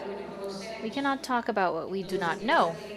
So that is the invitation today to do that regeneration or that integration from within, which is what our speakers and our panelists have done to be able to get to that transformation of change. Of course, that will not just be a miracle. That entails a process and steps that we are learning here today. Today we're talking about what, when, how, and how to take this regeneration and these regenerative landscapes into practice. How our producers and our peasants can start talking about agriculture and regenerative livestock breeding. Now we have our afternoon session. You know, we have parallel rooms 2.3, 2.4, and 2.5. But now here we have our master presentations. We have an international guest. He is here, he has been here since this morning, and he is a man who knows very well how catalyzing of regeneration works. He will be telling us what are those visions of regeneration, what is the root, what are the standards of the markets and the systems, and how that can be transformed, or how can that be a real transformation. So, from the US, we will welcome the Executive Director and Co-founder of Regeneradores, Salar Shemirani. Salar, welcome. Big round of applause for him.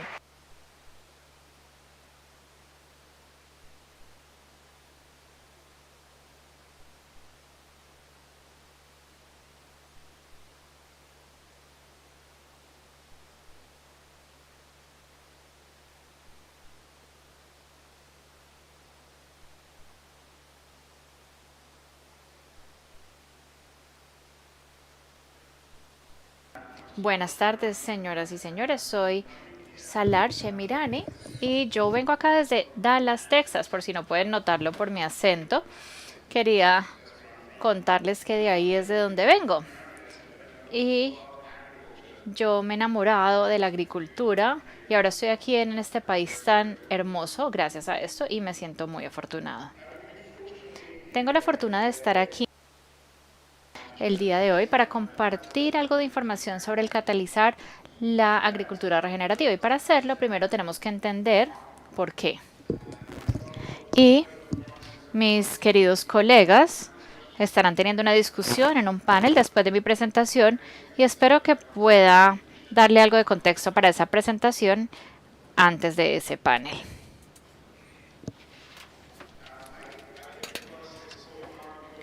Yo me encontré con esta cita de Paul Harvey hace unos años y está muy asociado con el tema sobre el cual fue construido todas las civilizaciones, y dice que cada civilización fue construida sobre 6 pulgadas de tierra. Tengan este dato en mente y más adelante me remontaré nuevamente. Voy a empezar con la parte triste. Hoy he aprendido que 24.000 millones de tierras se desaparecerán en total. Y si ponemos esto en contexto, esto es toda la humanidad multiplicada por 3. Y para aquellos que aman el fútbol, son 100 pitches de fútbol que se han ido, se han erosionado, fueron completamente lavados. Si esta hemorragia continúa, el rendimiento global podría completamente caer en un 30% de aquí al 2050. Y esto generará inseguridad alimentaria para más de 3.000 millones de personas en el mundo. Y no es una sorpresa que la degradación del suelo esté quitándole una gran cantidad de dinero a nuestras economías todos los años. Eso solamente es para darles algo de contexto. Eso es Japón más Alemania, sus PIBs en conjunto, Japón y Alemania.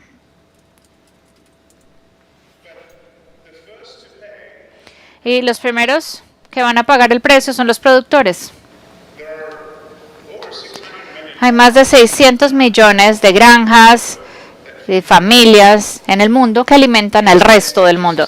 Sin embargo, un modelo de sostenibilidad predijo que el conteo global caerá más o menos en un 56% a 272 millones de granjas de aquí al 2100, y eso es una gran caída. En Estados Unidos, el censo del 2022, del 2023, registró que habían más de 1.9 millones de granjas, y esto es el número más bajo desde la Guerra Civil. Y si quieren hablar sobre ganancias, rentabilidad, un productor medio en Estados Unidos tuvo una pérdida de más o menos $2.000 en sus granjas el año pasado. Requirieron más de $62.000 de patrimonio de otras granjas que tuvieron que tomar prestado simplemente para mantenerse a flote. Si van a mi país, al Reino Unido, los productores de cereales del Reino Unido han tenido una disminución en sus ingresos del 73%. La agricultura alemana, bueno, pues 7.9%, una inflación nivel récord y el aumento del deterioro más grande que en cualquier sector. Y aquí en Colombia, los productores de Colombia producen el 77% del alimento de la nación.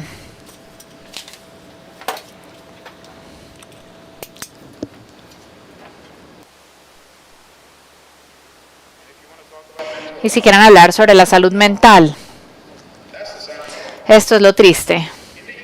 En Estados Unidos, los productores masculinos mueren por suicidio a una tasa de 52 por cada 100.000. Y este es el nivel más alto que en cualquier ocupación. En Inglaterra y Gales reportaron 56 suicidios en el 2021 en este sector. Más vidas perdidas ante el suicidio que los accidentes dentro de las granjas como tal. Y si hablamos sobre los costos, los precios de los fertilizantes han aumentado en un 80% desde el 2022 y no han vuelto a bajar. Antes habían 1 en cada 8 en las generaciones de Estados Unidos que tenían una granja y ahora es 1 en cada 50. Y tenemos que reconocer que los productores están en la primera línea de el emprendimiento y la optimización y protección de la naturaleza más impresionantes. Todas las causas y todos los estándares y protocolos de la agricultura, en mi opinión, tienen que empezar con una prueba muy directa. ¿Qué significará esto para la granja? Y quisiera pedirles que por favor tengan esto en mente un momento. Imagínense cómo podría esto escalarse si simplemente se mira desde esa perspectiva. Vivimos en la era de mayores consecuencias en la agricultura. Y la revolución, este movimiento ya se está llevando a cabo. El Instituto de Rodale predice que si avanzamos hacia la agricultura regenerativa en una adopción plena, podemos compensar una gran cantidad de las emisiones actuales. Y esto también mejorará los resultados del ecosistema. Si lo miramos desde esta perspectiva, si simplemente avanzamos y movemos todas las tierras agrícolas hacia prácticas regenerativas, los resultados van a ser tremendos. Pero hay 4 retos que tenemos que superar. 1, asegurarnos de que podamos en realidad medir ese progreso, poder entender qué es lo que funciona y qué no funciona. Número 2, transicionar el capital y las alianzas, y eso nos incluye a todos nosotros. Número 3, crear una cadena de suministros que pueda apoyar esta preservación. Y número 4, es el modelo de producción ya comprobado. Y estamos muy comprometidos en Regenify para lograr todos estos 4. Una agricultura regenerativa ya se sabe que genera unos resultados mejorados para los productores. Si lo miramos desde la perspectiva de costos, de ganancias, el dinero es importante. La deuda de las granjas de Estados Unidos va a llegar a 567.000 millones de dólares este año. La tasa de interés ahora es el tercer gasto más grande en un estado de pérdidas y ganancias de una granja. Y esto es simplemente el tema de los impuestos que tiene este negocio. Y la agricultura regenerativa ha mostrado que podemos tener un ahorro de 18% empezando desde el primer año. Los datos recolectados de las granjas regenerativas también han mostrado que esas granjas que implementan esas prácticas van a tener entre 78 a 120 más ganancias que una granja convencional. Un porcentaje mucho más alto, son más o menos $100 por acre netos en comparación con una granja tradicional. Sin embargo, lo triste es que por 70 años los agronomistas y las publicaciones y las universidades nos han dicho que gastemos más para producir más. Pero, hablando honestamente, hoy en día el margen habla más fuerte que el rendimiento. Y creo que hay que enseñar más sobre esta biología y no tanto sobre la química. A menudo hablo con mi cofundador, Gabe Brown, que es un productor de Brisbane, y yo le digo, bueno, Gabe, tú llevas haciendo esto 30 años, cuéntame cómo te sientes sobre el día de hoy. ¿Estamos haciendo progreso? Y él me dice, Salar, bueno, y yo le hago esa pregunta frecuentemente. Y él me dice, cada vez que yo le hago la pregunta, me ha dicho que hemos hecho más progreso en el último año que en 28 años más o menos que yo llevo hablando sobre esto y diciéndole a la gente que esta es la opción. Y cada año que le pregunto, él me dice, en el año pasado hemos hecho más progreso que en todos los años anteriores, así que es un momento muy emocionante en el que estamos. Estamos viendo que más de 250 millones de acres están siendo comprometidas a esta agricultura regenerativa a nivel mundial, y es una muy buena cifra para iniciar y necesitamos que aumente aún más. Vemos más o menos $1 trillón de ingresos en la industria de alimentos y bebidas que están siendo comprometidos a esta agricultura regenerativa. Y si estos no son indicadores para que catalicemos esto, no sé qué podría hacerlo entonces.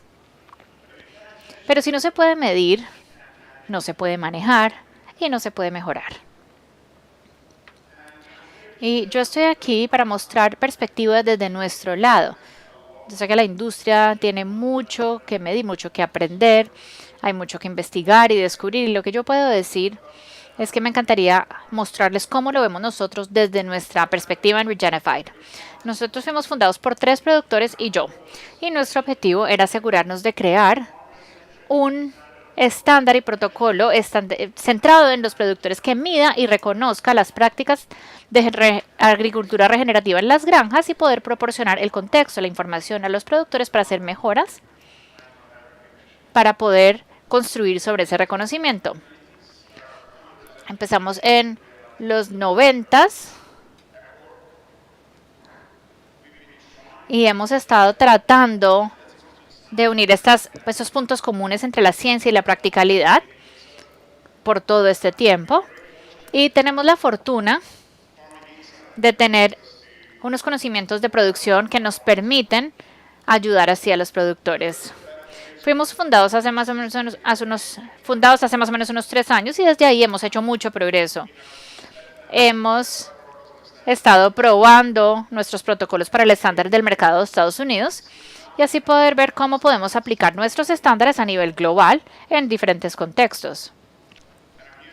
Y yo estoy aquí el día de hoy para predicar esto ante ustedes y me encantaría escuchar la retroalimentación que ustedes puedan tener. Sé que mis colegas me van a ayudar para volver a proyectar las diapositivas que se fueron.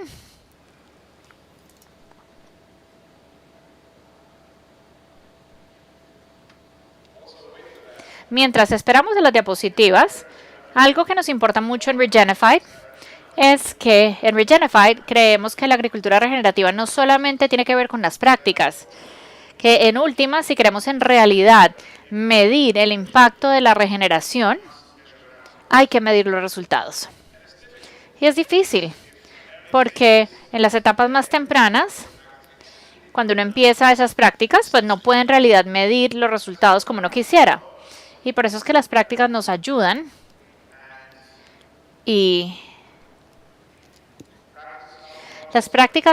a entender que esto a corto plazo y nos ayudan también a... Perdón, ahora me tengo que devolver, me disculpo con ustedes, y nos permite realmente impulsar y medir esos resultados con el paso del tiempo. Así que lo que hacemos en Regenify es que creemos que la medición y los estándares por su propia cuenta no son lo suficiente. Y ahí es donde nosotros entramos para empoderar la transición hacia una cadena de suministros más regenerativa. Verificamos las granjas de acuerdo a nuestro protocolo 634, que ya les contaré en un momento. Le ayudamos a las marcas y a las corporaciones a conectarse con las granjas regenerativas y construir así cadenas de suministros, y certificamos los productos que vienen de esas granjas y son producidos. Y le permitimos a esas empresas contar la historia de esas granjas y de esos productos en formas de comunicados, de datos. Y queremos generar conciencia entre los consumidores y no podemos hacer eso solos. Por eso, en realidad, esperamos poder aliarnos con diferentes corporaciones y marcas para así generar un mayor esfuerzo de mercado. Al final de cuentas, somos una empresa de resultados y prácticas basadas en la verificación de las granjas y de las tierras. Visitamos las granjas en lo que más podemos. Todos los días hay una historia diferente en una granja. Visitamos las granjas una vez al año. Recolectamos más o menos 65 puntos de datos cada vez que hacemos una visita y recibimos más datos de los productores en la medida en que vamos llevando a cabo nuestra evaluación. Así que terminamos con más o menos unos 100 puntos de datos. Y somos muy estrictos con respecto a esta asesoría que le brindamos a las granjas. Nos enfocamos mucho en la biología. Medimos la estabilidad, la capacidad, unas mediciones que son críticas para poder incrementar la biología del suelo. Nuestro protocolo se llama 634 y se enfoca en los 6 principios de la salud del suelo y se considera estos principios de optimización adaptativa desde una perspectiva de resultados. Medimos los 4 procesos de ecosistemas también. Y esto es lo que es en resumen.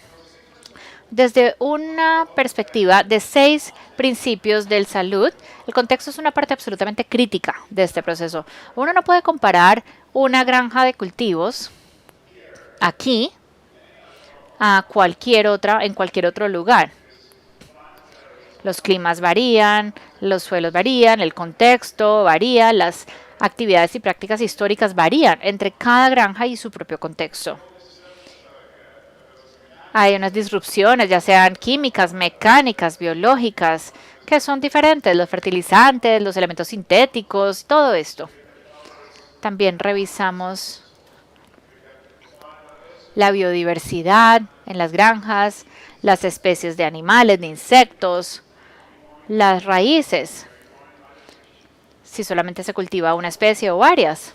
Y cuando es posible, también miramos cómo los productores integran todos estos elementos dentro de sus operaciones. Y el entender todo eso es crítico porque cada decisión que toma un productor tiene un efecto que va construyendo y tiene una cascada, un efecto cascada sobre cada otro elemento.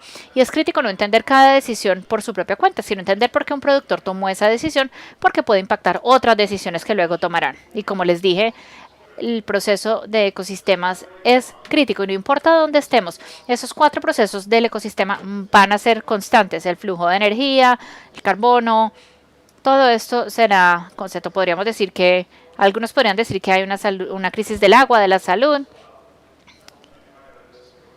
pero en últimas la biodiversidad es algo que será indudablemente afectado. Y en Regenefied no queremos simplemente una certificación para ponerla y ya. Las certificaciones no tienen una adopción regulatoria porque tenemos que tener ciertas acciones como productor para poder hacer esto. Nosotros queremos que la verificación hable por su propia cuenta y para nuestro programa de certificación decidimos bajar las barreras un poco para reconocer los esfuerzos y los progresos que hacen los productores desde el inicio y así incentivarlos para hacer mejoras con el paso del tiempo. Por eso, cuando por lo menos el 20% de su tierra está ejecutando este protocolo 634, damos ese reconocimiento. Queremos asegurarnos que la verificación les permita hacer el progreso para el siguiente año y cada 3 años. Y desafortunadamente, si estuviese dentro de su control y no lo logran, les estaremos brindando esa mayor ayuda. Nuestra verificación está construida por productores para productores. Y estamos midiendo estas prácticas que se llevan a cabo en las granjas. Estamos tratando de romper las barreras en la cadena de suministros para asegurar que estén disponibles esos ingredientes regenerativos. Estamos tratando de generar esa conexión entre los dispositivos tecnológicos, la información que está disponible. En últimas, tenemos un marco que habilita mejores prácticas para los productores y no los restringe dentro de su propia granja. No solamente nos enfocamos en las prácticas, no estamos enfocados en un mercado nicho únicamente. No somos una solución de texto solamente, en realidad nos importa qué es lo que hay debajo de la tierra, del suelo. Y no somos demasiado restrictivos en el mercado promedio. No estamos aquí para juzgar a nadie. En últimas, lo que hacemos, número 1, es una verificación comprensiva en el campo para asegurarnos de que quien esté haciendo estas prácticas en realidad tenga las capacidades y los productos necesarios para lograr estas mejores prácticas. Y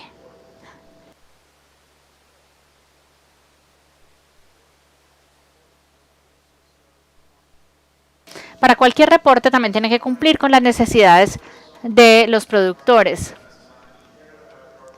Por ejemplo, si a un productor en particular le interesa la huella de carbono o le interesa tal otro tema, nos enfocamos en que puedan mejorar eso, que puedan conocer la información que requieren sobre el nitrógeno orgánico versus el no orgánico, la biología del suelo, los fertilizantes, las mejores opciones. Cosas que nos importan a nosotros también le importan a ellos y buscamos lograr incluir todo esto.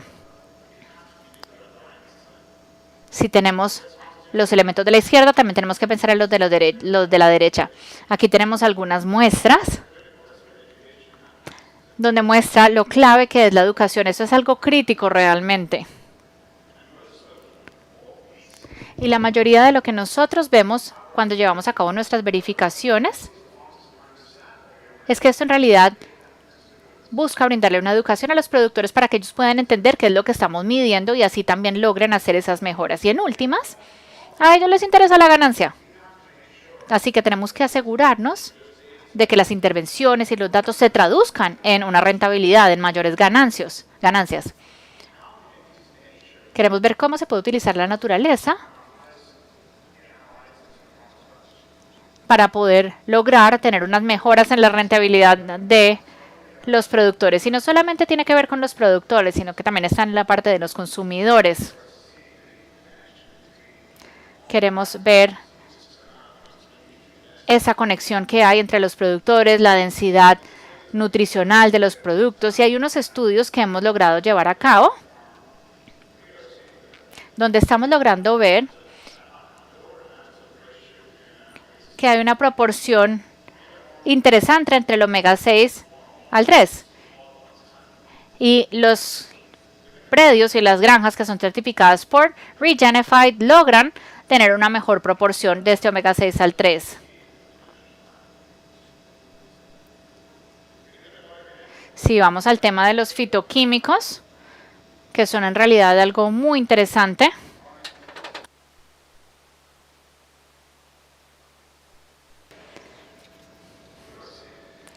Estamos viendo que los datos muestran que hay un acceso a una variedad de pastos y de pasturas que son muy densas en nutrientes, los cuales podrían ayudar a mejorar la salud de los animales y así transmitir estos nutrientes a la cadena de alimentos.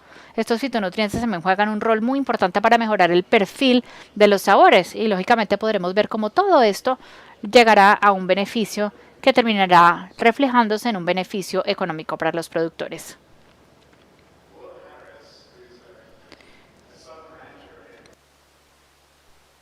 Will Harris siempre dice que la agricultura es compleja, mas no complicada. Y tiene razón, va a tomar realmente mucho tiempo para nosotros poder entender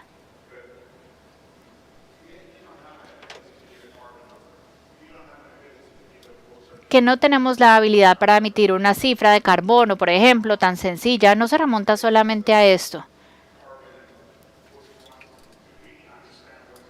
En realidad tenemos que entender qué es lo que está ocurriendo en la granja. Y por eso para nosotros es crítico poder compartir toda esta información que logramos recolectar a través de nuestros procesos.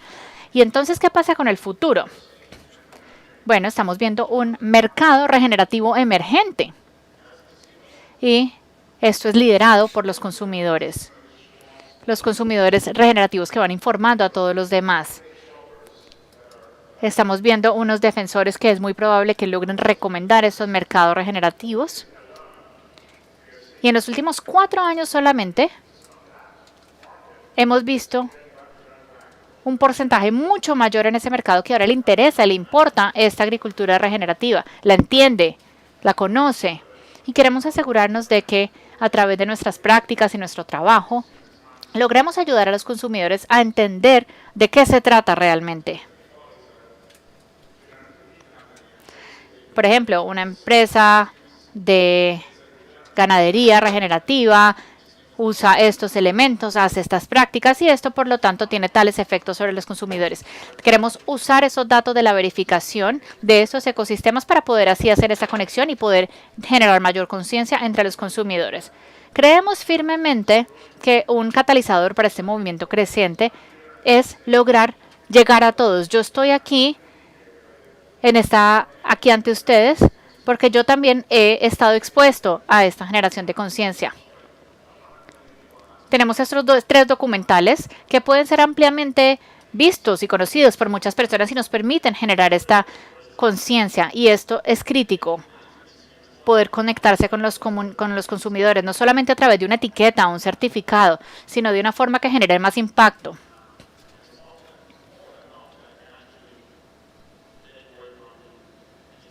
A menudo este tipo de documentales y literatura que nos hacen realmente generar una importancia nos pueden enseñar mucho más. Bueno, este es Gabe Brown. No espero que lo conozcan, pero él es un productor. Mencioné su nombre anteriormente. Y él trabaja en Dakota del Norte, más o menos en 6,000 acres. Y aparte de ser un productor, es un educador, él es un autor, es un mentor, es un profesor. Y aparte de mi héroe, es mi profesor y es mi socio. Y en sus manos tiene la tecnología más avanzada que jamás se haya construido. Alimenta al mundo, construye salud humana, regula los ecosistemas, decide el destino de la civilización, generó revoluciones en el pasado. Tiene el poder de sanar, pero también tiene el poder de destruir. Todo depende de esto. Y necesita luz solar, agua y cuidado para poder funcionar. Es de bajo mantenimiento. Lo único que necesita es respeto y entendimiento. Empecé mi presentación diciéndoles que todas las civilizaciones fueron construidas sobre 6 pulgadas de tierra. Y les digo que todo el futuro surgirá o caerá sobre esa misma tierra. Gracias.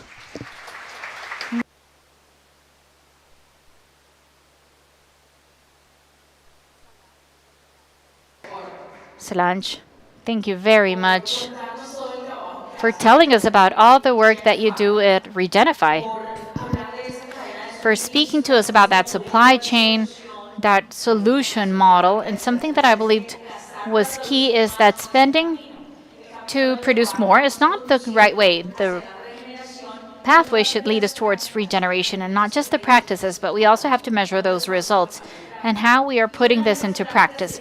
And one of those practices is very timely right now, which is that what we ate during the coffee break and some of us during lunch actually came from regenerative farms. So we have to start really applying this. We have to actually perform actions that accompany this, because we are not here just to listen. Listening is part of regenerating. But on top of listening, we have to add action, and that is what we are doing today. So we would like to thank Salar for having shared all this important work that he is doing. Now we have a panel coming up. Remember that this is the room called Fostering or Harvesting Futures. We also have room 2.3, 2.4, and 2.5 with Innovation and Green Impulse. 2.3 is Planting the Future, 2.4 is Seeds for Change, and 2.5 is Green Impulse. And here we are working on those horizons because, like we said this morning, we are in a kitchen, all working together. Now we will continue with From Discourse to Action, which is what we have been saying all morning. We will see what is that global vision and implementation that we have to do, how those decisions become real decisions, concrete alliances, and measurable results.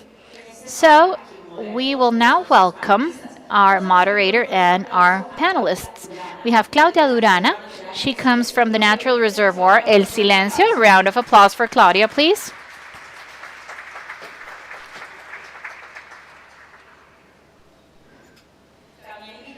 We also have Andrés Felipe Garcia. He is the Sustainability and Access to Market Director at Fede Palma. Big round of applause for him, please. Welcome. We also have Luis Alberto Villegas. He is the founder of AgroRed SAS. Round of applause for Luis Alberto, please.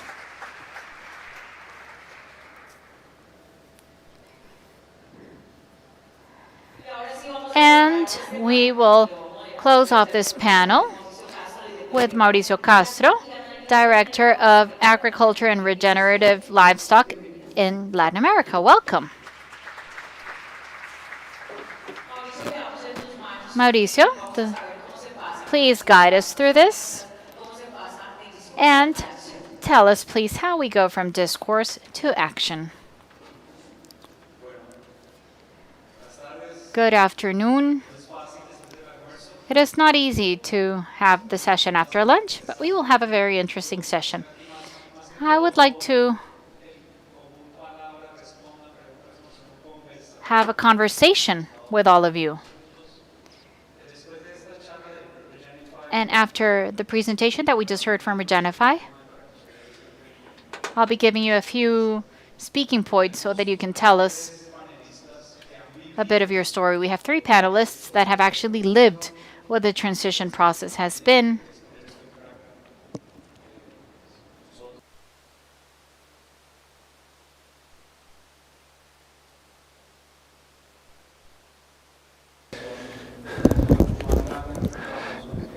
And we have the largest initiative working on palm oil. Mauricio Claudia works on the plots themselves. And we have an association from Valle del Cauca department. So it's 3 very different scales, the association of smaller farms and the larger ones. And after listening to Regenify, we can see the proposal that they have for us, as it becomes very important to change from conventional agriculture to regenerative. Because it's not about measuring impacts, it's about measuring results. Thinking of the soil usage, using less water, carbon retention, and how we are using different mechanisms to have different types of efficiencies. Understanding that what we have right now and our historical means of agriculture are in transition. We've seen that some regenerative agriculture issues are advantages, and they won't put the companies at a loss. They should not lose profits in many occasions. I think that, and I want you to tell me from your points of view, what are the challenges that you see? Because this is something that comes from the United States, and actually many of the groups that are working on indicators and how to measure, there are different organizations that have specifically tried to have the best indicators to explain this, and that we're not necessarily going to lose profits. I want you to tell me what this means for the federation at that level, for the association, and where margins can become more important than yield. In the end, it's the businesses that need to run and be financed, and it's very important to have the economical issue. But if we don't measure, we can't improve. So I want you to tell me from your experience about these topics and understand how we can do this and how we can implement some standards and putting them to work and seeing how the federations can make this a part of their normal procedures. Thank you, Mauricio. First of all, I would share these postcards that we have, and which I brought for you, with just a small show of the biodiversity of our and we invite you to please visit us in our commercial display outside so we can tell you about what we do. But I would start out by asking you, and I know after lunch people are kind of falling asleep, but who has consumed palm oil today? Just today. The others maybe didn't brush your teeth, didn't use chapstick, didn't shower, didn't brush your teeth, because palm oil is present in hundreds of products that you might not be aware of. So very surely all of you have consumed palm oil while you have been in Colombia just today, because it's present in so many products and it's very versatile. And I would go into this topic by saying that sustainability is a necessary condition. We are the fourth producer thinking of the market, but we only produce 2% of the market. So you can see the huge gap. And if we talk about sustainability and we want palm oil trees that are regenerative and a sustainable type of crop, and producers that are much more competitive, and like Mauricio was explaining, talking about standards, palm oil has huge reputational issues worldwide, and we've developed an important standard, which is the CPO, which is internationally recognized. But certifying ourselves in ICPO is doable, but it's expensive, and not necessarily is there a market that is going to immediately be good for you. Only 6%, just so you know, is produced certified, is marketed as certified, meaning you can produce it, but only 6% of people will pay more for that. This is why our bet some years ago became, and the mandate from the board of directors is that we need to differentiate ourselves anyway in developing a standard that's visible for palm oil farmers, where most of the ones in Colombia are small scale, approximately 75% are small scale. So the challenge is, how do we achieve that they differentiate themselves and that they show a value proposition that is adequate for the market, also environmentally friendly, and friendly with the soil, but also socially with those working and affected by this industry.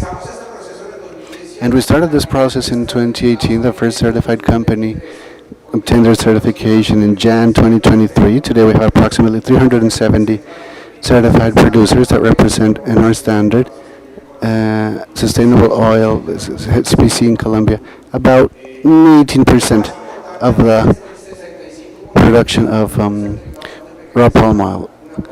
And we have small producers certified. If we try to talk about our bid to improve the soils, Paulo Caballero talked about inclusion, and that is our bet. How do we improve for something that is more accessible to different groups? And if we base ourselves on 10 sustainability principles that I'm not going to mention right now, but those transform into practices, which are the ones that we can specifically verify and, let's say, turn into something visible, as we saw in last presentation. Now, how do we make this massive? How do we reach most producers, but also reach the greatest amount of market agents, so that wherever we are, we can have an effect on the purchasing decisions? Well, you can talk about selecting products compared to other products as consumers. And this is why we invite you to think about a value proposition, but with a responsibility not just from the producer, but in everybody, thinking of how we can select different types of products and understand our selections. Thank you, Andres. So this scale now, with this type of approach that you're saying, I want to talk about a network. And if we talk about a network, if you can portray some of the challenges that you are facing when somebody wants to scale up, when we want more and more active processes, what difficulties have you seen when you try to scale this up? Is it very different between all of your members in the network? What is the best way to penetrate initially or have the best evolution as a larger group? What is your experience? Well, thank you so much, Mauricio. And thanks to Shinsi for being in this panel and putting it together. Because from our institution of AgroRed that has been trying for 25 years to bring together different producers and to be in our supply chain, and also thinking of regenerative approaches here in Valle del Cauca department, but also in our neighboring Quindío department, I have experiences about many different sizes of agricultural projects, and many of them with the intention of changing the world from an agricultural bet or project that we have, where the big challenge usually becomes how to scale up. How do we make such important initiatives that we see have an effect can be scaled up and then change the majority of what's happening in different farms and with different producers. We have different meetings about this, and in our research it's a large initiative here with the organic rice growers in this state that we are in this department, with all the standards that apply for clean production in the case of rice. And it's been 35 years where we've used biological control instead of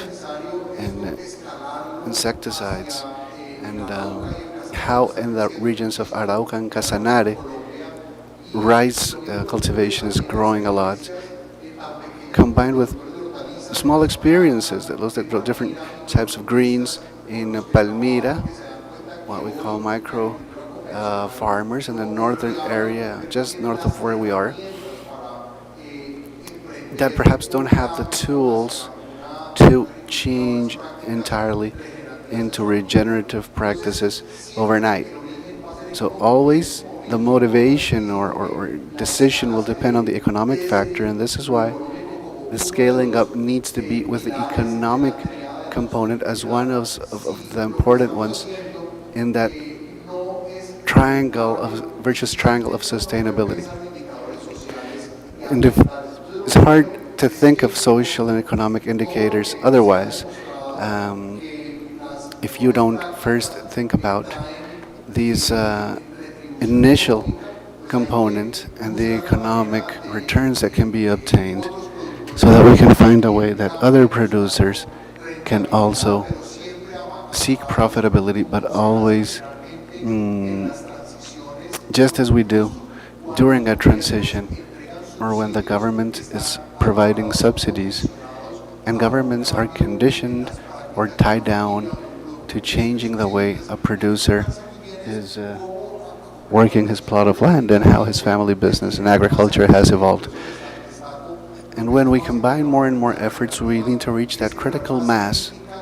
And once we reach that moment between several companies that have regeneration in their mindset, so that between all of us we can find more farmers to be affiliated to this, and the Fede Palma organization, the federation, and it's an interesting guild. It has 600,000 hectares with your own certification already. You have an participative integration model that is so interesting, where the palm oil grower has access to avant-garde genetics and palm oil trees that they can plant directly on their fields, has technical assistance. They have information being gathered about his own crop and his farm.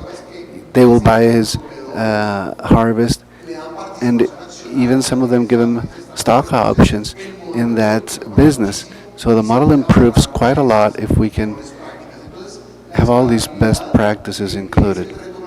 So scalability is the biggest challenge, Mauricio. I would suggest is about accompanying the producer as well, so that he has better economic indicators, and in this way we can have a much more organic evolution and transition. Thank you, Jose Alberto. And so I think this is a good discussion so far. I would now ask our next panel member if you have been producing milk and dairy products for a while now. Now, I want to focus on the point that we were discussing during lunch. If I'm a producer, what is that protection? What is that support that I will receive? Because in agro and cattle farming, it's complicated, and there are so many angles about this to evaluate, and how the system can become more complicated for larger scale farmers. How are we measuring this transition and knowing that we're heading in the right direction? And I know if you also have meat production, and if you sell all your meat production to a supermarket, everything is sometimes not analyzed. For example, for me, when I'm going to buy meats, it's not differentiated. As a producer, I try to sell everything I have. But as a consumer, I don't know. And I'm not saying regenerative needs to be more expensive entirely is the only approach, but what is the political framework? What is going to be the incentives? I'm sure I'm going to have technical assistance, but then thinking about a farm level and then to compare and contrast it, it becomes difficult. What would you say? Yeah, well, good afternoon, everybody. I come from Mi Silencio farm, which is a conservation farm in Cundinamarca, the central region of the country. We do mostly dairy production, and it's a transition from a model of conventional cattle farming with external inputs and raw materials. And we received support from several projects, like the project of sustainable cattle farming, and also we did our own investments and tried to have initiative. We have had different measurements, because I found interesting to make this like a competition and understand how we were doing. But whether you have your own farm or not to do this, it's very important to understand the different practices that you can combine and compare between different farms. First, because it's pedagogic, and it's about someone teaching you how to do certain practices in a different way. Then they're very practical in the way they teach them, which is great. And it's a gradual change, so I think that's also very relevant. Now, the ones that we have are mostly about reducing all these external fertilizers and raw materials that we need. And we're talking about different percentages. It's a little different in the percentage of fat that we can have. Also, the income we measure, what percentage of that income goes to hand labor, and what is going to those external raw materials and inputs. So those indicators are some that we have focused on in our farm. We've also participated from the World Food Organization, talking about good cattle farming practices, and that has really helped us thinking of a different approach that includes, for if you will see that 3% or maybe 2% are certified cattle raisers. So this is not being broadly utilized, but the changes that I have seen thus far until now from my farm compared to other farms are mostly projects that come about always with the support by an NGO that is interested in a particular change and promoting that project. And this has been effective as far as commitment, achieving someone to have a commitment for a while and evidence real change. So perhaps all of these practices that we want to change or engage in changing gradually in different projects and initiatives is something we've been doing, but we have no way of showing and really comparing effectively that we're going in the right direction. There's a couple of cases that we can investigate, we can analyze results. So with this lack of verification or verifiable information, and if we have the best intention of generating positive change in the dairy industry, you pay more for a bottle of milk, for hygiene, for different characteristics that you can find in milk, even if it's vaccinated animals or not, livestock that you have. So you can find these differentiating factors where you provide different messaging and the price signals for the producers to be able to make decisions, right? And we have done changes. We've improved in all of these parameters because we can get a market signal that is not only the price that's being paid, that's very important. Otherwise, it's very important for a farmer to say you need to increase 10 pesos per liter. That's nothing, but then for 10 million liters, that's quite a lot of money there. So we need understanding and explanation, yes, but we also need financing. We also need, besides money, the market signals that I mentioned.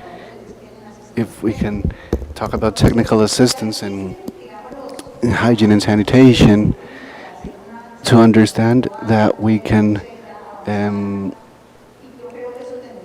try and to be able to have a more important, significant effect in all regions and people becoming more interested. Finally, I would just say that for us, we are in the rural areas. We've done exercises where basically we feel like it's just ourselves, and the resources and what we can achieve in our farm and a landscape, and using different ecosystemic resources, and thinking of the way we can, just in our own farm, preserve biodiversity. But that awareness building, and when it becomes collective, is very important.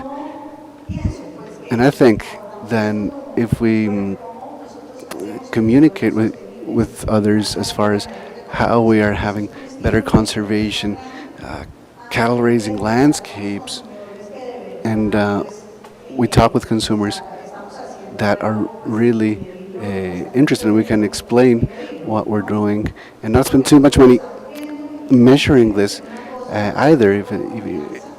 I think we can gain that vote of confidence to be able to carry on.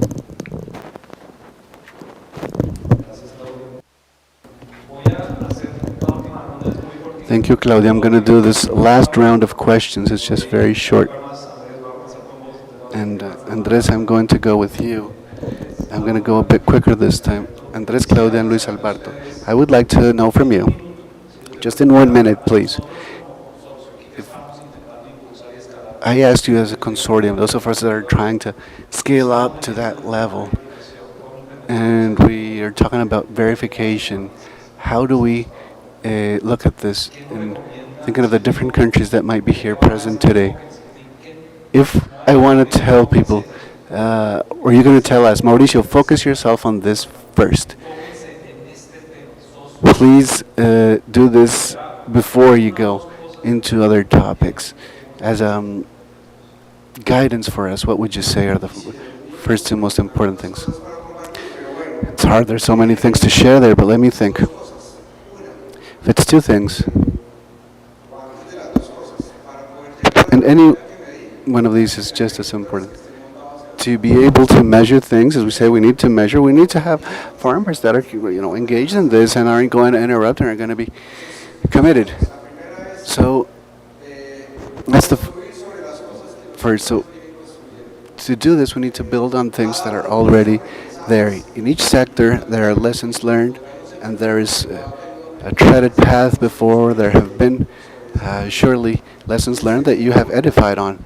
And second, that is also what we're trying to do right now, transforming the agricultural and technical assistance that are the basic thing that won't let us advance. So explaining that and how we can accompany farmers to have the available knowledge that is enough. I don't think it's perfect, but I think it's enough to have better practices and advance in that mobilization to close the gaps. If we don't close the gaps that we have between each other, it doesn't matter the indicators you have, unless you affiliate the majority of producers, if they, or for them to be a part of this.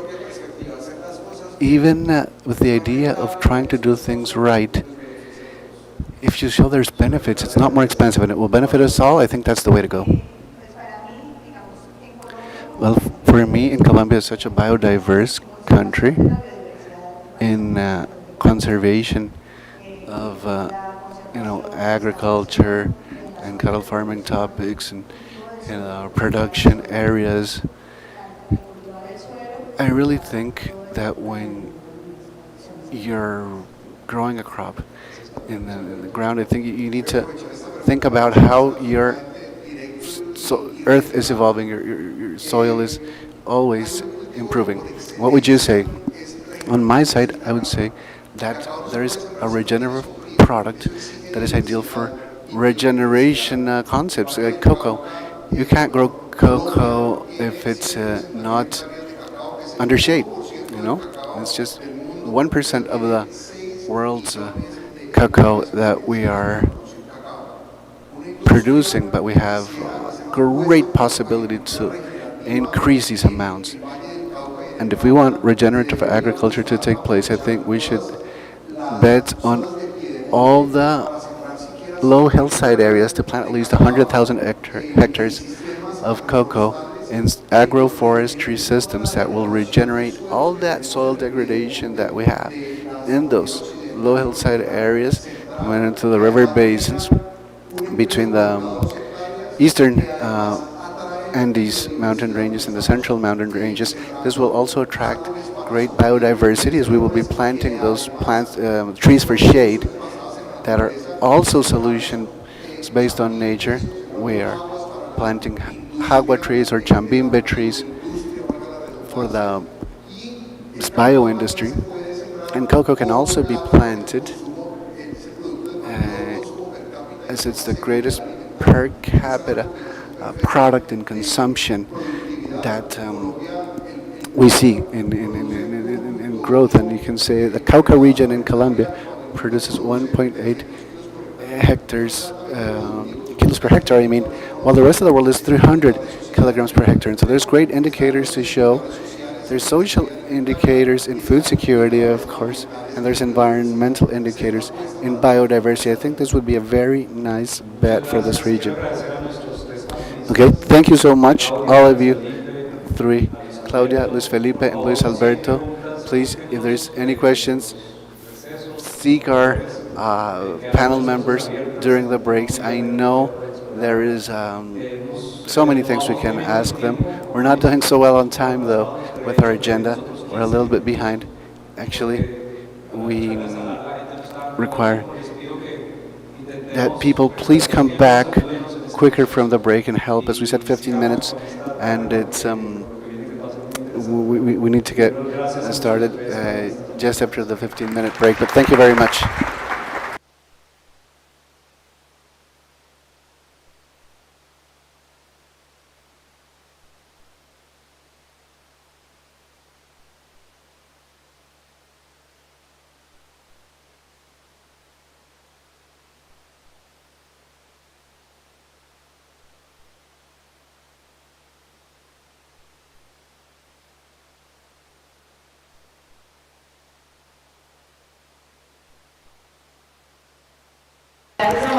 Applause. Thank you, Mauricio. And Luis Alberto, Mauricio, thank you for telling us about how to go from the theoretical to the practice, and how we talk about economical practices, and for the farmers that needs to work on regeneration.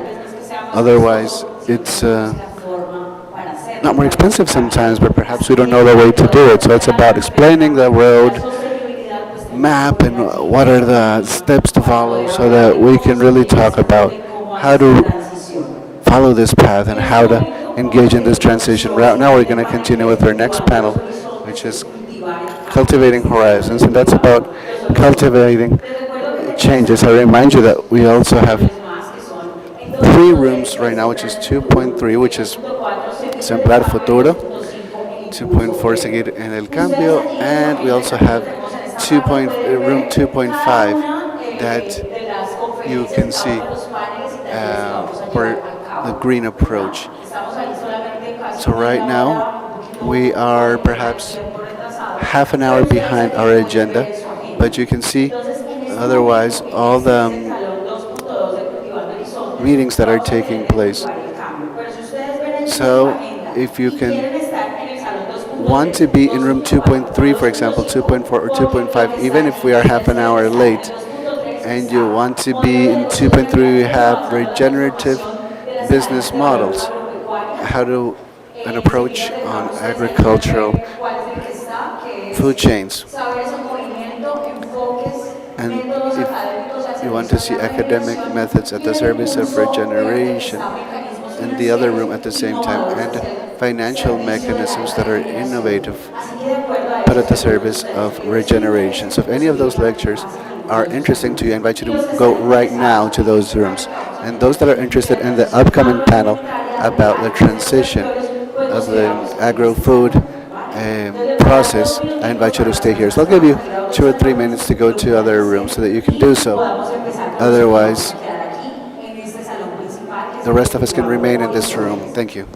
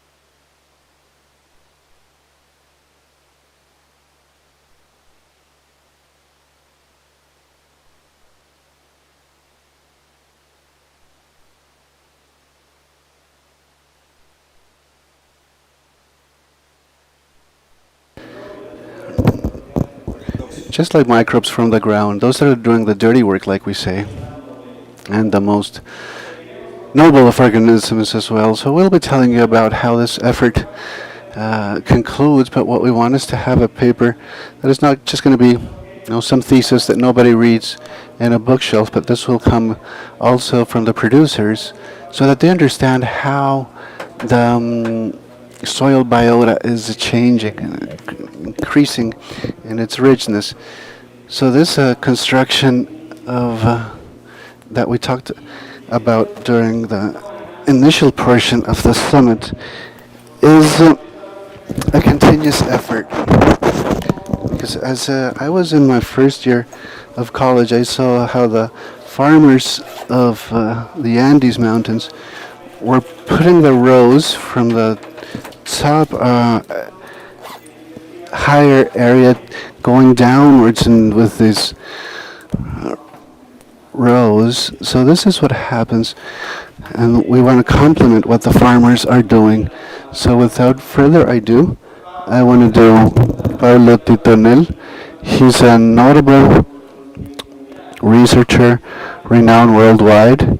He's part of the Groningen Institute of Evolutionary Sciences and he's also a researcher of the National Food INTA Technological Institute of Argentina.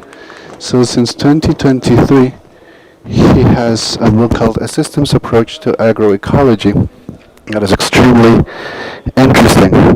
So please, let's hear him.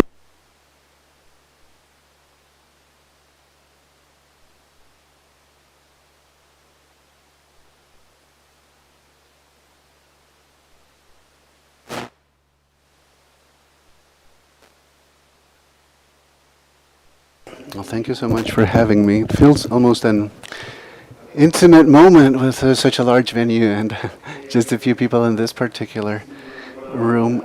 If you can help me with the slides, please.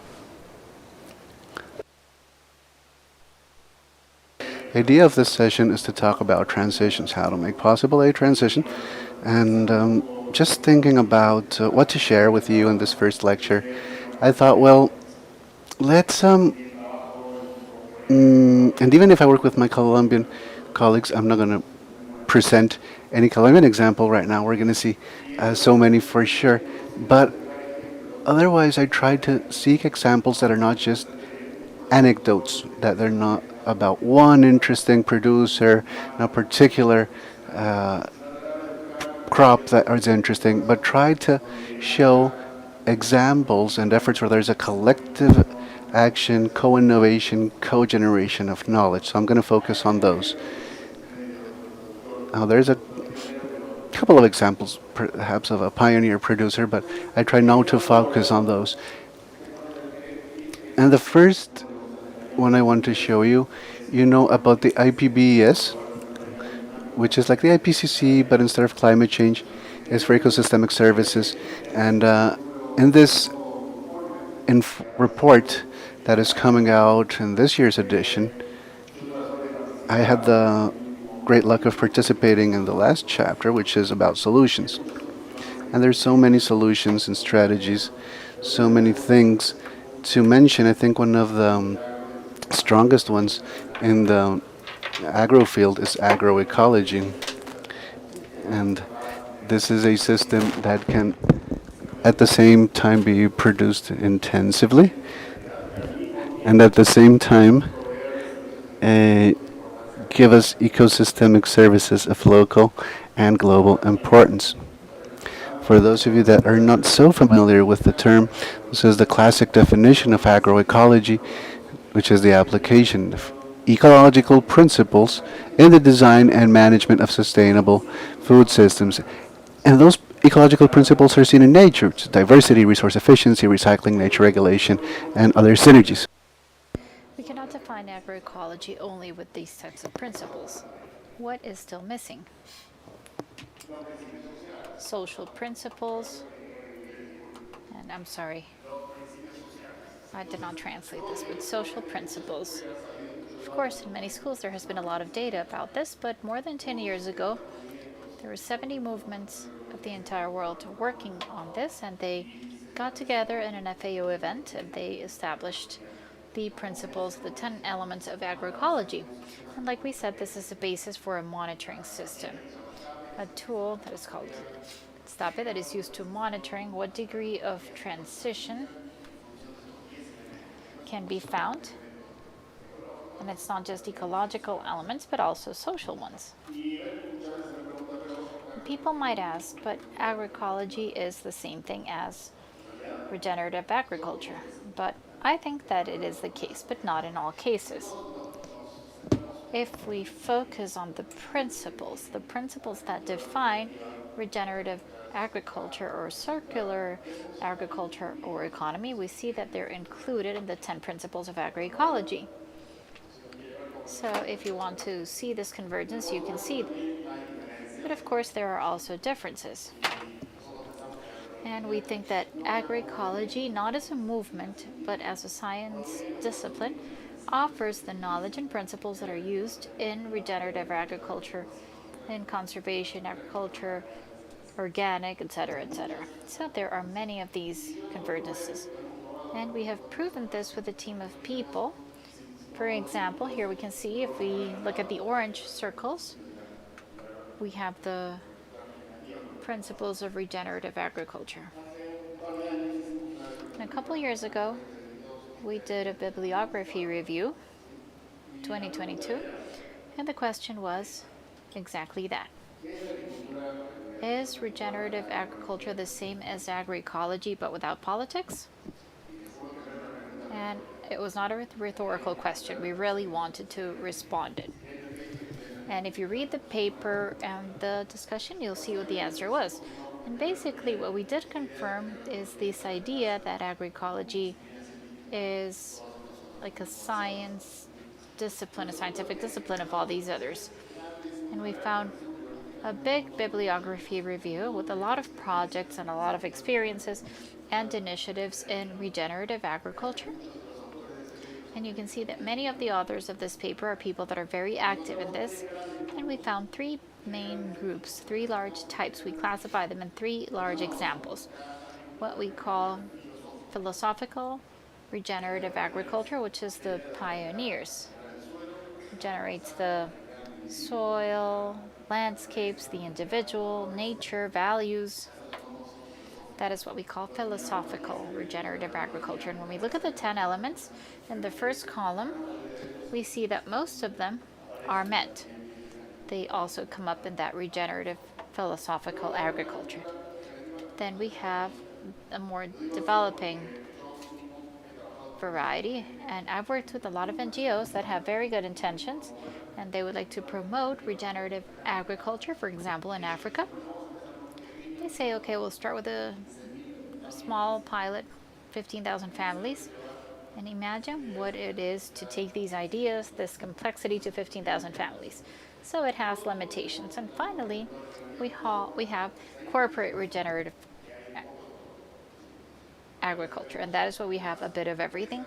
We have companies that talk about how they have 1 million producers, but when you look at the numbers, they consider that a producer that uses cover crops is regenerative, and they count him in that. So I think that that's where there is the most discrepancies, and that is where there is a risk. Not always, but there is a risk. Fortunately, there is also evidence that regenerative agriculture is transforming soil and landscapes in Africa. And why in Africa? Because that is where we have the biggest challenge, where the population is growing at a much faster scale than in other places. We have a great number of degraded soils. Most of these soils are in Africa. So it's 25% of these soil where we cannot produce it directly, and where regenerative agriculture, as is documented in this report, is generating positive impacts. And here I will talk about a producer, and I'll give you some examples. So we have a producer that we visited. I visited it several times, and I was taking my students to see this experience. And there is a picture of a productive system at the beginning of the rain season. So we have full transformation or regeneration of these soil, bringing together species.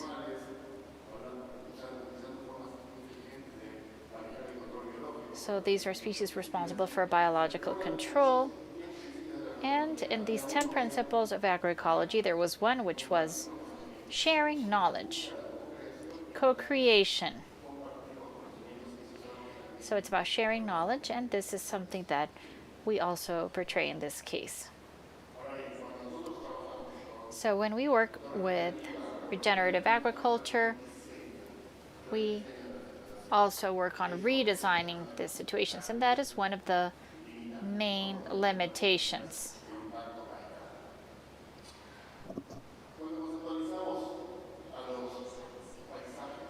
So when we look at landscapes,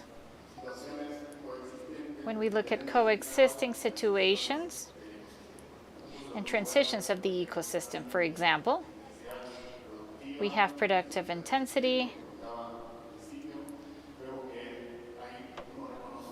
So we can recognize different forms, and agroecology is a commitment between those two variables, productivity and intensification. And to portray this theoric idea, which is not a good idea after lunch in the afternoon, I brought some pictures that represent all these states in the case of Brazil and Minas Gerais, where we see the ecosystem in its natural state and its traditional state and its industrial stage. For example, we see a coffee crop out in the sun where pesticides and fertilizers are used, etc., etc.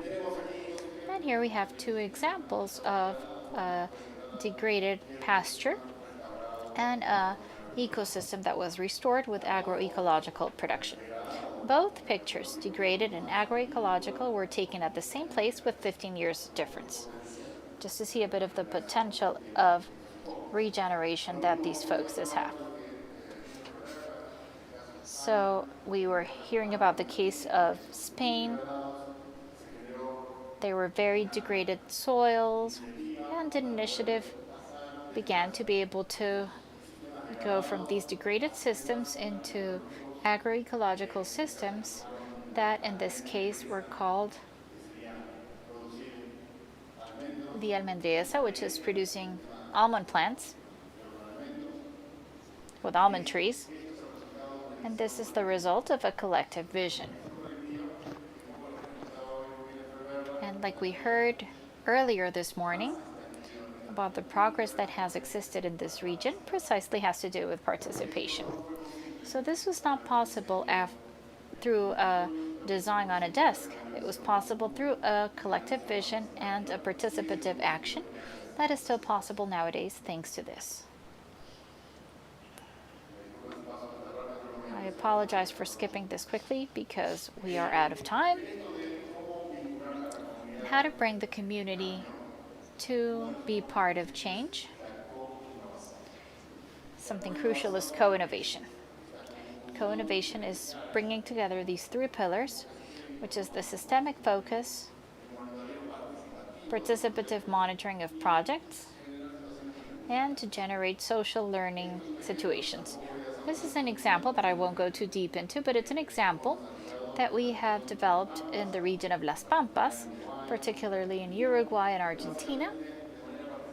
And in a participative manner, we do the diagnosis and the implementation and monitoring of the projects from a systemic point of view of changing the system as a whole, not just touching one or two variables, but changing and redefining the entire system. This co-innovation focus is really interesting because what it does is generates a dialogue of knowledge. The technician, scientific, producer, traditional knowledge, ecological knowledge, they all come together to generate responses. And this is an example of a system that began a while back. This image, I believe, is from 2011. I worked at the University of Bahrein, and we got together with organic producers in the area that had an issue, which was how to perform a certain type of crops with the machinery that they have. There were some drones available, and we had this type of crops, which was the response to this problem, and these were generated with the producers, this row system, and the result of this is an important expansion of this form of production. We have a book that was published by a company that is creating this row production in 1,000 hectares, which was actually something that began and where this co-creation of knowledge was based on 3 pillars. In the credibility of that knowledge, in the novelty aspect, and the legitimacy, because it was made legitimacy due to the participation of everyone. So as we see how these processes occur, we see that these 3 elements in co-creation are very important. They must be present for this. Another interesting example is what happened during the pandemic. During the pandemic, the first 3 months of the pandemic, there were a lot of governments that didn't yet know what to do. So there was a problem in terms of access.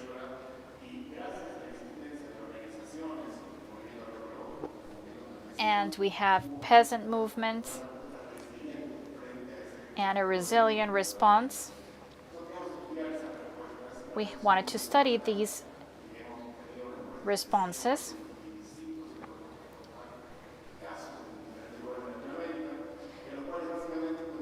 And we were able to study what was the impact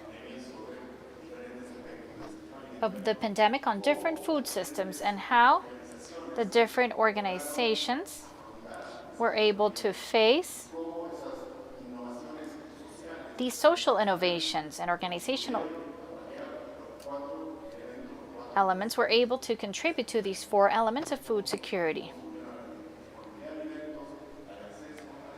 How to contribute to access, stability, and utilization. This is an important element of how collective action generates resilience, and for that there are different models and different ways of explaining this. Of course, we have a food system that suffers a shock, and there are systems that recover, systems that don't recover, and systems that even improve. So one way in which we can start using this to refer to this is to talk about vulnerability, resilience, and something more than resilience, which is what we call anti-fragility. And if these are the systems that are able to improve after shock. So through regenerative agriculture, we would like to build systems that are not just sustainable or just resilient. We want them to also be anti-fragile, that they're able to improve, because many of these examples, these cases that were created during the pandemic exist now. So this is something that came as a result of a crisis. We have some elements that I won't go into much detail on because it is not the purpose of this event. An important thing is to consider the type of stakeholders that are participating in this process. So these social innovations. We cannot stop mentioning how a producer who is a friend, but I got her consent for a picture but it's a bad picture because she has this in her hand. There were mosquitoes that day. But the role of women in these transformations and these collective actions was something that was well documented in this project that many of you probably know, which is the agroecological pamphlet. So this idea in which women would take note of everything that they harvested in the quinta tras patio, what's the word here? In the place of the farm that is not intended for commercial production but for cooking. And there we got information about everything that they did, everything that they sold, all the seeds, the origin of the seeds, biodiversity, and some of the elements that came from those scenarios is that, for example, a hectare of this area, this garden, produces the same amount of income than 2 hectares of coffee. The production of one of these produces 3 to 15 minimum wages. But this is very important because it's production that is normally made invisible. So it's about visibilizing women as a fundamental stakeholder of these transformations is something key. And just to finalize, I would like to share a last example of collective action. As you know, Argentina went through different economic crises, and one of them, the strongest, was in 2001, and that crisis generated a lot of social innovation, as I was saying, as anti-fragile responses. So there were other organizations, for example, in moneyless markets or factories, that the companies recovered and rescued. And innovation or social innovation was key. And there was a union that had a business model that was very simple, which was producing agroecological food for the poor. So we're in a crisis, people could not access food, there were people with no land, so the organization started talking to municipalities and started to obtain territories that were not being used, whether free or paying for them, renting them. And families came together that didn't have any land to produce in an agroecological manner, and agroecological villages were created around Buenos Aires initially, and they started to sell their products, where you can see at the bottom on the left right hand. And soon after, they started to expand. They were very successful. They started to sell in other places, and they started to create more of these villages to obtain more land. And now we have 412 points of sale throughout the country, and they're present in 20 out of the 24 provinces in Argentina, and we have 22,000 producer families. So I don't know what the numbers are in Colombia, but in Argentina, the latest census tells us that around 30,000 families are involved in family agriculture, and here we have 22,000, so it is a very significant impact. An impact is scale, but that is bottom up, which is independent of the governments. And this organization has a lot of producers that have joined our action, despite the fact that they now have their land. The points of sale are located in different areas. There are products that are not just fresh, they're animal products as well. And the secret, the business model, is that 60% of what the consumer pays goes to the producer. When the producer sells at a supermarket, only 10 or 20% gets to the producer. So when the producer gets 60% of what the consumer pays, prices can go down to accommodate it, to be able to make them more easily accessible. So 20% goes to logistic and the rest for the organization. So in my opinion, which are the three elements that are fundamental in this success case? There's actually three. On one side, continuous education. What we see here is a graduation of the producers. They're trained in agroecology and then they graduate. Second, political activism. This organization is very active politically. There are protests. For example, the way in which they protest is going into the park and just start giving out greens and vegetables. That's their way of being present, but they're very active out in the field. And third, we have the independence from governments. They're completely independent. There is no funding, nothing from the government, and they do not want to take anything from the government. In Argentina, we've gone through different types of government, right-handed, left-winged, and the organization continues and is resilient thanks to the independence that they have from the political powers. And just to end, this morning I mentioned it as well, the case of Brazil. So in the case of Argentina, we have a bottom-up experience. And in Brazil, we have the convergence of those coming from bottom up and the experiences coming from top to bottom. In Brazil, through this program, we were able to eliminate hunger and reduce extreme poverty. the extreme poverty also rose afterwards. There was a change in the policies in Brazil, but these policies were actually tied to each one of the sectors and the regions in Brazil that are very different and full of contrast. And amongst all those policies in this program, we'll never find anything that says increase yield or this or that. What was done is to recognize that 70% of production consumed by Brazilians came from family agriculture. So we created a ministry dedicated exclusively to family agriculture, which is the Ministry of Agricultural Development, that was dismantled once again when the political arena changed in Brazil. And this was really successful. It was a convergence. And for one reason, Brazil is the country that has the most agroecological producers in quantity and in proportion. And part of these policies, for example, is the National Agriculture Law. Thank you very much for your attention.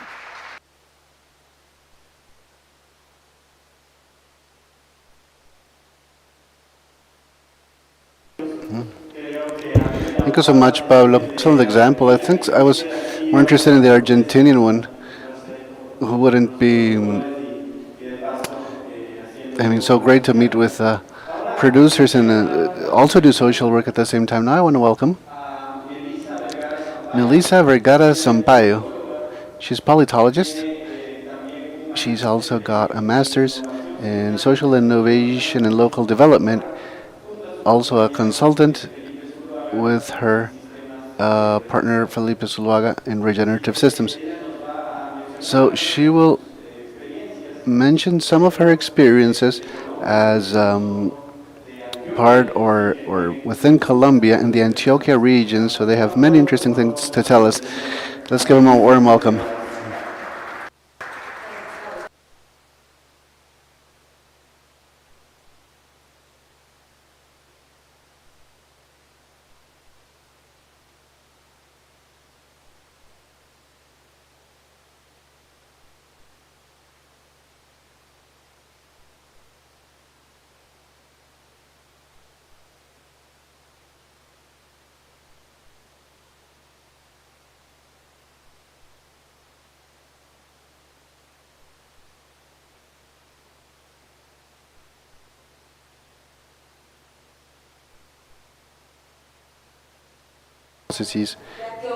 In Antioquia and in several places of Colombia, and in Medellin and in other places we are using the Cabasa initiative for basic food products that people require in their households. Today we're going to talk about the first two lines of action.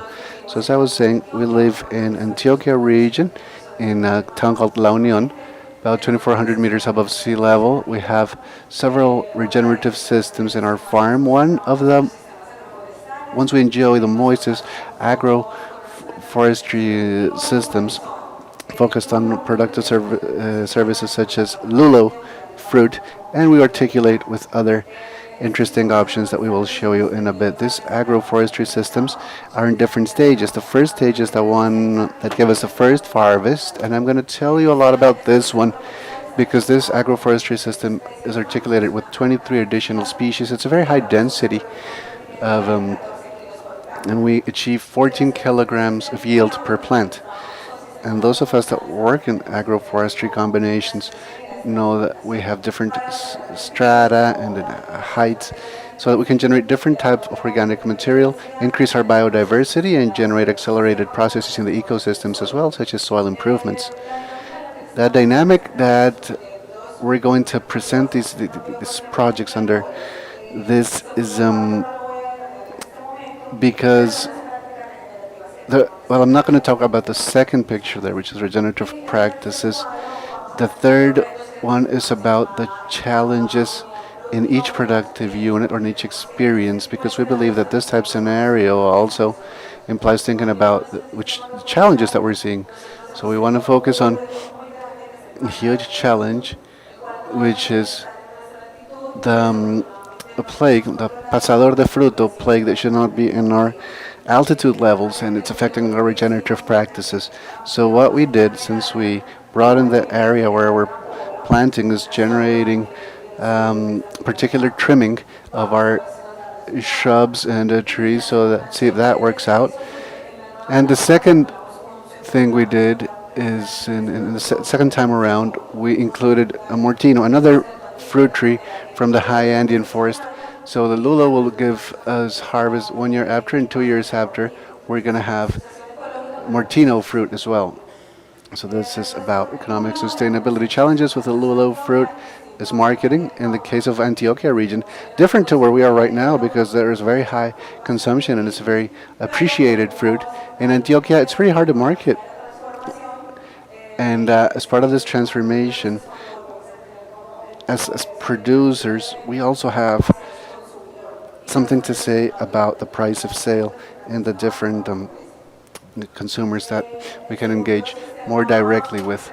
The second system that we want to share with you is also this type of tomato. It's organic tomatoes, what we call chonto variety in Colombia.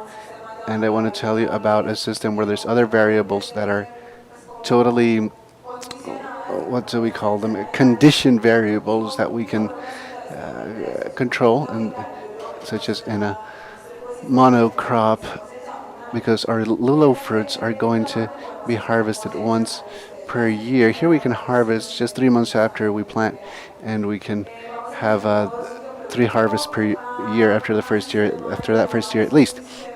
Now each system is like a teaching system. We have different practices that I would highlight. The first cycle, where we planted 4 varieties, trying to understand which one behaved better because of the altitude we're in and because of the response to plagues and diseases. The second is management, that many products and I would say many farmers, you can use many of the offspring that come out, and we're trying to assess this. Then we have a yield of 4.2 kilos per plant, not achieving the goal that we said, which was 8 kilograms per plant. In Colombia, the organic tomato crops are around 5 kilograms. We're trying to understand the behavior of this species. We can also highlight diversified access. This means this tomato, we can place it in conventional markets, such as the small town close to us. For us, it's important that everybody can have access to this food, but we can also take it to the specialized organic markets in Medellin city, the largest city that is closer, or directly to restaurants. As far as challenges, it's not so much as in the agroforestry system, since it's a closed system in this occasion. We have several preventive elements in a more closed system, as I was saying. Our challenge is about the volume of the harvest, as we are 2 hours, 2.5 hours from Medellin city, and the 3 kilometers away from the closest town has a pretty rough road. So putting our product out from our farm just to that town that's close by is going to cost us 45,000 pesos. And the other challenge we have is water. In this case, this type of system, tomato uses water that's going to be about 800 milliliters to 1 liter per plant per day. Internally, that generates a challenge of using the rainfall better, but we need to invest for that. Another system to highlight in our home, our orchards, or a space for self-consumption that we will use for ourselves. Also trying to increase this yield to scale this up later was our intent, of course, but we don't want to leave aside feeding ourselves in the farm. We have 24% of our diet at the farm is produced in the farm. 66% is in regeneration projects, such as, and will end up in Cabase markets, for example, and 10% is external, means oils perhaps, or some grains, because in Antioquia we can have Blanquita rice as an important player that we need to work with. Also, as far as seeds, because of the height that we're working, we have different musaceae. Took 2 years to have those. Yucca took us 2 years, but now we're sovereign and we own our own seeds. As far as scaling up and going step by step, this is always about creativity and trying to work with the available harvest in each farm. And now I want to shift to the external systems that we work with. So besides promoting biome and consultantship is what I want to discuss. We can advise other projects, and the first one that we did with Agricola Palmagro, it's African palm trees here, or with Santander, it's 115 hectares in total between the two, achieving several advancements. First one is reduce in herbicides, or insecticides, I should say. But we've only reduced 50% though in fungicides. Even after this reduction in the palm trees affected by the APC, which is the main disease that palm trees will have, it's still quite strong in effect, and we have not been able to remove the use of this product entirely. So that's a big challenge. And even if it's a monocrop at a larger scale, it's also important to understand the food chain and a great contribution to the Latin American food chain from this product. To talk about animal integration, we were able to integrate the system with buffaloes using their organic matter and creating more life on the soil. But all of this required having special coverage and graminea and leguminous plants as a complement. And from now on, I'm going to start mentioning our collaborators and people that assist us. It's only thanks to the collaborators in each project that these processes are sustainable. In the case of palm, is the project that is impacting the highest amount of people, which is 12 collaborators. Challenges, we said, plagues and diseases. Same challenges as monocrop, and it's a slower transition as well because of the scale and because of the way it's focused. Now, the second experience we want to tell you about is the Yacumadre Corporation. It's a totally different project because it focuses on ecological restoration. There we are at 100 meters above sea level, and we were able to impact 560 meters squared, thinking, and the beautiful thing was the amount of species, 68 species, and then also some fruit trees that we wanted to preserve there. We were able to integrate 68 species for a total of 562 individuals that are teaching us which one is doing better in this type of scenario. And this, to understand this, we need to talk with the people on the ground to explain to us what are the trees that you saw before. We want to highlight the magnolium, for example, higueron, jabuticaba, and all these variety of other trees and shrubs such as chirimoya. Now, this is the project that has the highest slopes. It's always a hard walk every time we want to do the monitoring. It's a little bit far away. This is an hour away to reach the Sonson region. So it's an hour by foot, and then we need to also bring these plants in an adequate size so that we can work them in the greenhouse and then be able to take them out on the field. Then from the new rounds of planting that are the next semester, we're going to start doing directly planting with the seeds. And another challenge in our project is that these are the most degraded soils that we have. Now the next project is called Solar de Calientico, also in the Antioquia department or region, and Frontino city, which is a bit higher. Now the interesting here, our altitude is 1,350 meters, and it's closer to the small town center. There is a cultural restaurant there called Calienticos, and they started saying, let's use the space like in the solarium of the houses to produce a part of the food supply that we require. And they started doing this in Calienticos and thinking of providing for their own families. is just 225 meters squared, but it's a more family-oriented type of project we've got, as we want to generate an impact in the largest municipality that we have in any of these projects. This is, we have all greens, high energy products such as musacia and yucca. We have fruit trees as well. We're impacting the families as well as the collaborators. One working on the field and the other one at the restaurant I mentioned that must generate from the harvests recipes and adapt the recipes of the restaurant. Big hurdle has been, once again, disease, especially the African snail, which is actually not from this region, and it's an invader and has become a public health issue in the municipality. Next project is called Tom and Darcy Eden. This is 2,400 meters above sea level. We're able to impact 1 hectare, and the purpose with this one is a self-consumption for the families to live in this area. To highlight in this project is that we started from scratch, and we were required integral design for the project. So they brought us out of our comfort zone because we had to integrate a biodiverse surrounding or boundaries, a hen house, the compost and earthworm section.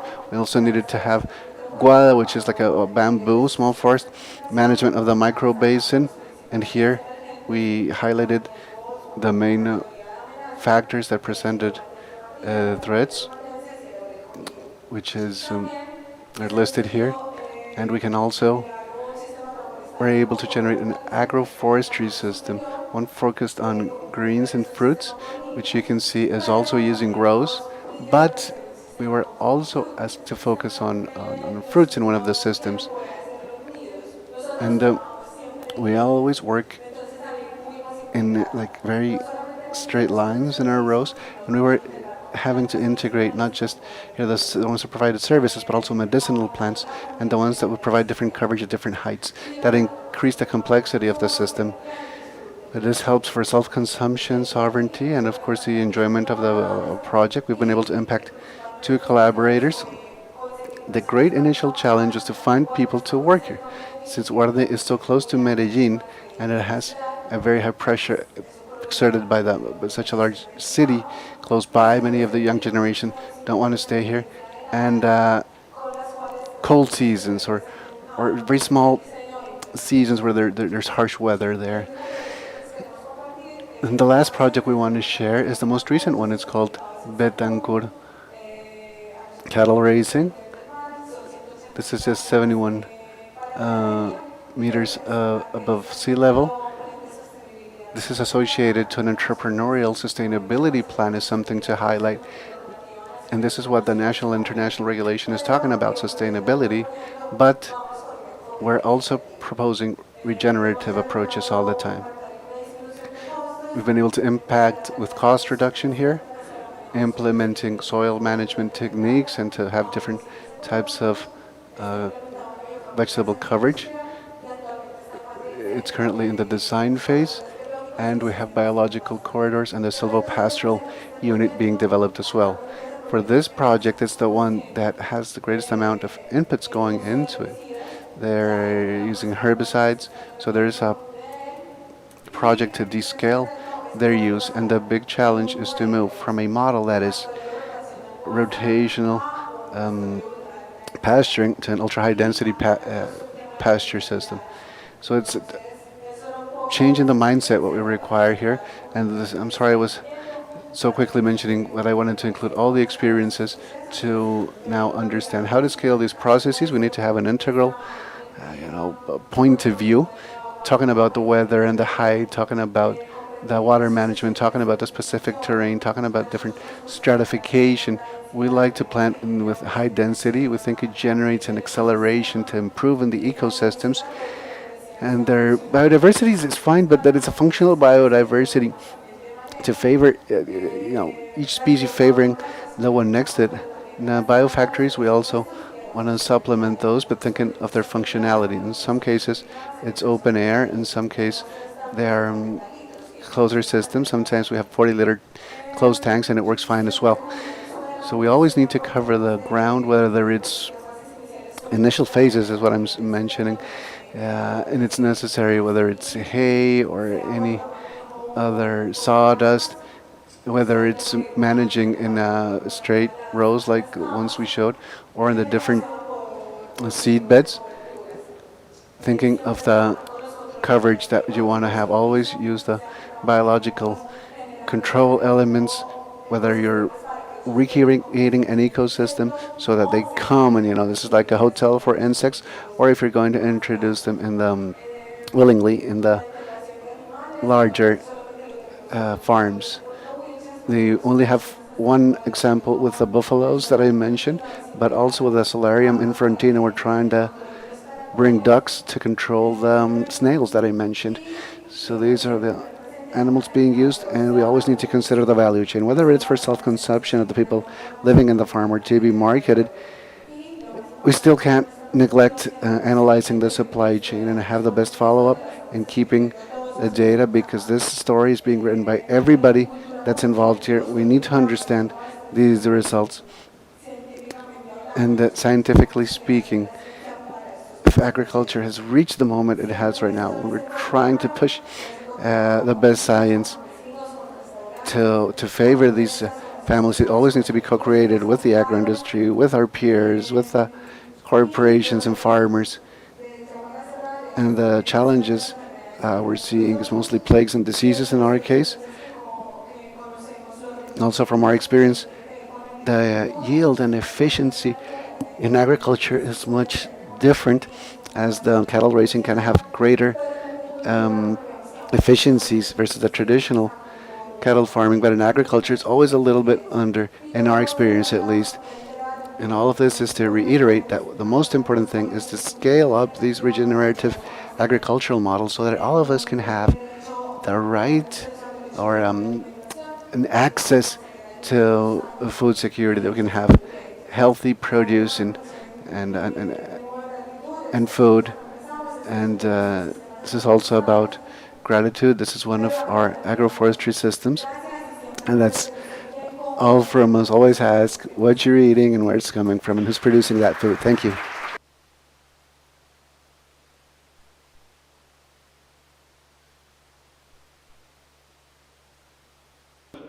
Thank you very much, Melissa, for your wonderful examples of regeneration. Finally, we would like to virtually welcome Maria Victoria Rolón with Ecological Transition from Entre Rios, Argentina. She is an agronomist engineer, specialist and consultant in regenerative agriculture, and she is the founder of Agrovicto. Let's please welcome her virtually with a round of applause.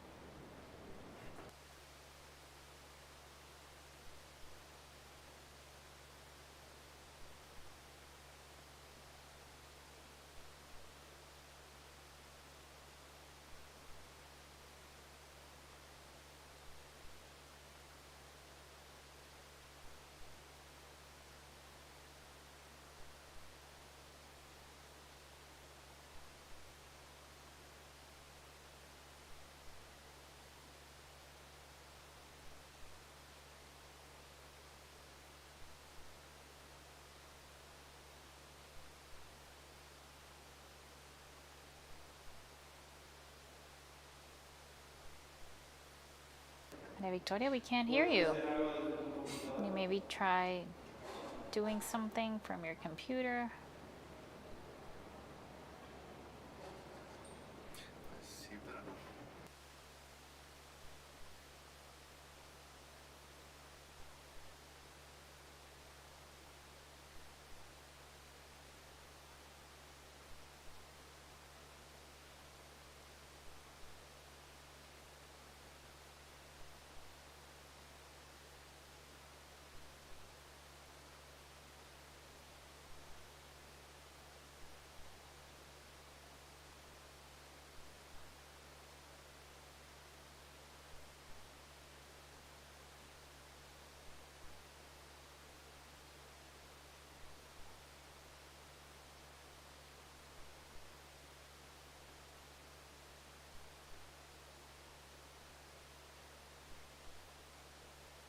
Now we can hear you.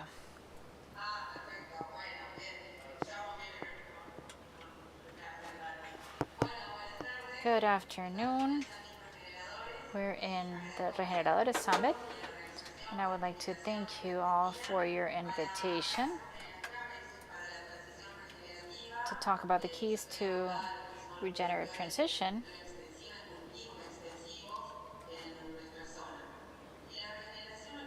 So regeneration starts with conscious decisions that start little by little. So that is one of the key decisions that is innovative and resilient with nature. My name is Maria Victoria Rolón, and I founded this company in 2020, and we have been specialized with supporting the producers who would like to begin transition towards regenerative agriculture, and we create a space to share these tools and real experiences that are useful to these producers and technical focuses that move forward towards more resilient systems that are in harmony with nature. We know that every decision that a company takes has an impact, and that is why I believe in the power of regenerative practices, not just to give life to the soil and encourage that microbiology and productivity that is very important in family businesses, but also to build a more sustainable future for rural communities. So thank you for being here and for supporting us and being part of this. So the first thing is they have exhausted the possible answers to the problems that they have in their crops under traditional agriculture. This is a big problem that we have in Argentina, where for many years we have had fields that have more than 20 or 30 years of direct crops that create a division in fields, cutting them down by half. And we have had tolerance and resistance to certain active principles and herbicides that producers started to see as a problem. And they could not continue harvesting because of the growth of this weed. And something that they clearly see is how the soil is compacted. The possibility that the crops have. These are weeds that are present in regeneration as well that cannot allow the roots to normally develop due to soil compacting, and this is due to years of no-till farming. A soil that has a lack of structure, porosity, and of course organic matter. Livestock is also part of this degradation, and we see a lot of fields with these situations where producers come to us because they see that their pastures are completely degraded without any species to be able to feed the cattle, and of course decrease in productivity of their companies. So regenerative agriculture, as I heard before, and most likely you have been talking about this throughout the panel, and I would like to give you this definition as a new holistic focus of the way of producing, emphasizing the regeneration of the soil, and once again having that microbiology and those live roots in the ground, and also encouraging biodiversity and considering these, Victoria, and incorporate this concept, which is ecological economy. We have worked on traditional economy that talks about a specific system, and in regeneration, what we tend to transition to is an economy where we can interpret an open system, where there is an exchange in energy, and where we're part of the environment. So this is a concept of regenerative agriculture. And the producer that decides to transition, well, we explain and we bring down those principles of regenerative agriculture that are not all put at the same time, but there is a process and a transition. So there is a change of paradigm and vision, which is what we always discuss with the producers. And in that change, what we also explain and repeat and always tell them is that there isn't a one-size-fits-all. There is no conventional recipe as we are used to in traditional agriculture. So we go from this linear way of thinking problems and solutions to encouraging a holistic point of view as a regenerative spiral, where we look beyond the specific problem and we also look at the causes of that problem. And we use a lot of criteria, strategies, and potential interactions of that whole that we have, and that we begin with the producer. So that might be a 10-hectare piece of land or a bigger field, but that is what we will try to, from the beginning of what we have done, to try to potentialize those interactions of the agroecosystem. And something that I would like to highlight, especially for the professionals of agronomy, is that other than applying technology and visiting, we also go out into the field. We have to rescue this. We have to find ourselves again with production to be able to carry out these regenerative transitions, and especially understanding the biological times of nature. In regenerative agriculture, we demand results and times that are not requested from traditional agriculture. As we've seen, when they have low yield in their crops year after year, and perhaps in regenerative agriculture, we're demanding more results. So we also work on that anxiety, because since it's a different point of view, there is a level of distrust and fear. So we also have to work on this, and in fact, we talk to them a lot about these times of nature.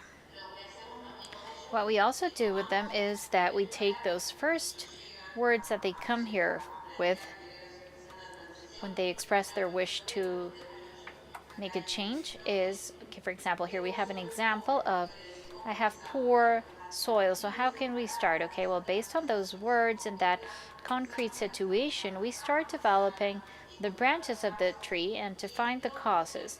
And this, I believe, is also gratifying about this type of agriculture, which is that we reconnect with the producers and that hand in hand of talking,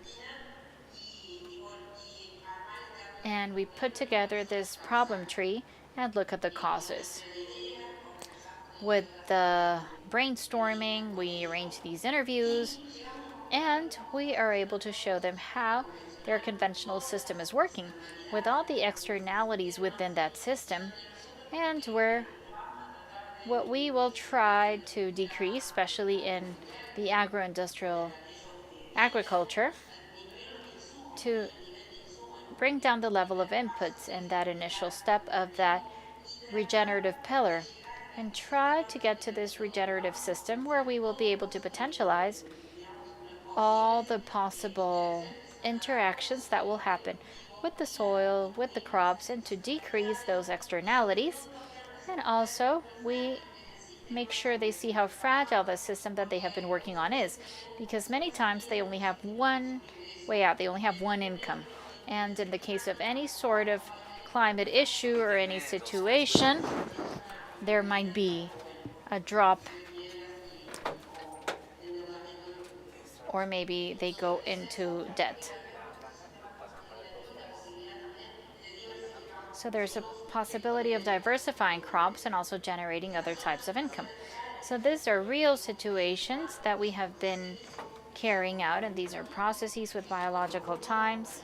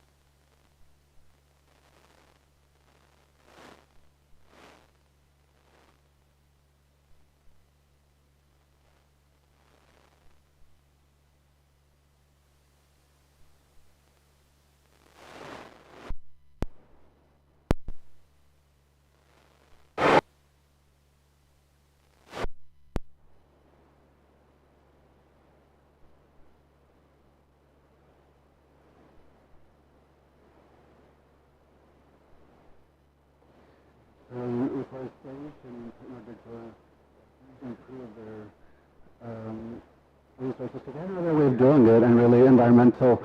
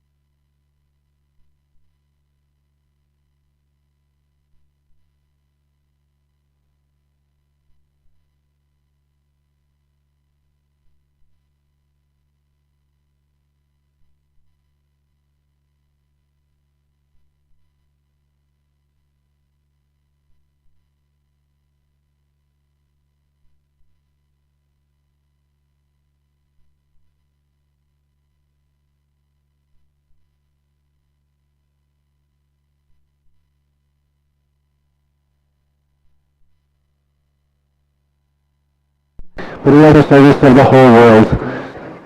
And regenerative businesses and regenerative economy, for me, are really important because that term sustainability is just falling short. And it's a word that is twisted a little bit in its meaning. And any company can say, we are completely sustainable because our product is 100% vegan, or it's 100% organic. But a product is 100% organic at the heart of things. So the concept of regenerative is much better, or goes beyond, because as I understand it, regeneration involves thinking about tomorrow. I cannot break that balance that exists in nature, and if I want to make use of product, any input, if you will, that I need to use in 100 years and be able to do so, and we need to think of all the necessary things for that to take place. So thinking of this not in the, say it's an organic product.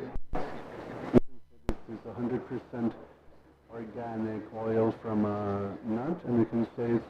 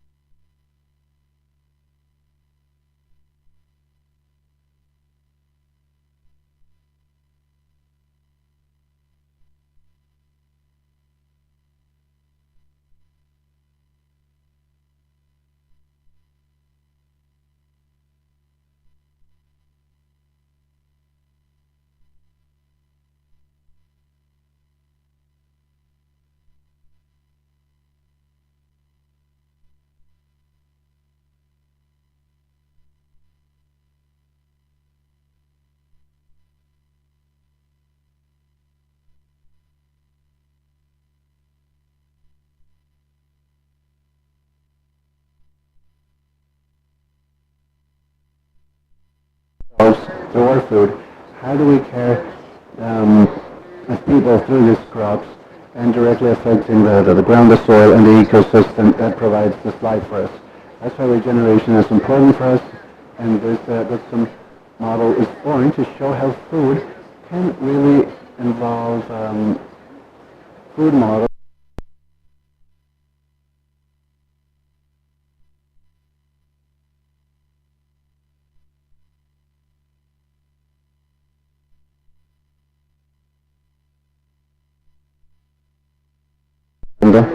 En la regeneración, en la forma en que hacemos negocios, escucho que ustedes han estado mencionando, pero para mí también tenemos que pensar en la forma en la que opera nuestra organización y nuestro negocio, porque estamos explorando diferentes formas de cómo cambiar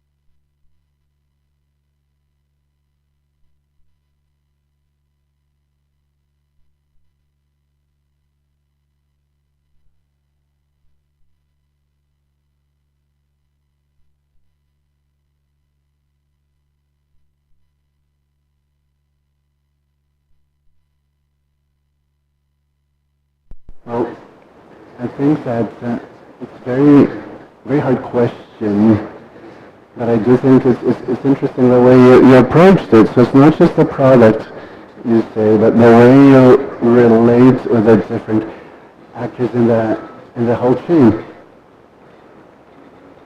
And it's similar to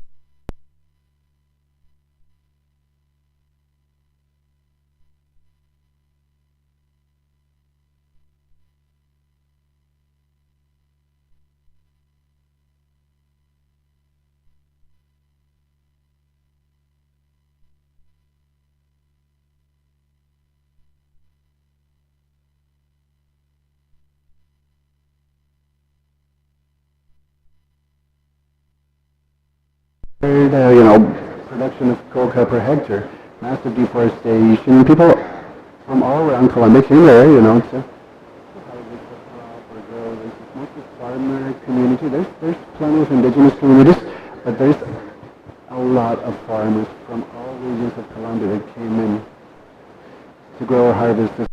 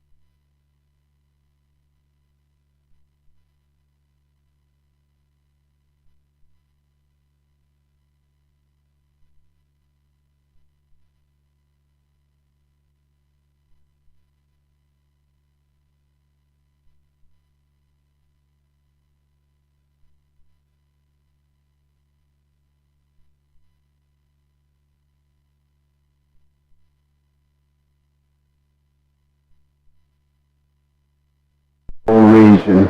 And we would have a bunch of people that's not from there, that has no sense of belonging.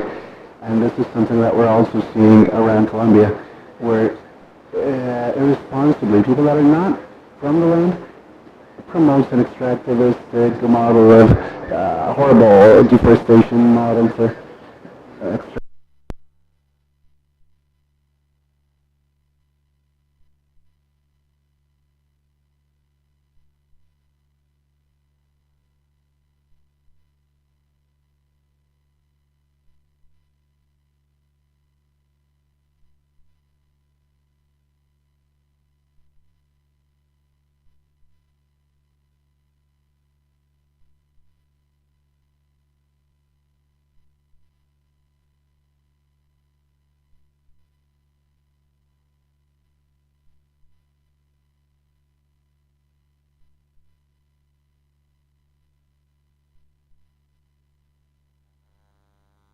Science, we can develop technologies and shift to more environmentally friendly technologies, using even less raw materials and inputs to produce the same productivity and making things more sustainable.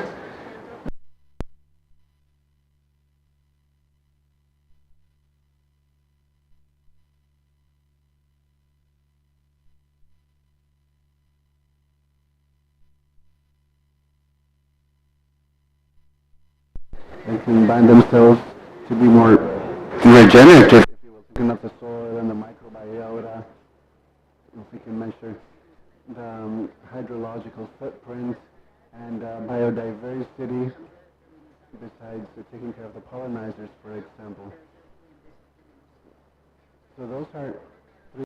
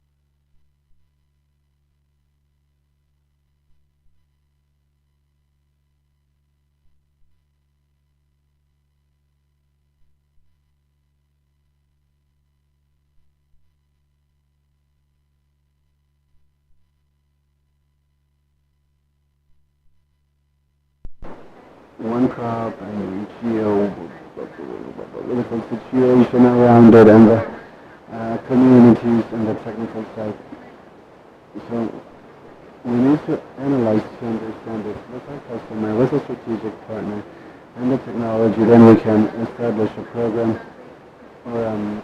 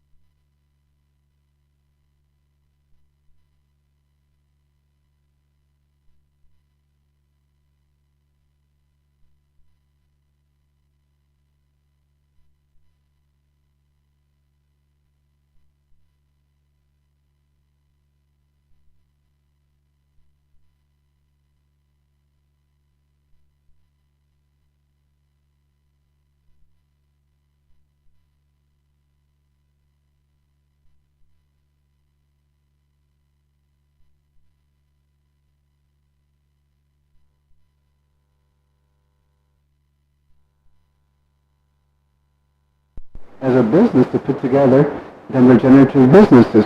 Here in Colombia, regeneration is so complex and has depended entirely from international cooperation, I would say, to survive and to obtain these permits in a more exceptional manner. And the most important thing is to educate first through events such as the one we're in, people that can carry our message forward to understand this is regenerative, this is fully sustainable, and then this project will obtain the support that we require. Now, what is working is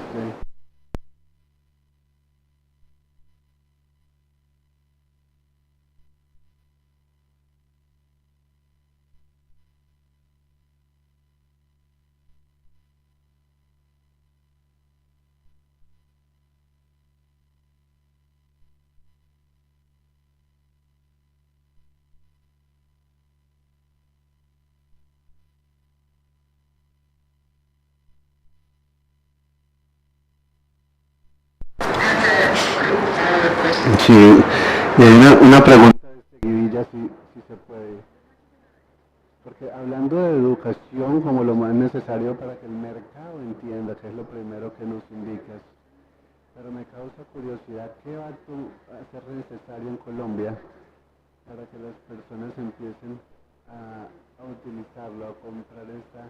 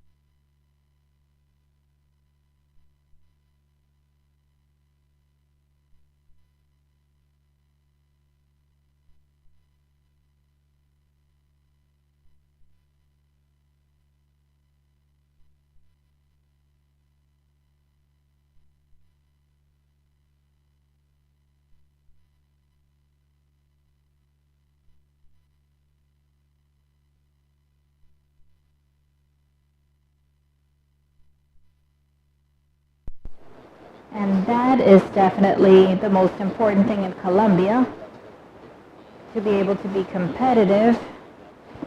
But the most important thing is that we need to educate people. With no education, there is nothing else, because with no education, what has already happened with the sustainable term happens. People do greenwashing and they say that this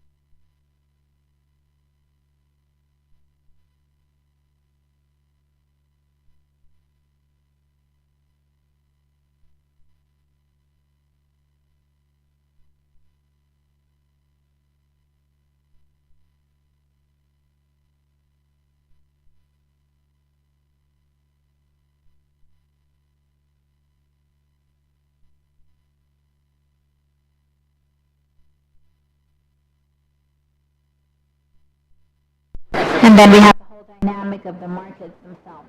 And finally, and how easy it is or not to adopt more infrastructure, more technological tools. There's a very clear example. We have gone much into having technologies that can be applied with drones, for example.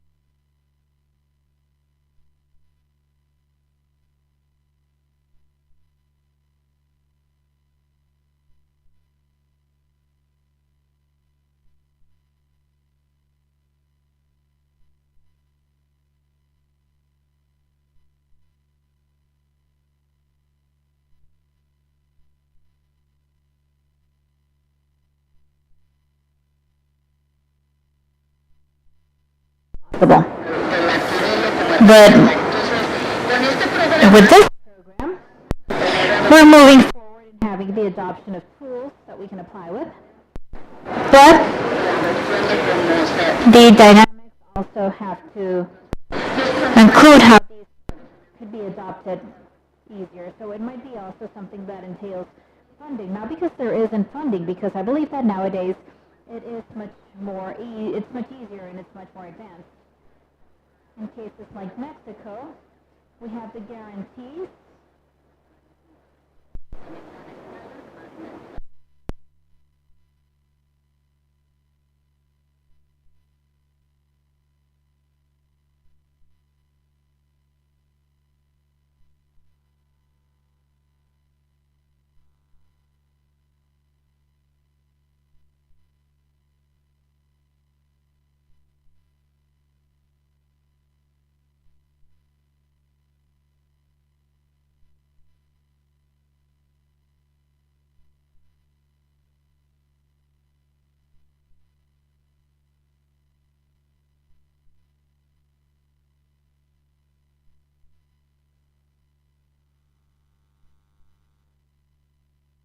And just say, we will regenerate this, and it turns out that they're autonomous in their territories and their ecosystems, and it's more about building projects together.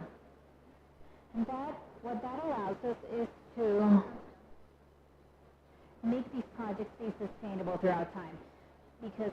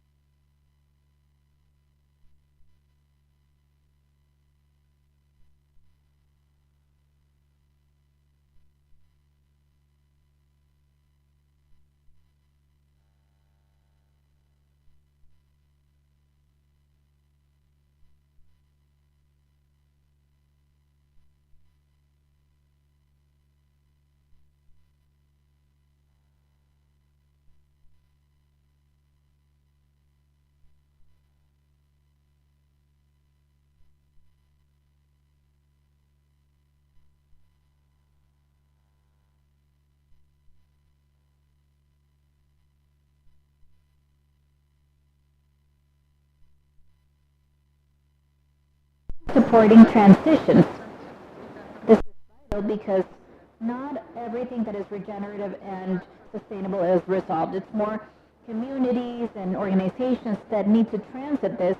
And this learning experience has been vital because, for example, in Goodson we have a pineapple product. And pineapple is a monocrop that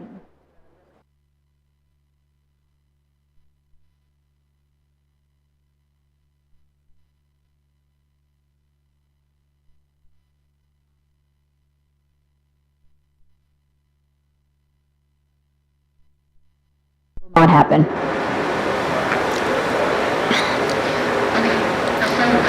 Bueno, y otra pregunta divertida. Tengo la curiosidad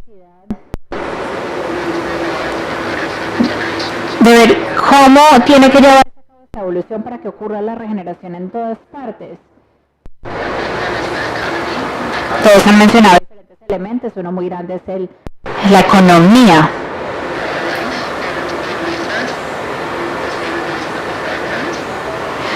Poder estar alineados con los objetivos de la granja y bueno, ¿qué otros tipos de sistemas o elementos consideran ustedes que son necesarios para poder evolucionar para que se lleve a cabo la regeneración?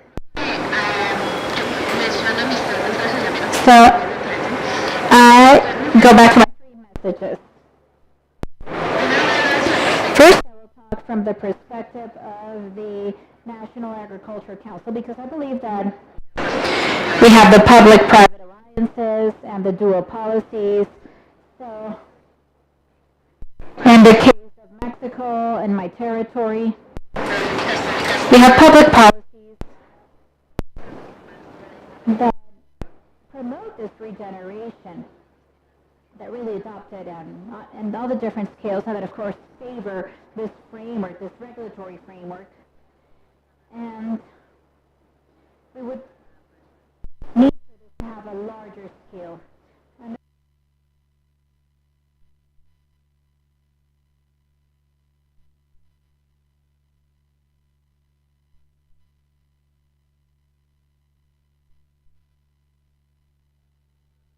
formal models to be able to evolve and the ways of producing and the way that we use this food. And this has to do with privileging and measuring the value chains that are really embedding this. So if the primary sector really finds that anchor in a tractor company, for example, and that we can really create this vertical aspect within the supply chains, then there will be a multiplying effect to generate the production systems. So that would lead us to a different, a broader scale in these models.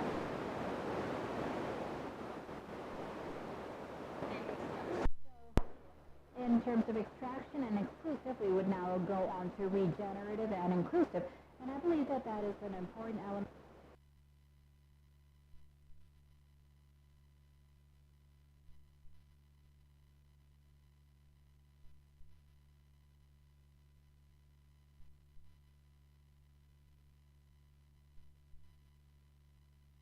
They know about the sovereignty of the territories and the soil. They also have a very clear understanding of the ecosystems and how they work. Therefore, they are vital in the conversation. I also think that we have to include women and give them much more visibility in their roles, and also youth.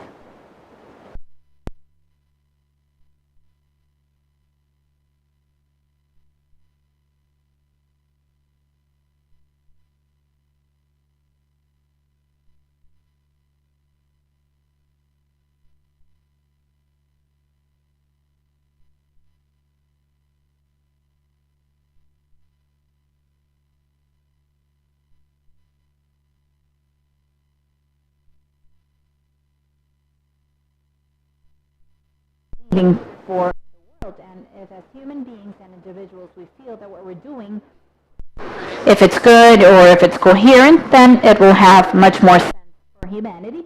And I believe that regeneration, as we've discussed and we've heard in different panels, has a connotation that is really spiritual and of essence of each person.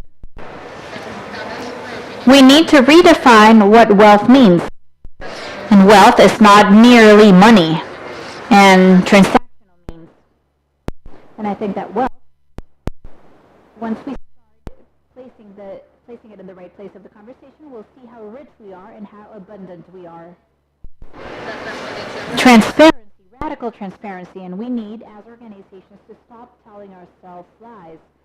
I think that being honest with ourselves, with communities, is vital to be able to have the conversations of the changes that are important.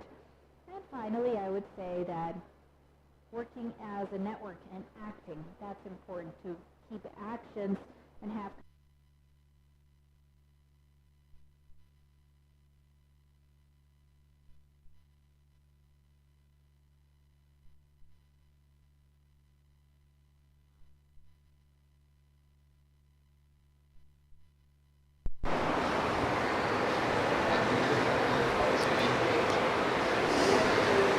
Well, I would like to start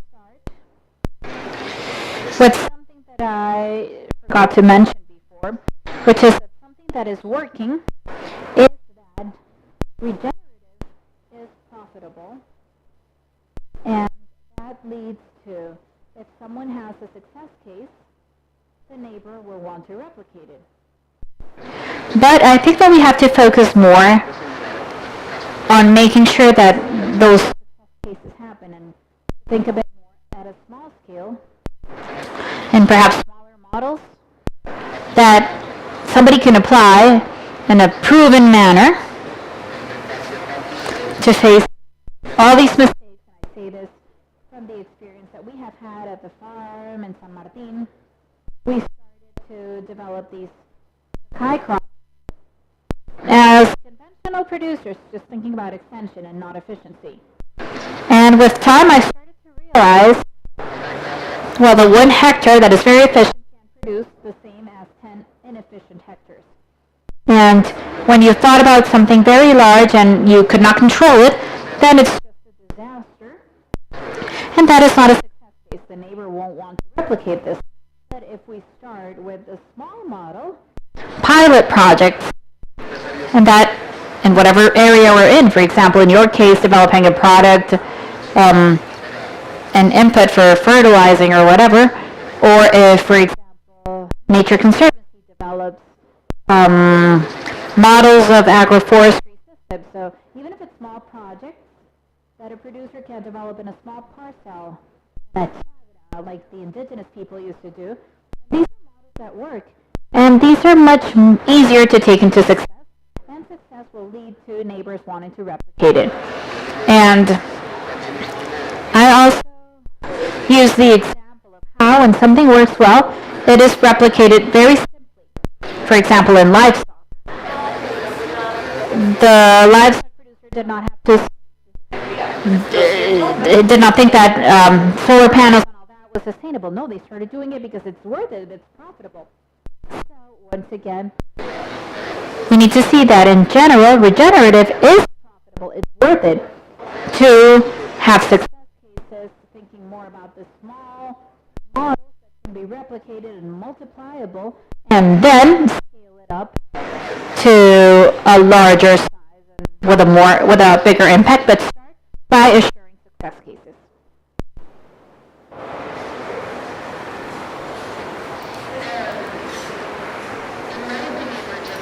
En mi opinión, la regeneración tiene que ver con construir capacidades, habilidades para poderlas desarrollar, y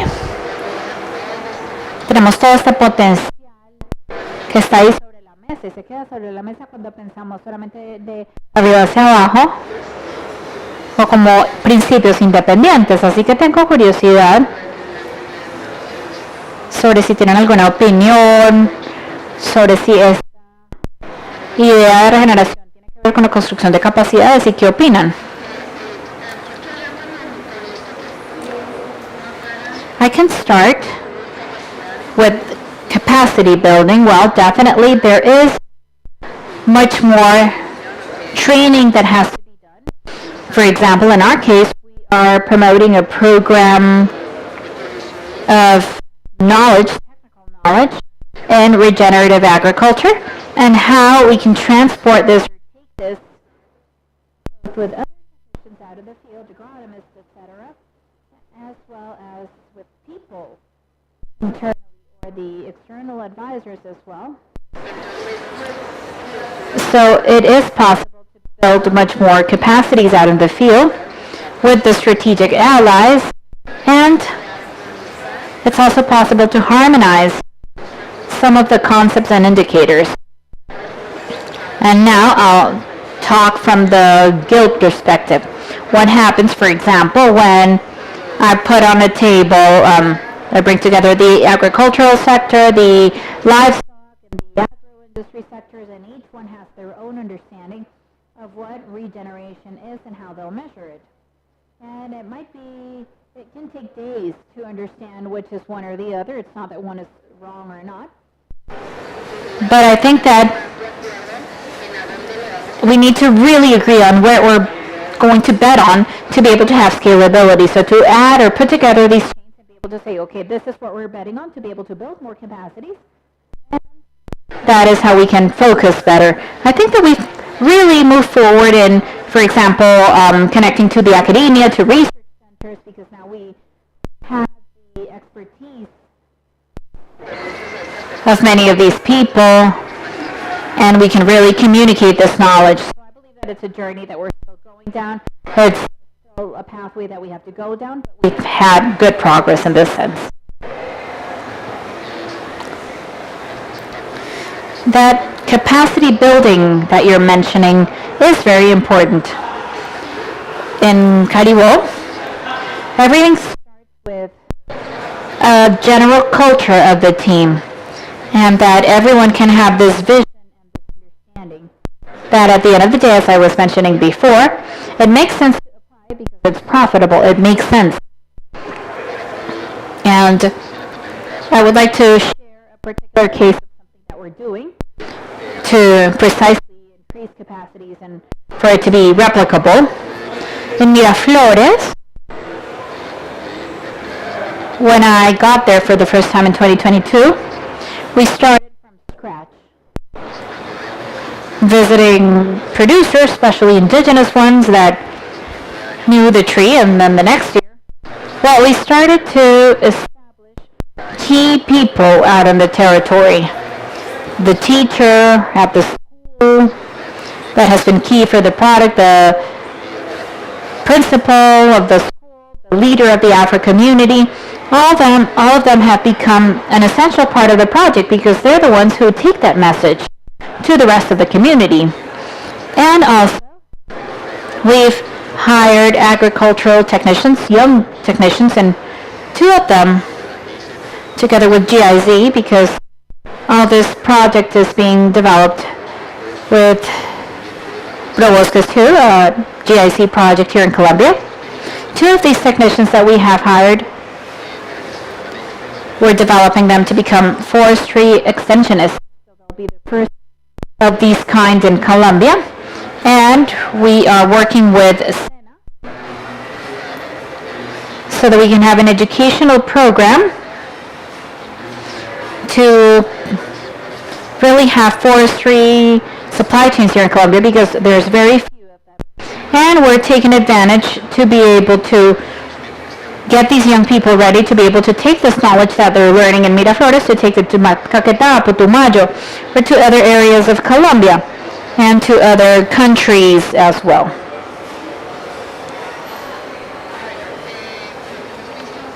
Well, what we have seen in Vietnam specifically is that capacity building is cross-cutting.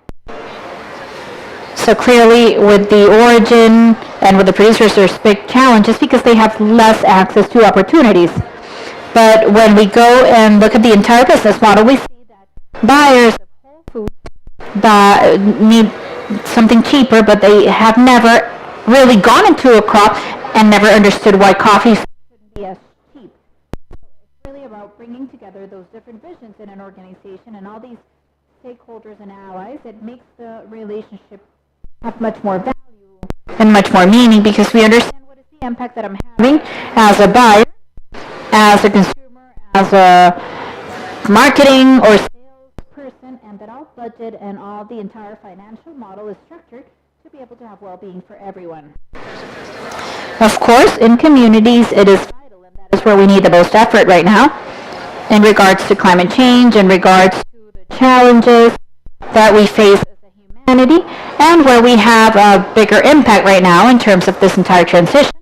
And it's about building with them and learning with them, because I believe that it's a relationship where we also learn a lot. So we're not just giving them knowledge, but they are also constantly sharing feedback with us. And also innovation is born. There's an opening to discover new products, new processes, new flavors, and I believe that that is truly bi-directional road. Creo que nos quedan 2 minutos.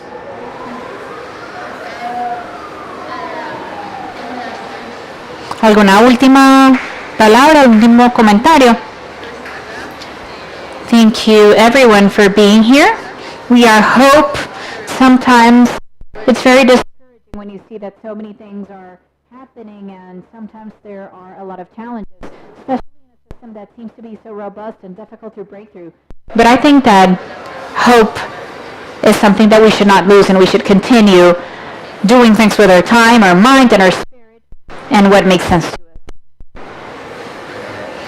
On my side, I would like to extend an invitation to always be open to supporting those entrepreneurs that really wish to bet on something new, something different, something that is taking a risk in favor of communities and sustainability.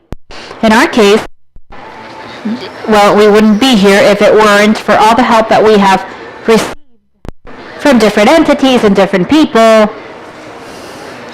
People who, with love and passion, were saying, text me and I'll connect you. So anyone who's here might be that person who maybe, I don't know exactly how I can help you, but maybe I know who can. And I'll just act as a bridge. So always think that we have capacities and the possibility to help and support those people, those actors of change who can really make all this move forward and for us to have a better world. Yes. I think that those who are here, that's already something that shows that we want to contribute, and we're doing so in our own trenches. And I think that this is about how we materialize it and scale it up. And I would say that there is something about how do we inspire other people, how do we demonstrate profitability, competitiveness of the different models that we have, and without a doubt that in the case, for example, of the private initiative, associations, etc., this is really how we take this to a next level, and it's an honor to be here to learn and to be in this journey together, to be able to take this so that we can say, okay, so we did something different, we're leaving a footprint, and it is possible. Scientifically, it is proven that if we accelerate this, we can generate a significant change. So that is the inspiration that I would like to share with you, and thank you very much. Muchas gracias a todos por su tiempo el día de hoy, y quiero terminar compartiendo que en mi experiencia de entrar a la agricultura regenerativa y ya haber estado en este camino por muchos años, las cosas en realidad pasan con el amor y la curiosidad, y entre más nos enamoramos y más curiosos estemos, podemos en realidad cambiar los negocios, cambiar los sistemas, y podemos apoyar todo eso que nos importa. Y háganse amigos de alguien que ustedes piensan que es su enemigo y traten de amar a partir de ahí.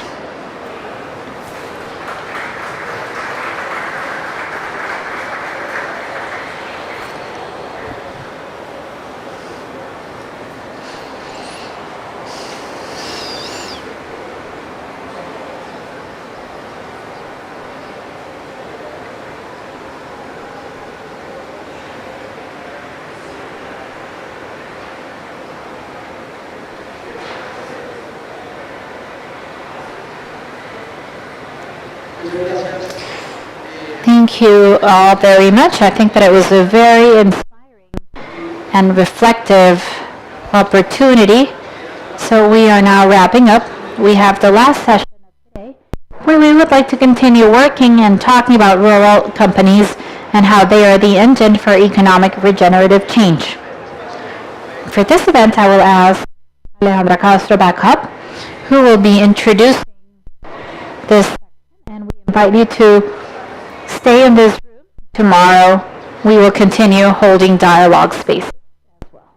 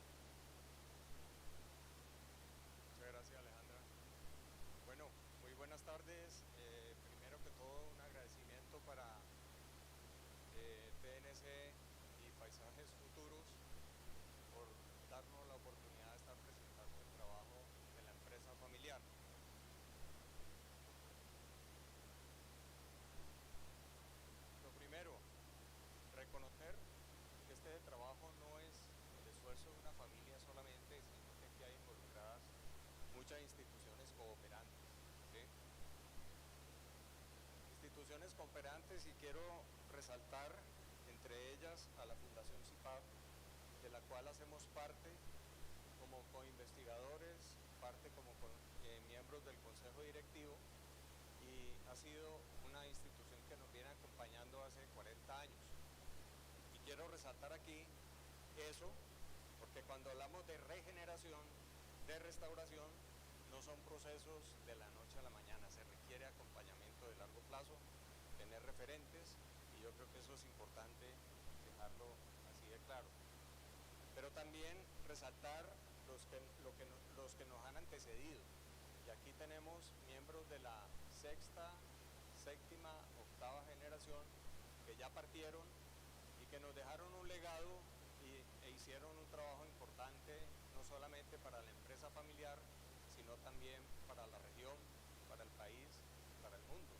Y quiero resaltar algunas frases que consideramos vitales, como la de Ciro Molina Garcés en 1940, cuando dice: se debe saber que el suelo neotropical fecundo se ha formado a la sombra, y así conservarlo arbolado es defenderle su medio natural y asegurarle su veracidad.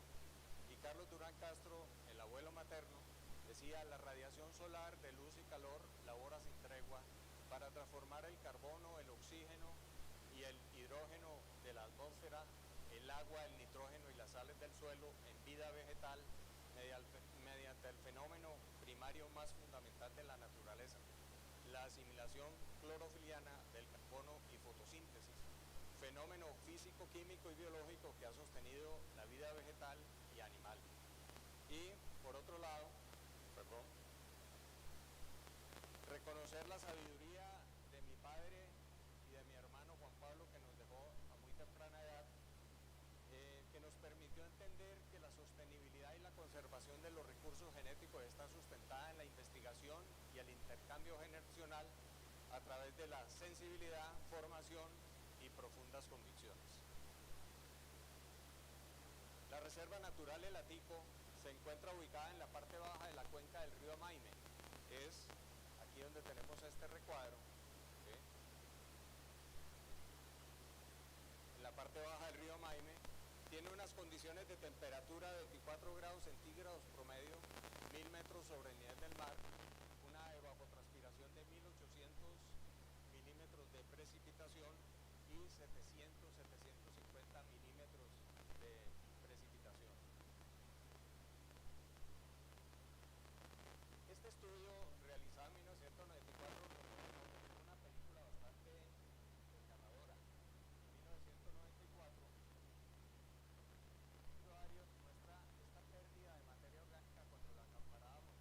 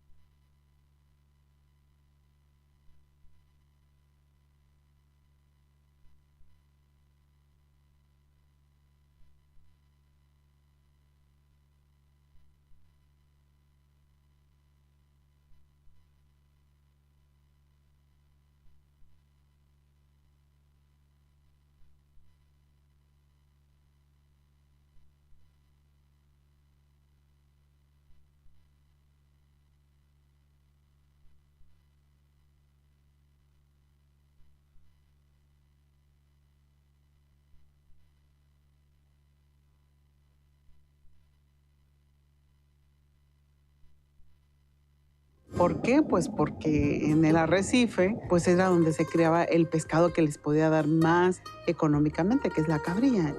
Entonces pues el arrecife estaba dañado por la pesca, las anclas, por los anzuelos, pero los científicos que empezaron a venir empezaron a notar que quizás había una pequeña esperanza, ¿no? De que esto pudiera recuperarse.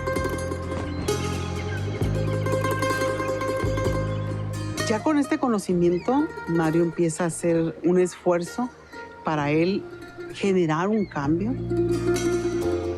Yo muy suave platicaba con mi papá y fue muy suave que lo fuimos haciendo entender. Y después mis tíos igual. Digo, es un bien para todos. Yo recuerdo cómo discutían, porque en todas estas pláticas ya se manejaba, ¿no? Hay que dejar de pescar para que se recupere el arrecife. Costó años hacerlo entender. Decían, no, nos vamos a morir de hambre. Y decidieron pedirle al gobierno mexicano que decretara Cabo Pulmo como un área natural protegida. Era como un salto al vacío, ¿no? Era apostarle a algo que no sabían qué les esperaba, ¿no? En el 95 se decretó Parque Marino en aquel tiempo. El 6 de junio de 1995 sale en el Diario Oficial de la Federación que se decreta Cabo Pulmo como Parque Marino Nacional.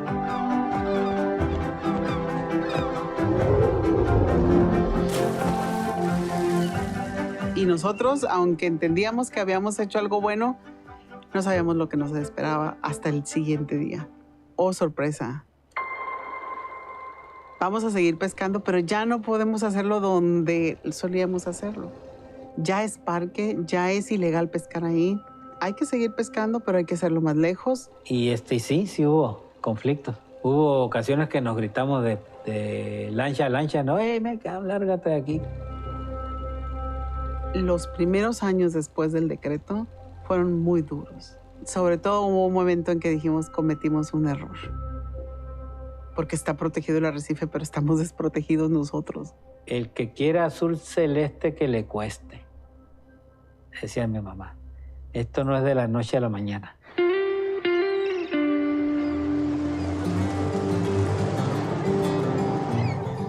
Gracias a Dios que mi hermano Mario tuvo la iniciativa de mejor salirse de Cabo Pulmo para capacitarse para ser un buzo. Vine yo, regresé y me tocó enseñar a mis hermanos, primos, a mis sobrinos. Íbamos dándole la vuelta a la tortilla, cambiando de ser pescadores comerciales a trabajar en el ecoturismo, muy poco a poco, pero muy poco a poco. Mira, esta fue mi primer tienda de buceo. En una ocasión llovió tanto que agarró peso y se nos cayó. Y poco a poco más buzos llegaban, pues iba abriendo la necesidad de que se abriera pues más tiendas de buceo, que se abrieran los restaurantes, hospedaje. Y bueno, eso fue así, muy paulatinamente, muy paulatinamente. Alrededor de que yo calculo como 8 o 10 años que nosotros empezamos a ver el cambio. Cómo me hubiera gustado que mi papá hubiera visto esto. La recuperación, todo lo que hemos hecho, todo lo que sus hijos han hecho.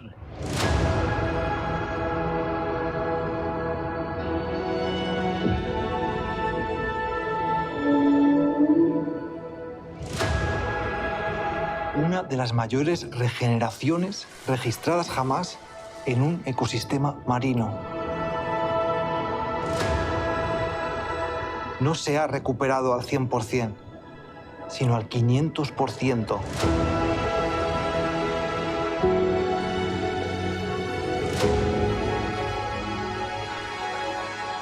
Una abundancia que ha logrado que se recuperen los bancos de peces en toda la región, desbordando los límites de la reserva.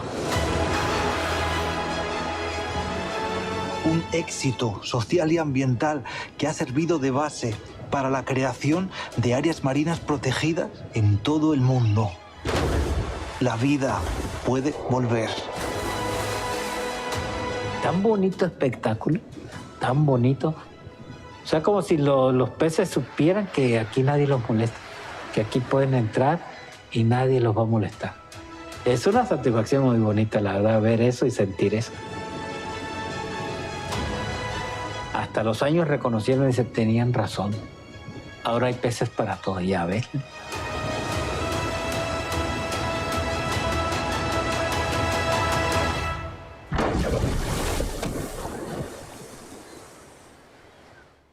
Este es mi papá cuando vivíamos en la orilla de la playa.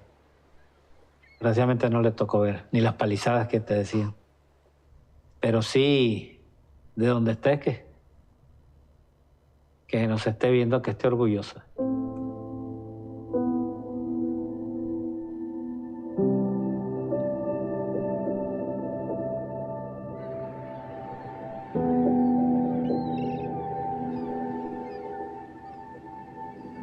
Él nos lo inculcó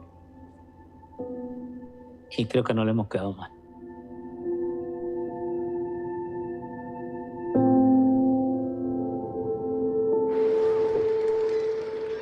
The rate at which nature recovers is extraordinary. We have an economy that's based on extraction, taking life. Because we've been so trained to be degenerative, and we're very wealthy because of that. But the earth is not wealthy. The earth is impoverished.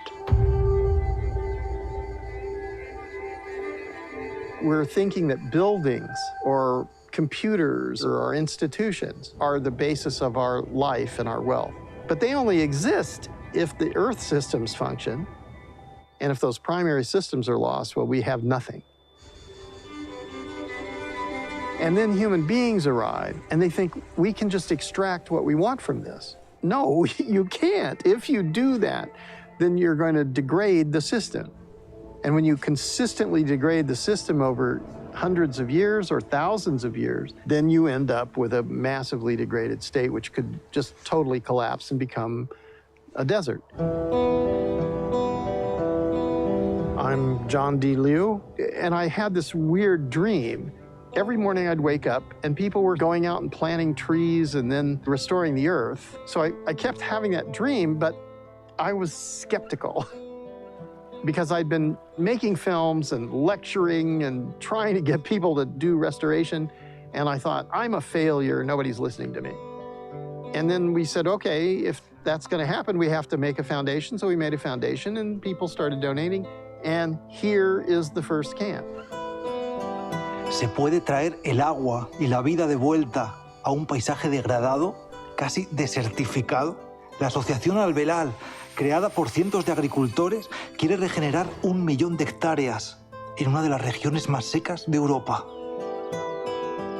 Y para ponerlo en marcha, contaron con la ayuda de uno de los mayores expertos en regeneración de ecosistemas a gran escala, John D. Liu. We can't fail to restore the earth. It's impossible for us to fail. Humanity is so powerful.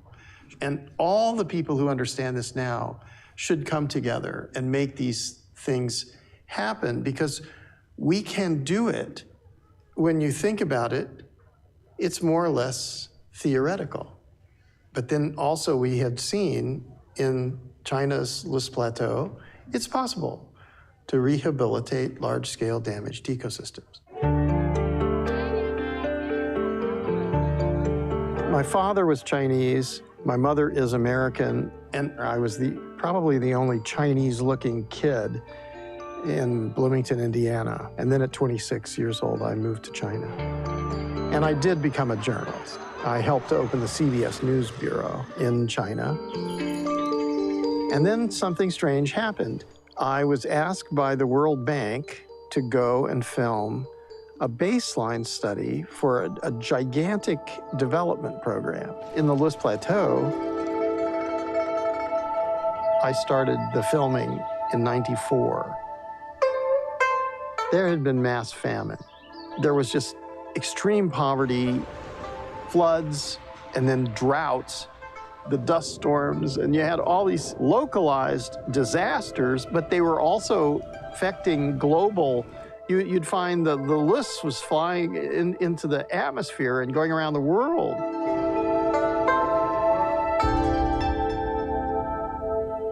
So you have to also understand the context at that time in China. The young people would be going into the cities to work in factories, and they were getting rich. But there's this place that's the cradle of Chinese civilization, and the people are desperately poor. I started to follow this story, looking the ecosystem, and it looked like the moon. Then I saw human destruction of ecological function at such a scale that it alters the climate, it alters the hydrological cycle, it changes the vegetative cover and the biodiversity, and everything is different. The water is not infiltrating and it's not retained because it's going away, and that's causing massive erosion. And the Yellow River is called the Yellow River because of the loess deposits that are going into the Yellow River. Then it became clear that all the activities that the people were doing there, which must have come from their traditional lifestyle, so all these behaviors were negative.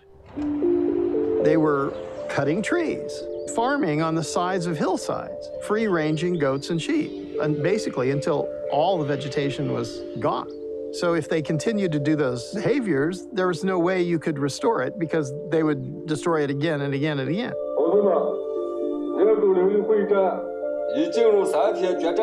Well, the first thing that they had to do was have a very, very long conversation with the local people, for them to understand that it's in their own benefit to not just work for themselves, but to work for the good of all. So it was about collective intelligence, getting the whole population to say, all right, we have to change.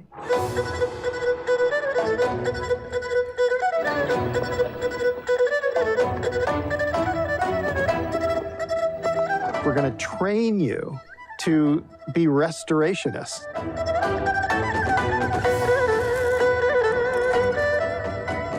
So the idea was that they would cover the tops of the hills and mountains with trees.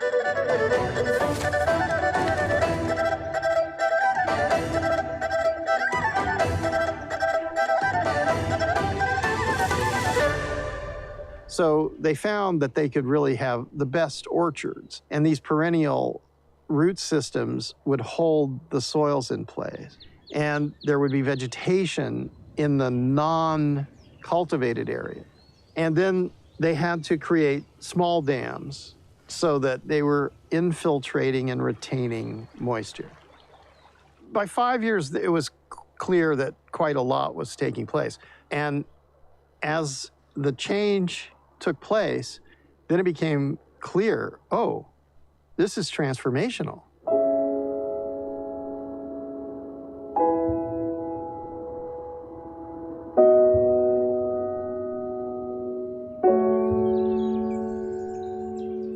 The landscape reflects our consciousness.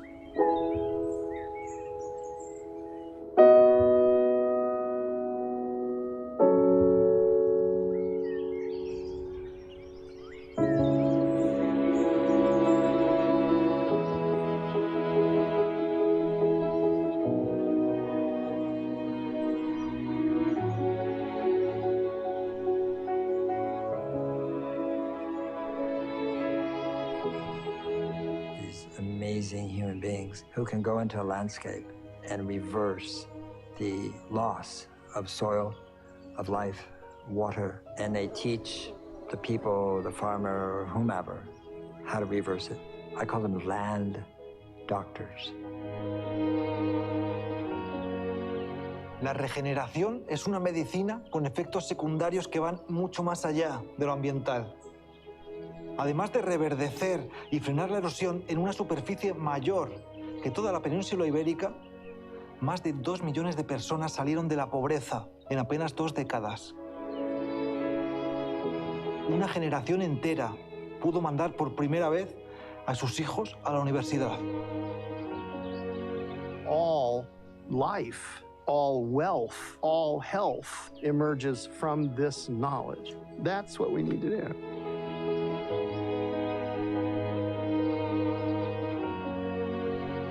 what else have we got to do? If you do this, you'll get the water and the vegetation, and the temperatures will be moderated.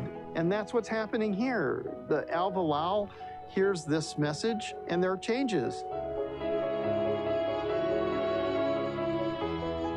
Fue el año 2014 cuando montamos la asociación alveolar, en la que el protagonismo fue de los agricultores, de la gente, de la sociedad rural, donde todo el mundo tenía algo que aportar. The first thing they did was building this water retention ponds, spreading seeds of 30 different species for ground cover, and then trees and the aromatics. And then we have other lines of lavender also.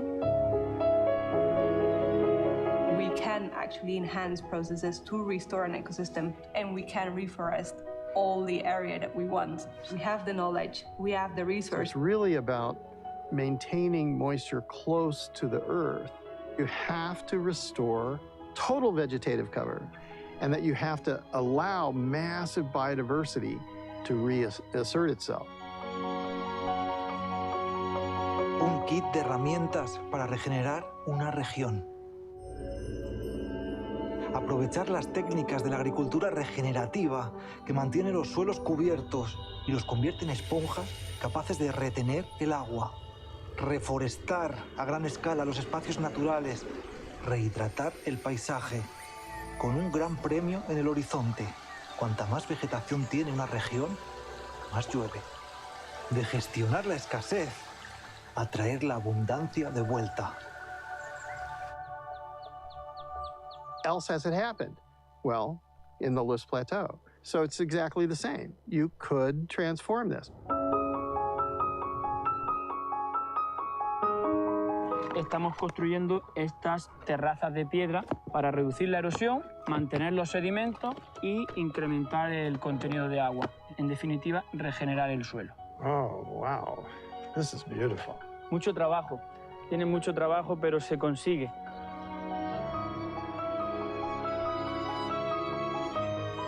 Yeah, Camp Altiplano really represents a place of action. If they can make it happen in a place like this, that means that it really has the potential to change the face of the world. And now there are 65 of these camps and communities in 6 continents around the world. 30 years ago, it was unthinkable that private business would somehow start to invest in ecological restoration, or that ordinary people would gather together just to do restoration because they know their future depends on it. En 2050 podremos tener un territorio que sea ejemplo multiplicador en otros territorios. We can make that the river start flowing again as our grandparents remembered. Y que sea la sociedad, la gente con sus propias manos quien aporte y siga haciendo crecer algo que es necesario. Lo de regenerativo, yo soy de los que si no lo veo no lo creo. El primer año no se veía, pero al final soy el primer convencido y capacitado para convencer a cualquiera, que se lo puedo demostrar todos los días. This is the hope for the earth and for humanity. We've come to this time, and it's our time, and we're alive now. And all the people who are alive today have a responsibility to the next generation.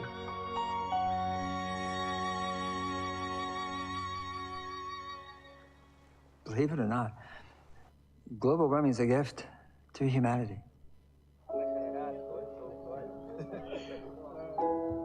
Is the gift of becoming more human, of learning, of expanding, of connecting.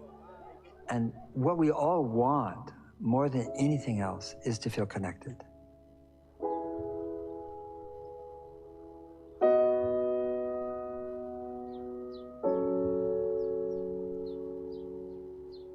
Hay quien le entrega a sus hijos un arrecife regenerado.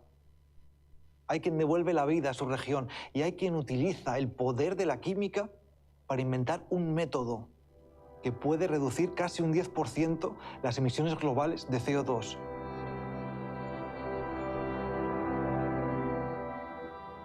Chemistry is one of the coolest things in the world. It's almost like magic, turning one material into another.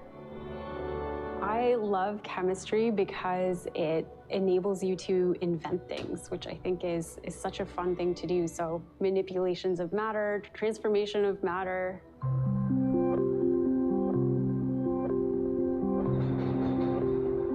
When people think of decarbonization, they often think of solar panels and electric vehicles, but there's embodied carbon in everything around us. Thinking about how you can have the biggest impact.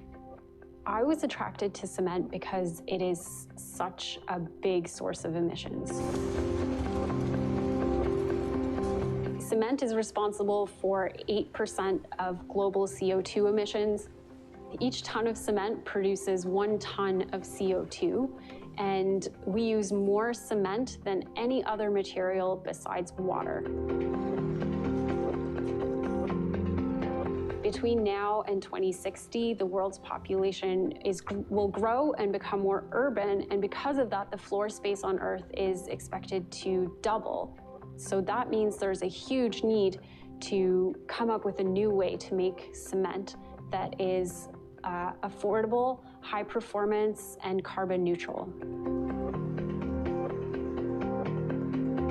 To make standard cement, you would take the limestone and clay, and you'd first heat it to 1,000 degrees Celsius. And at that point, the limestone would decompose into cementitiously active lime and CO2. So that one step is responsible for 80% of cement CO2 emissions. Contrasting that to how Sublime makes cement.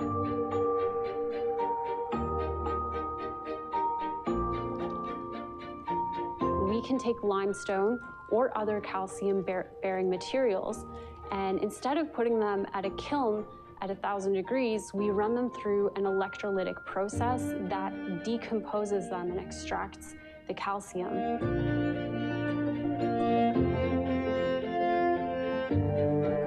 El avance tecnológico que ha logrado LIA con Sublime Cements, un cemento con emisiones prácticamente nulas, puede suponer en términos climáticos el equivalente a retirar todos los coches del planeta de circulación. Y está pasando. 4 years ago, when Sublime spun out of MIT, we were making like a sugar cube amount of cement. Now we've got, 2 trucks fulls came to the job site today, so we're on a trajectory to get to 30,000 ton per year scale with our first commercial module to be replicated into megaton plants so that we can bring cement making into the post-carbon world. And it takes a village. I mean, you just can't do this as one person, can't do this as one team. You need teams of teams, and this is what we got here today. I want to be able to say to my kids and my grandkids that I was part of the change, and that myself and my friends tackled one of the hardest problems and that we succeeded. La clave para resolver la crisis climática consiste en entender que no existe una solución, sino decenas de ellas que forman un puzzle con muchas piezas, el puzzle de Drawdown. Y este puzzle forma parte de un juego más grande, un juego en el que las reglas las pone la naturaleza. El juego gira alrededor de esta esfera que representa nuestra atmósfera y que tenemos que evitar que se caliente más. Este fluido representa la concentración de gases de efecto invernadero, como el CO2 y el metano, que atrapan el calor del sol y funcionan como el termostato de la Tierra. A más nivel, más calor. Y a más calor, más extremo se vuelve el clima. Weather is not something that somebody did, or it's not a scientific theory. If you have no water, if your crop dries up, that's weather. If it just did that 1 year, that's, wow, okay. But what you're seeing now is what's called pattern recognition, which is this happened, and this happened, and this happened. Something has changed. It's not a one of, it's a pattern. Funciona como una bañera. Tenemos unos grifos, las fuentes de emisiones, principalmente la quema de combustibles y la destrucción de la naturaleza. Y tenemos unos desagües, unos sumideros, que absorben el CO2 y lo transforman en vida. Si el grifo echa más agua de la que el desagüe puede tragar, el nivel sube. El objetivo del juego es devolver el nivel a la zona verde, en la que la humanidad ha vivido desde el comienzo de la civilización. La zona del clima templado, en el que la vida florece. Estamos aquí. En los últimos 200 años, el planeta se ha calentado 1,3 grados y nos acercamos a este límite, 1,5 grados. A partir de este límite aparecen riesgos nuevos. Además del clima extremo y violento que ya tenemos, aparecen los efectos dominó, en los que la estabilidad del planeta se nos va de las manos. Si superamos este límite durante mucho tiempo, se acaba la partida. This is very well established science that there are tipping element systems, and we have, in the latest science, documented 16 big climate tipping element systems.